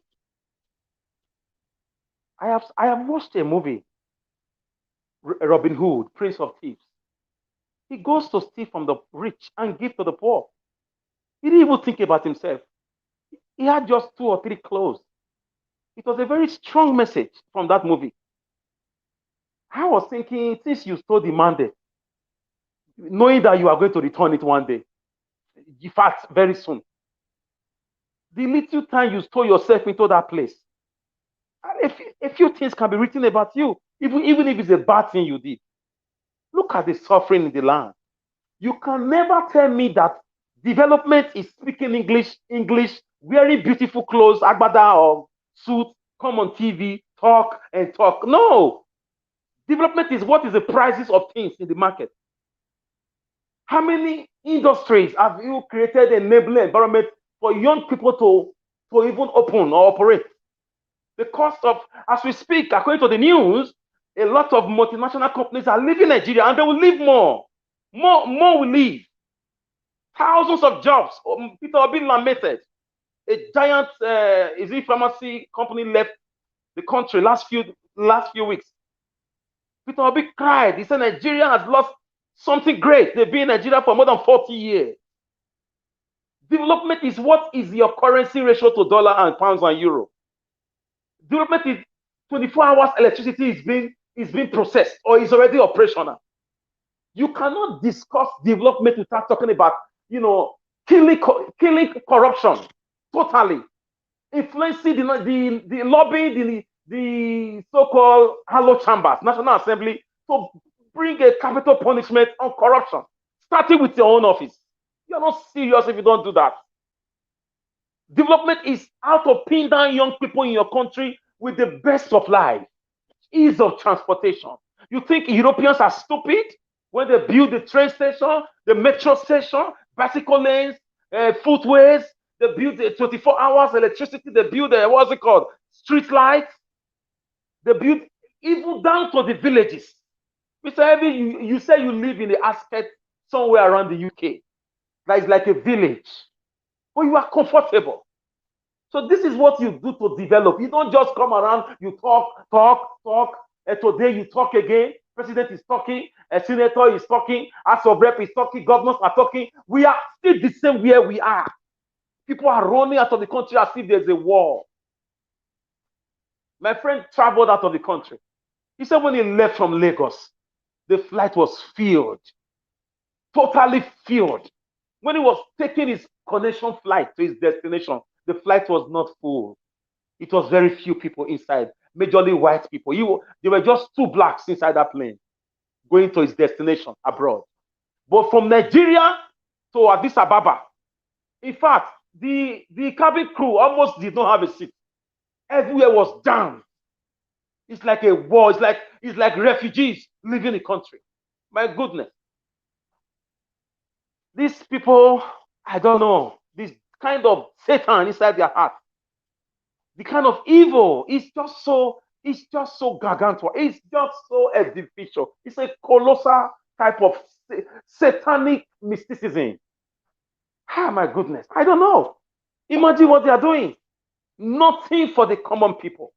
So long you are a common person in Nigeria, forget about it.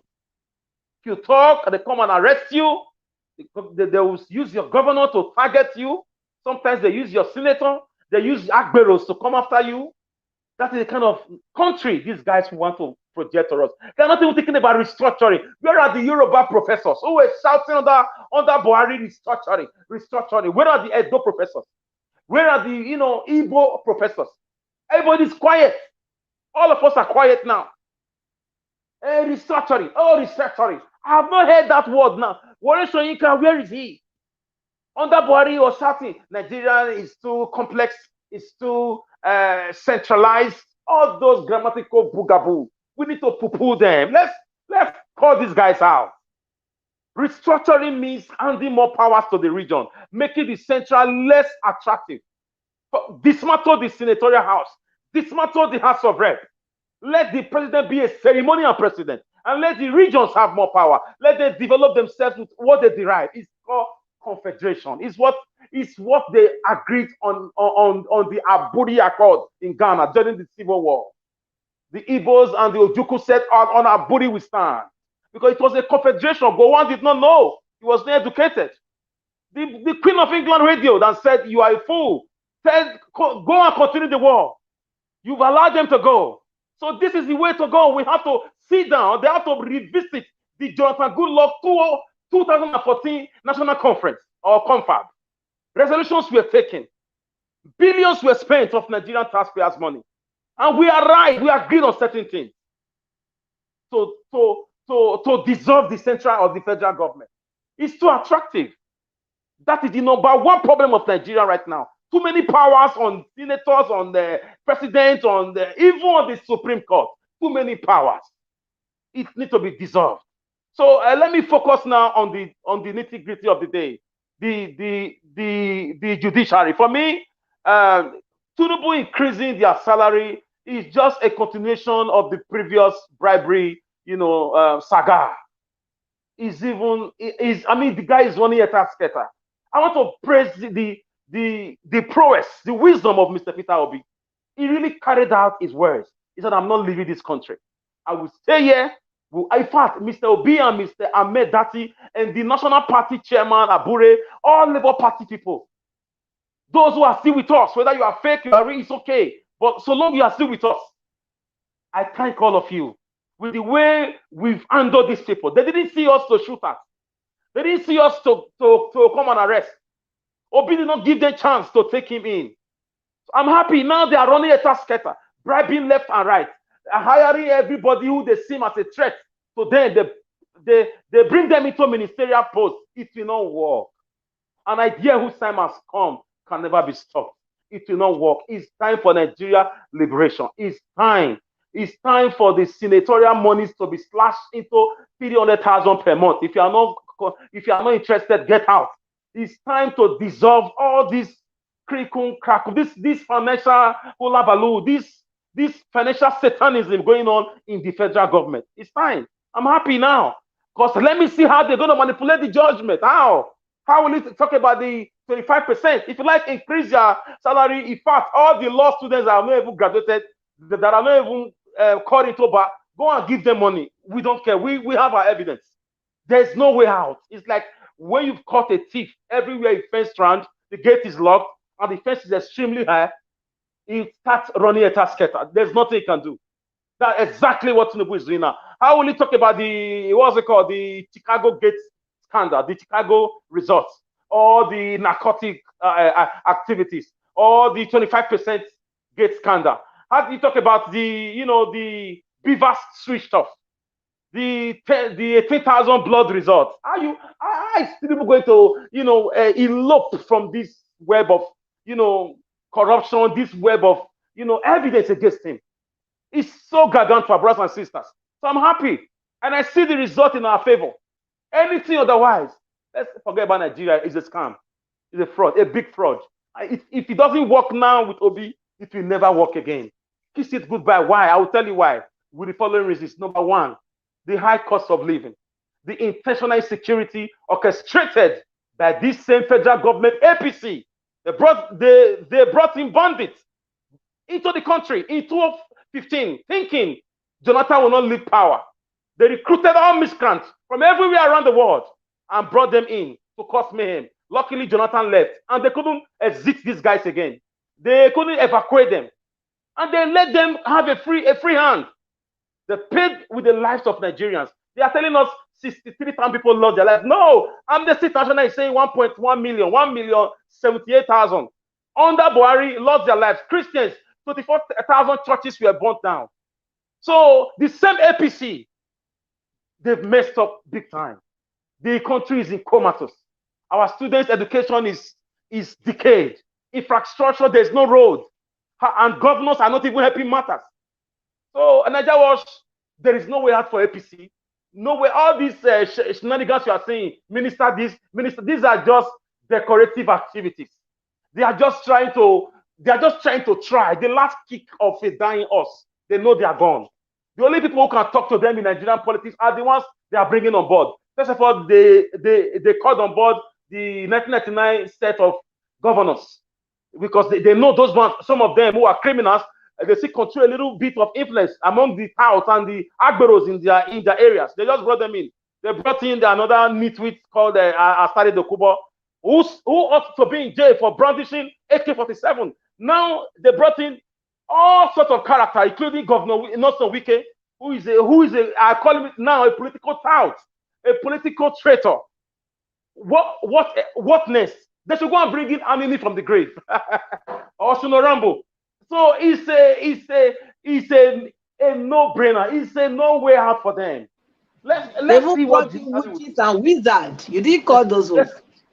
They should go. Yes, they should go to Australia, to the headquarters of witches and wizards. They should bring them on board and make them ministers. There is no way out. Tinubu is gone. No wonder he's borrowing all he can borrow now, because he knows he's going to leave. There's not right now. Chicago is on fire right now. Like they are. I mean, the world body is about to open a case on them on this matter. The matter has gone beyond Obi. Obi is no longer a human being. He has become an institution.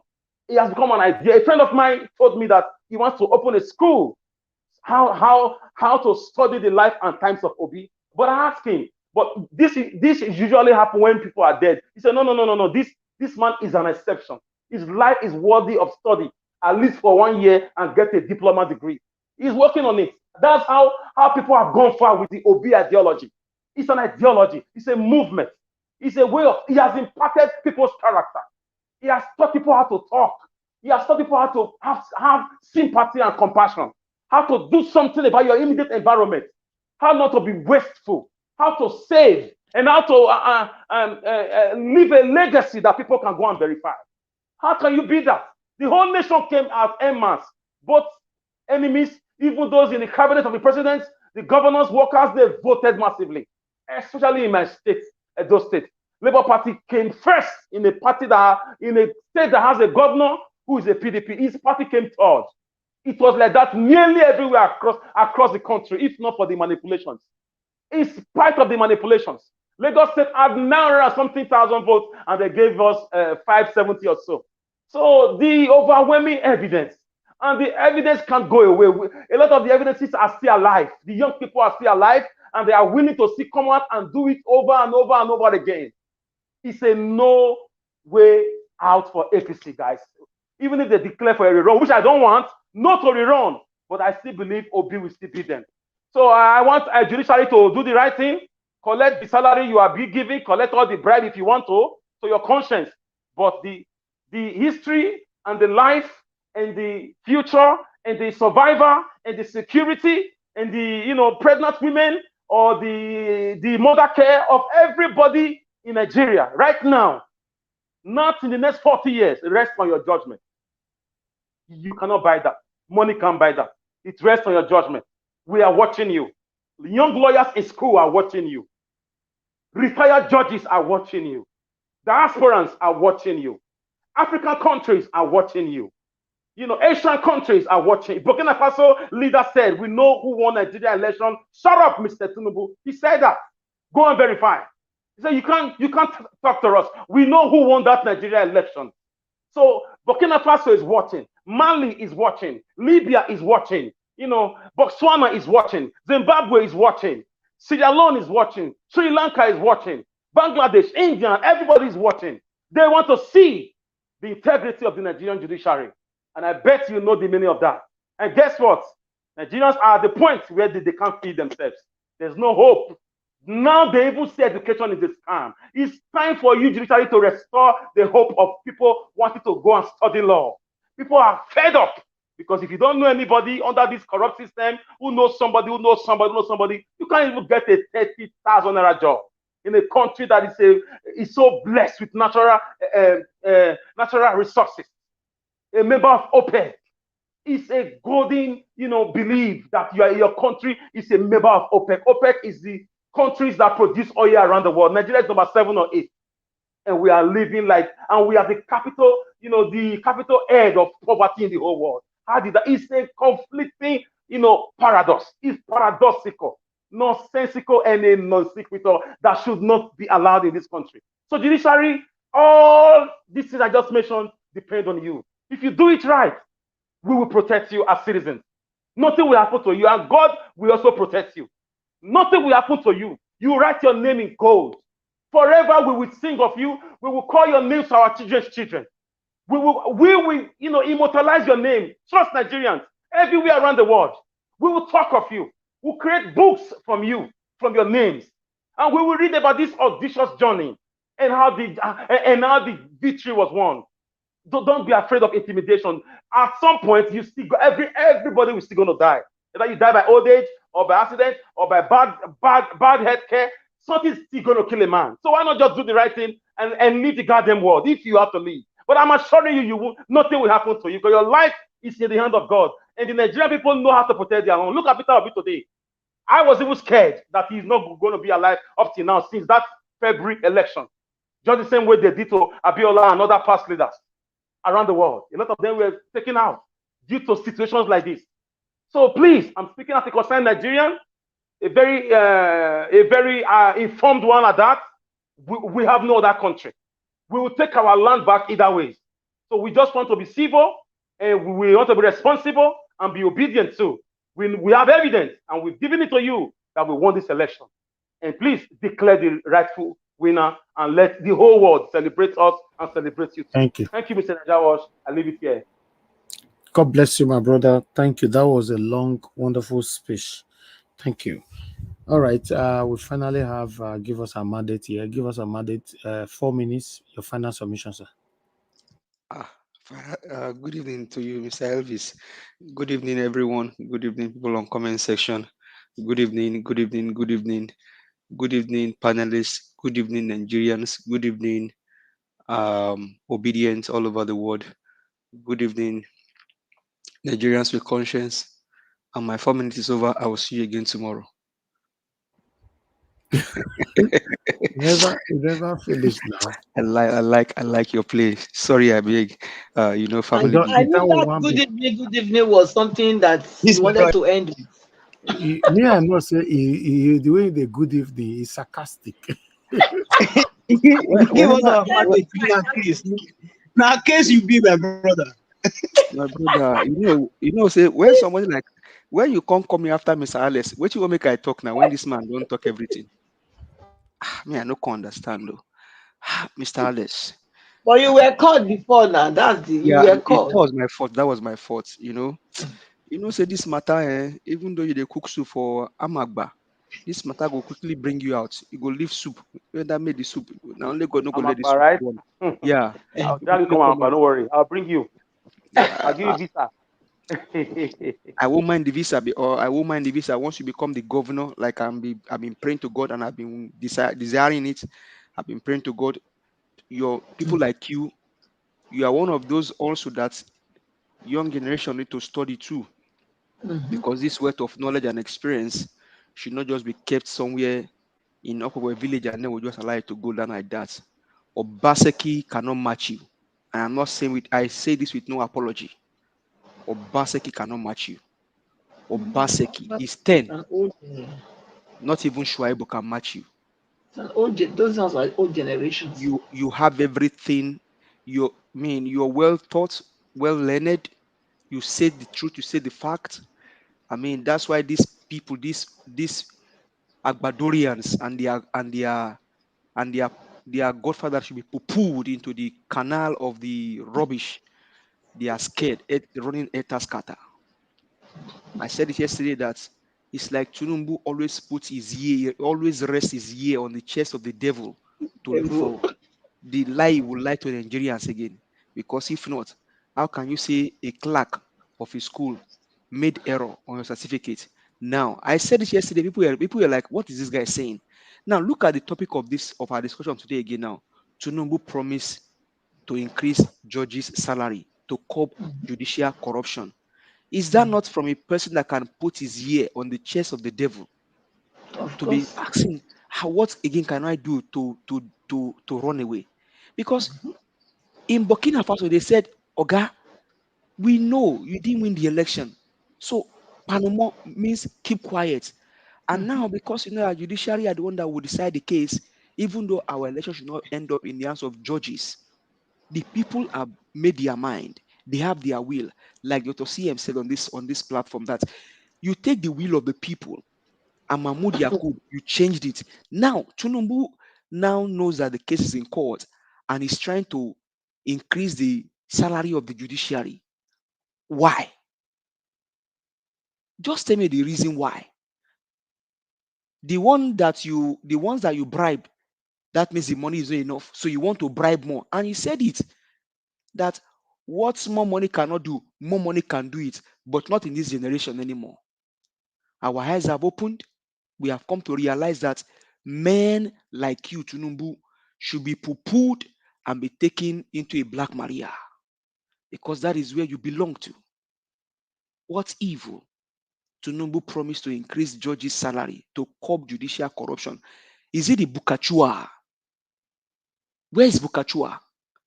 Bukachua should be in jail.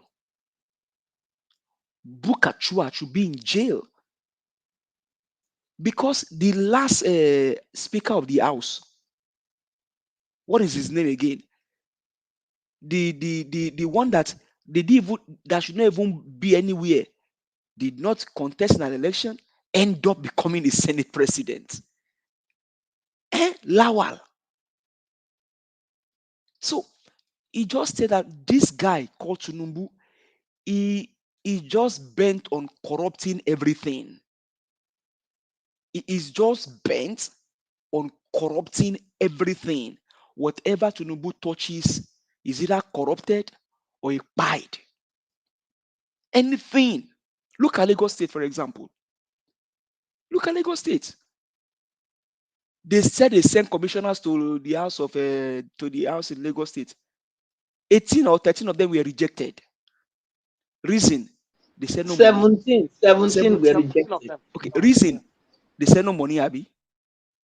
because they had to pay come on. And so Dr. CM was asking yesterday, is Alpha Beta still working in Lagos? Alpha Beta is still working in Lagos, of course. Why did they reject 17 of them in Lagos State? Because Tinubu is looking for money to bribe the judges. Where's the money going to come from? He has put Lagos State in his pocket. All of the money that he gave to Chicago University as endowment, where did he get the money from? From Lagos State, of course. I wish you can bring Obidati. You can bring some of their videos here. They have now uncovered that the former chancellor of that school was a cahoot with this evil apparition. The former chancellor. Tinubu was giving Chicago money for endowment because they forged certificate for him. And so obedient, if you're in Chicago State University and as obedient, this is where we need to hashtag your university. This is where we need to drag your university on the floor. We need to reveal, we need to expose your university. I live here in the United States of America. If you want us to carry placard, we can come and carry placard. This evil must not go down this way. Or what can you see? A man is taking the money that belongs to a state, a whole Lagos state. That's why they have to chase. Oh, see, 17 commissioner. We cannot pay you guys. They have to reject them because Tinubu must get money to bribe Ariwola. Tinubu must look for money to pay his endowment fund in Chicago University. Now, Nyash Fawu breeze don't blow. We don't see Nyash Fawu. We don't see where the problem is. We don't see where the problem is. This guy should not be allowed to go like this in the history of Nigeria. As soon as Judiciary declare my president as Peter Obi as the president, my own president, we just quickly look for that chain and put in his hand that looks like the diagram on his cap. Put in his hand and quickly put him in Black Maria. Honestly. Or what can you say about the pie of Deborah? Anytime I look at Deborah's picture, my brother, they just wasted the damsel. Honestly. They wasted the damsel. They wasted the mother. They wasted the destiny. And the guys that by Deborah, they were showing a match on video. Those guys are still walking the street of Nigeria.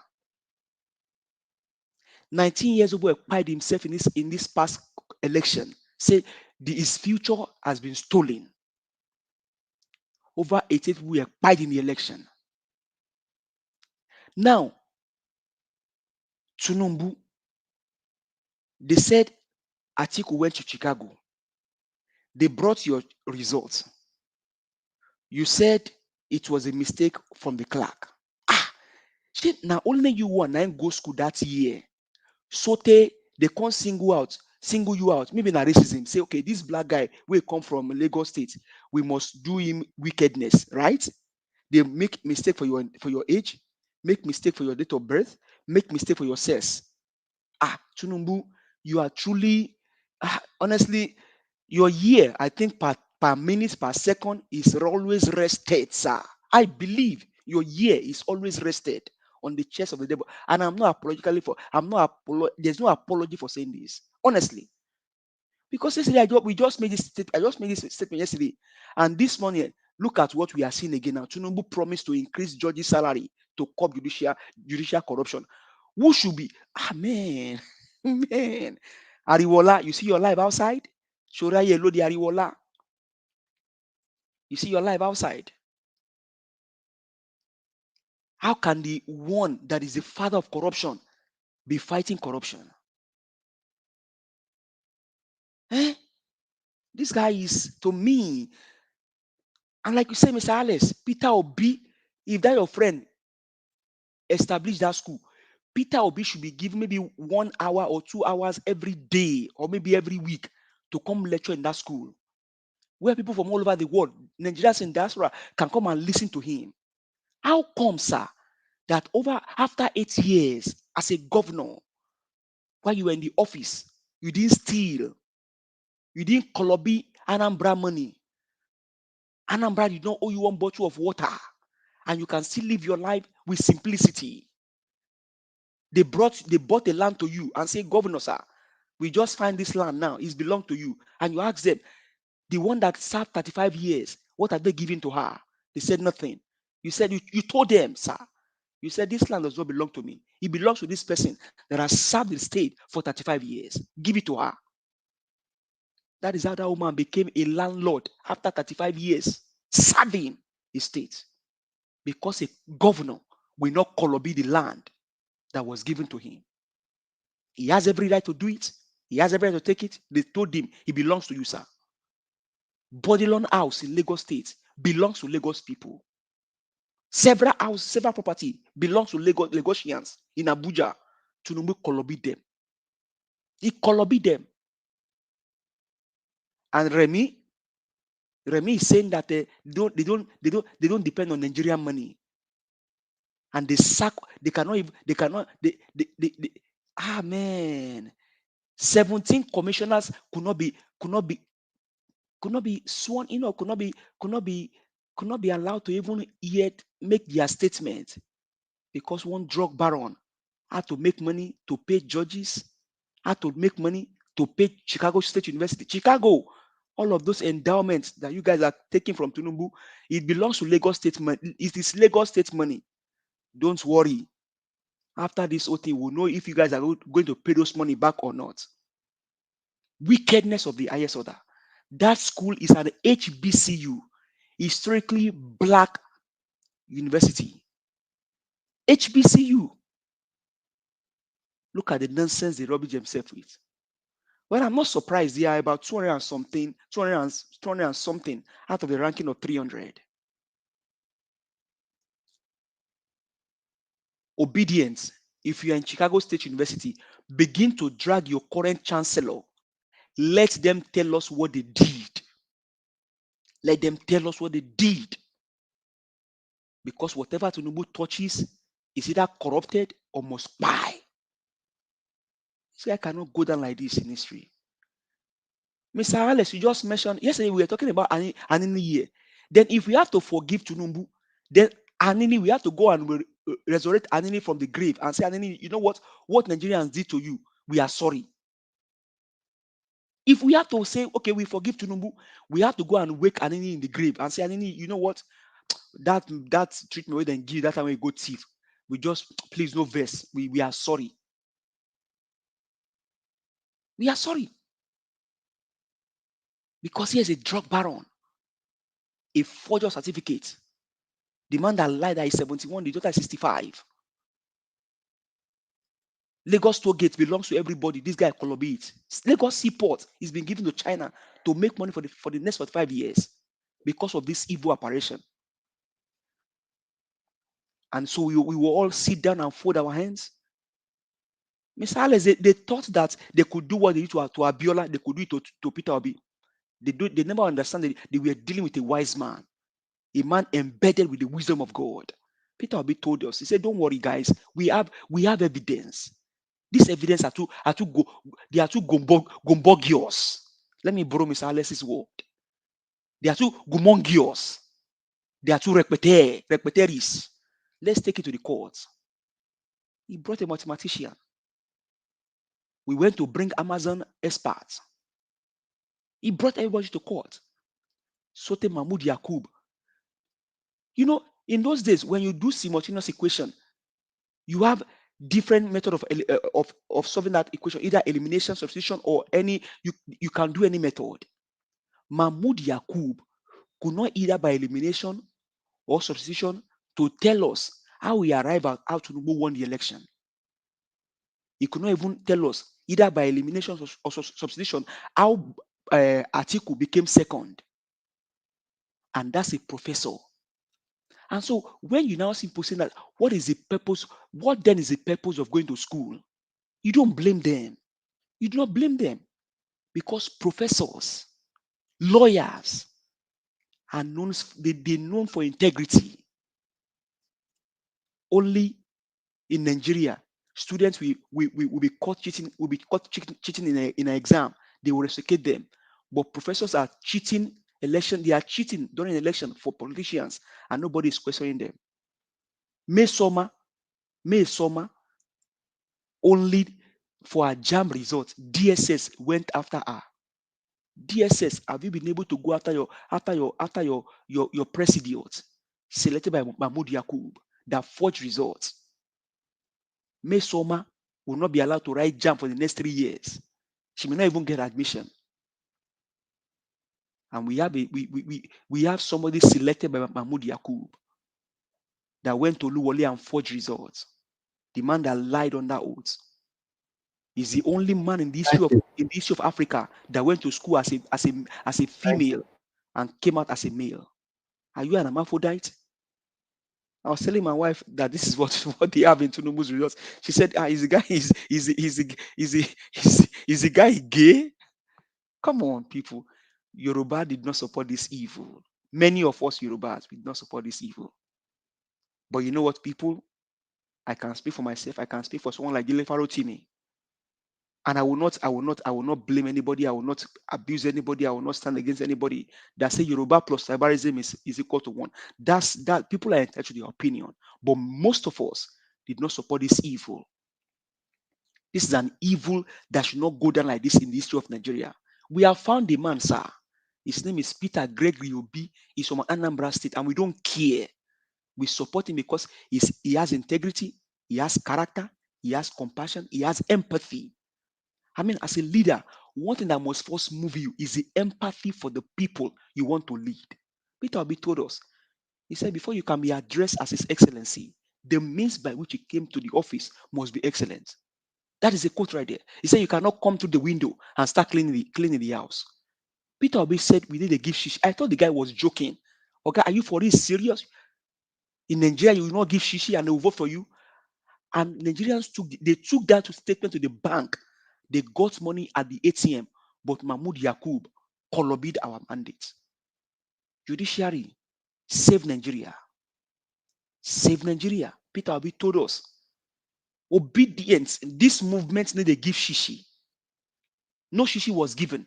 Peter Obi told us, he said, go and tell them, go and ask them.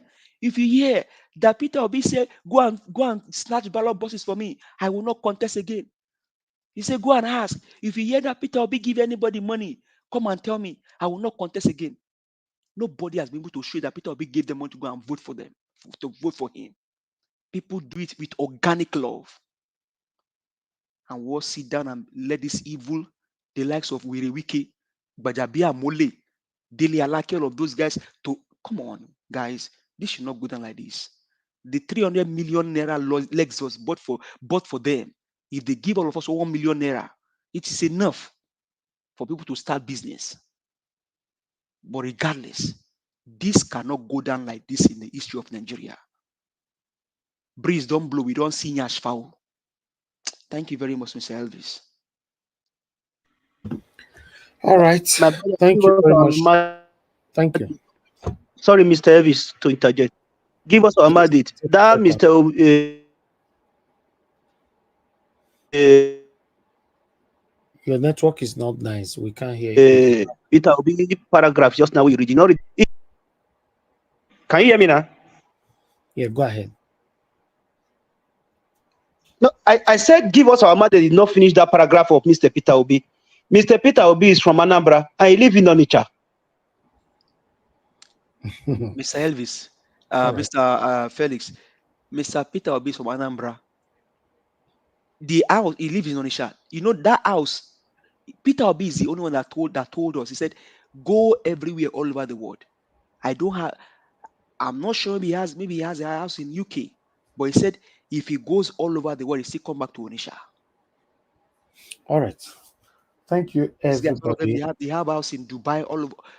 Even Atiku that is running Etaskata now, he has houses in Dubai, skyscrapers in Dubai. The day I entered Dubai, my brother, my sister, oh my God. Thank you. Oh, thank you, everybody. Thank you. I appreciate you all. May God bless everybody that joined us today. We have come to the end of this broadcast. You know, I want to appreciate every one of you that joined the panel. Thank you for that wonderful submission. Give us a mandate. Thank you, Mr. Alex, Mr. Felix, Mother Patricia, and many others that joined us today on the panel. Thank you. I want to thank those of you that called into the show today. Thank you very much.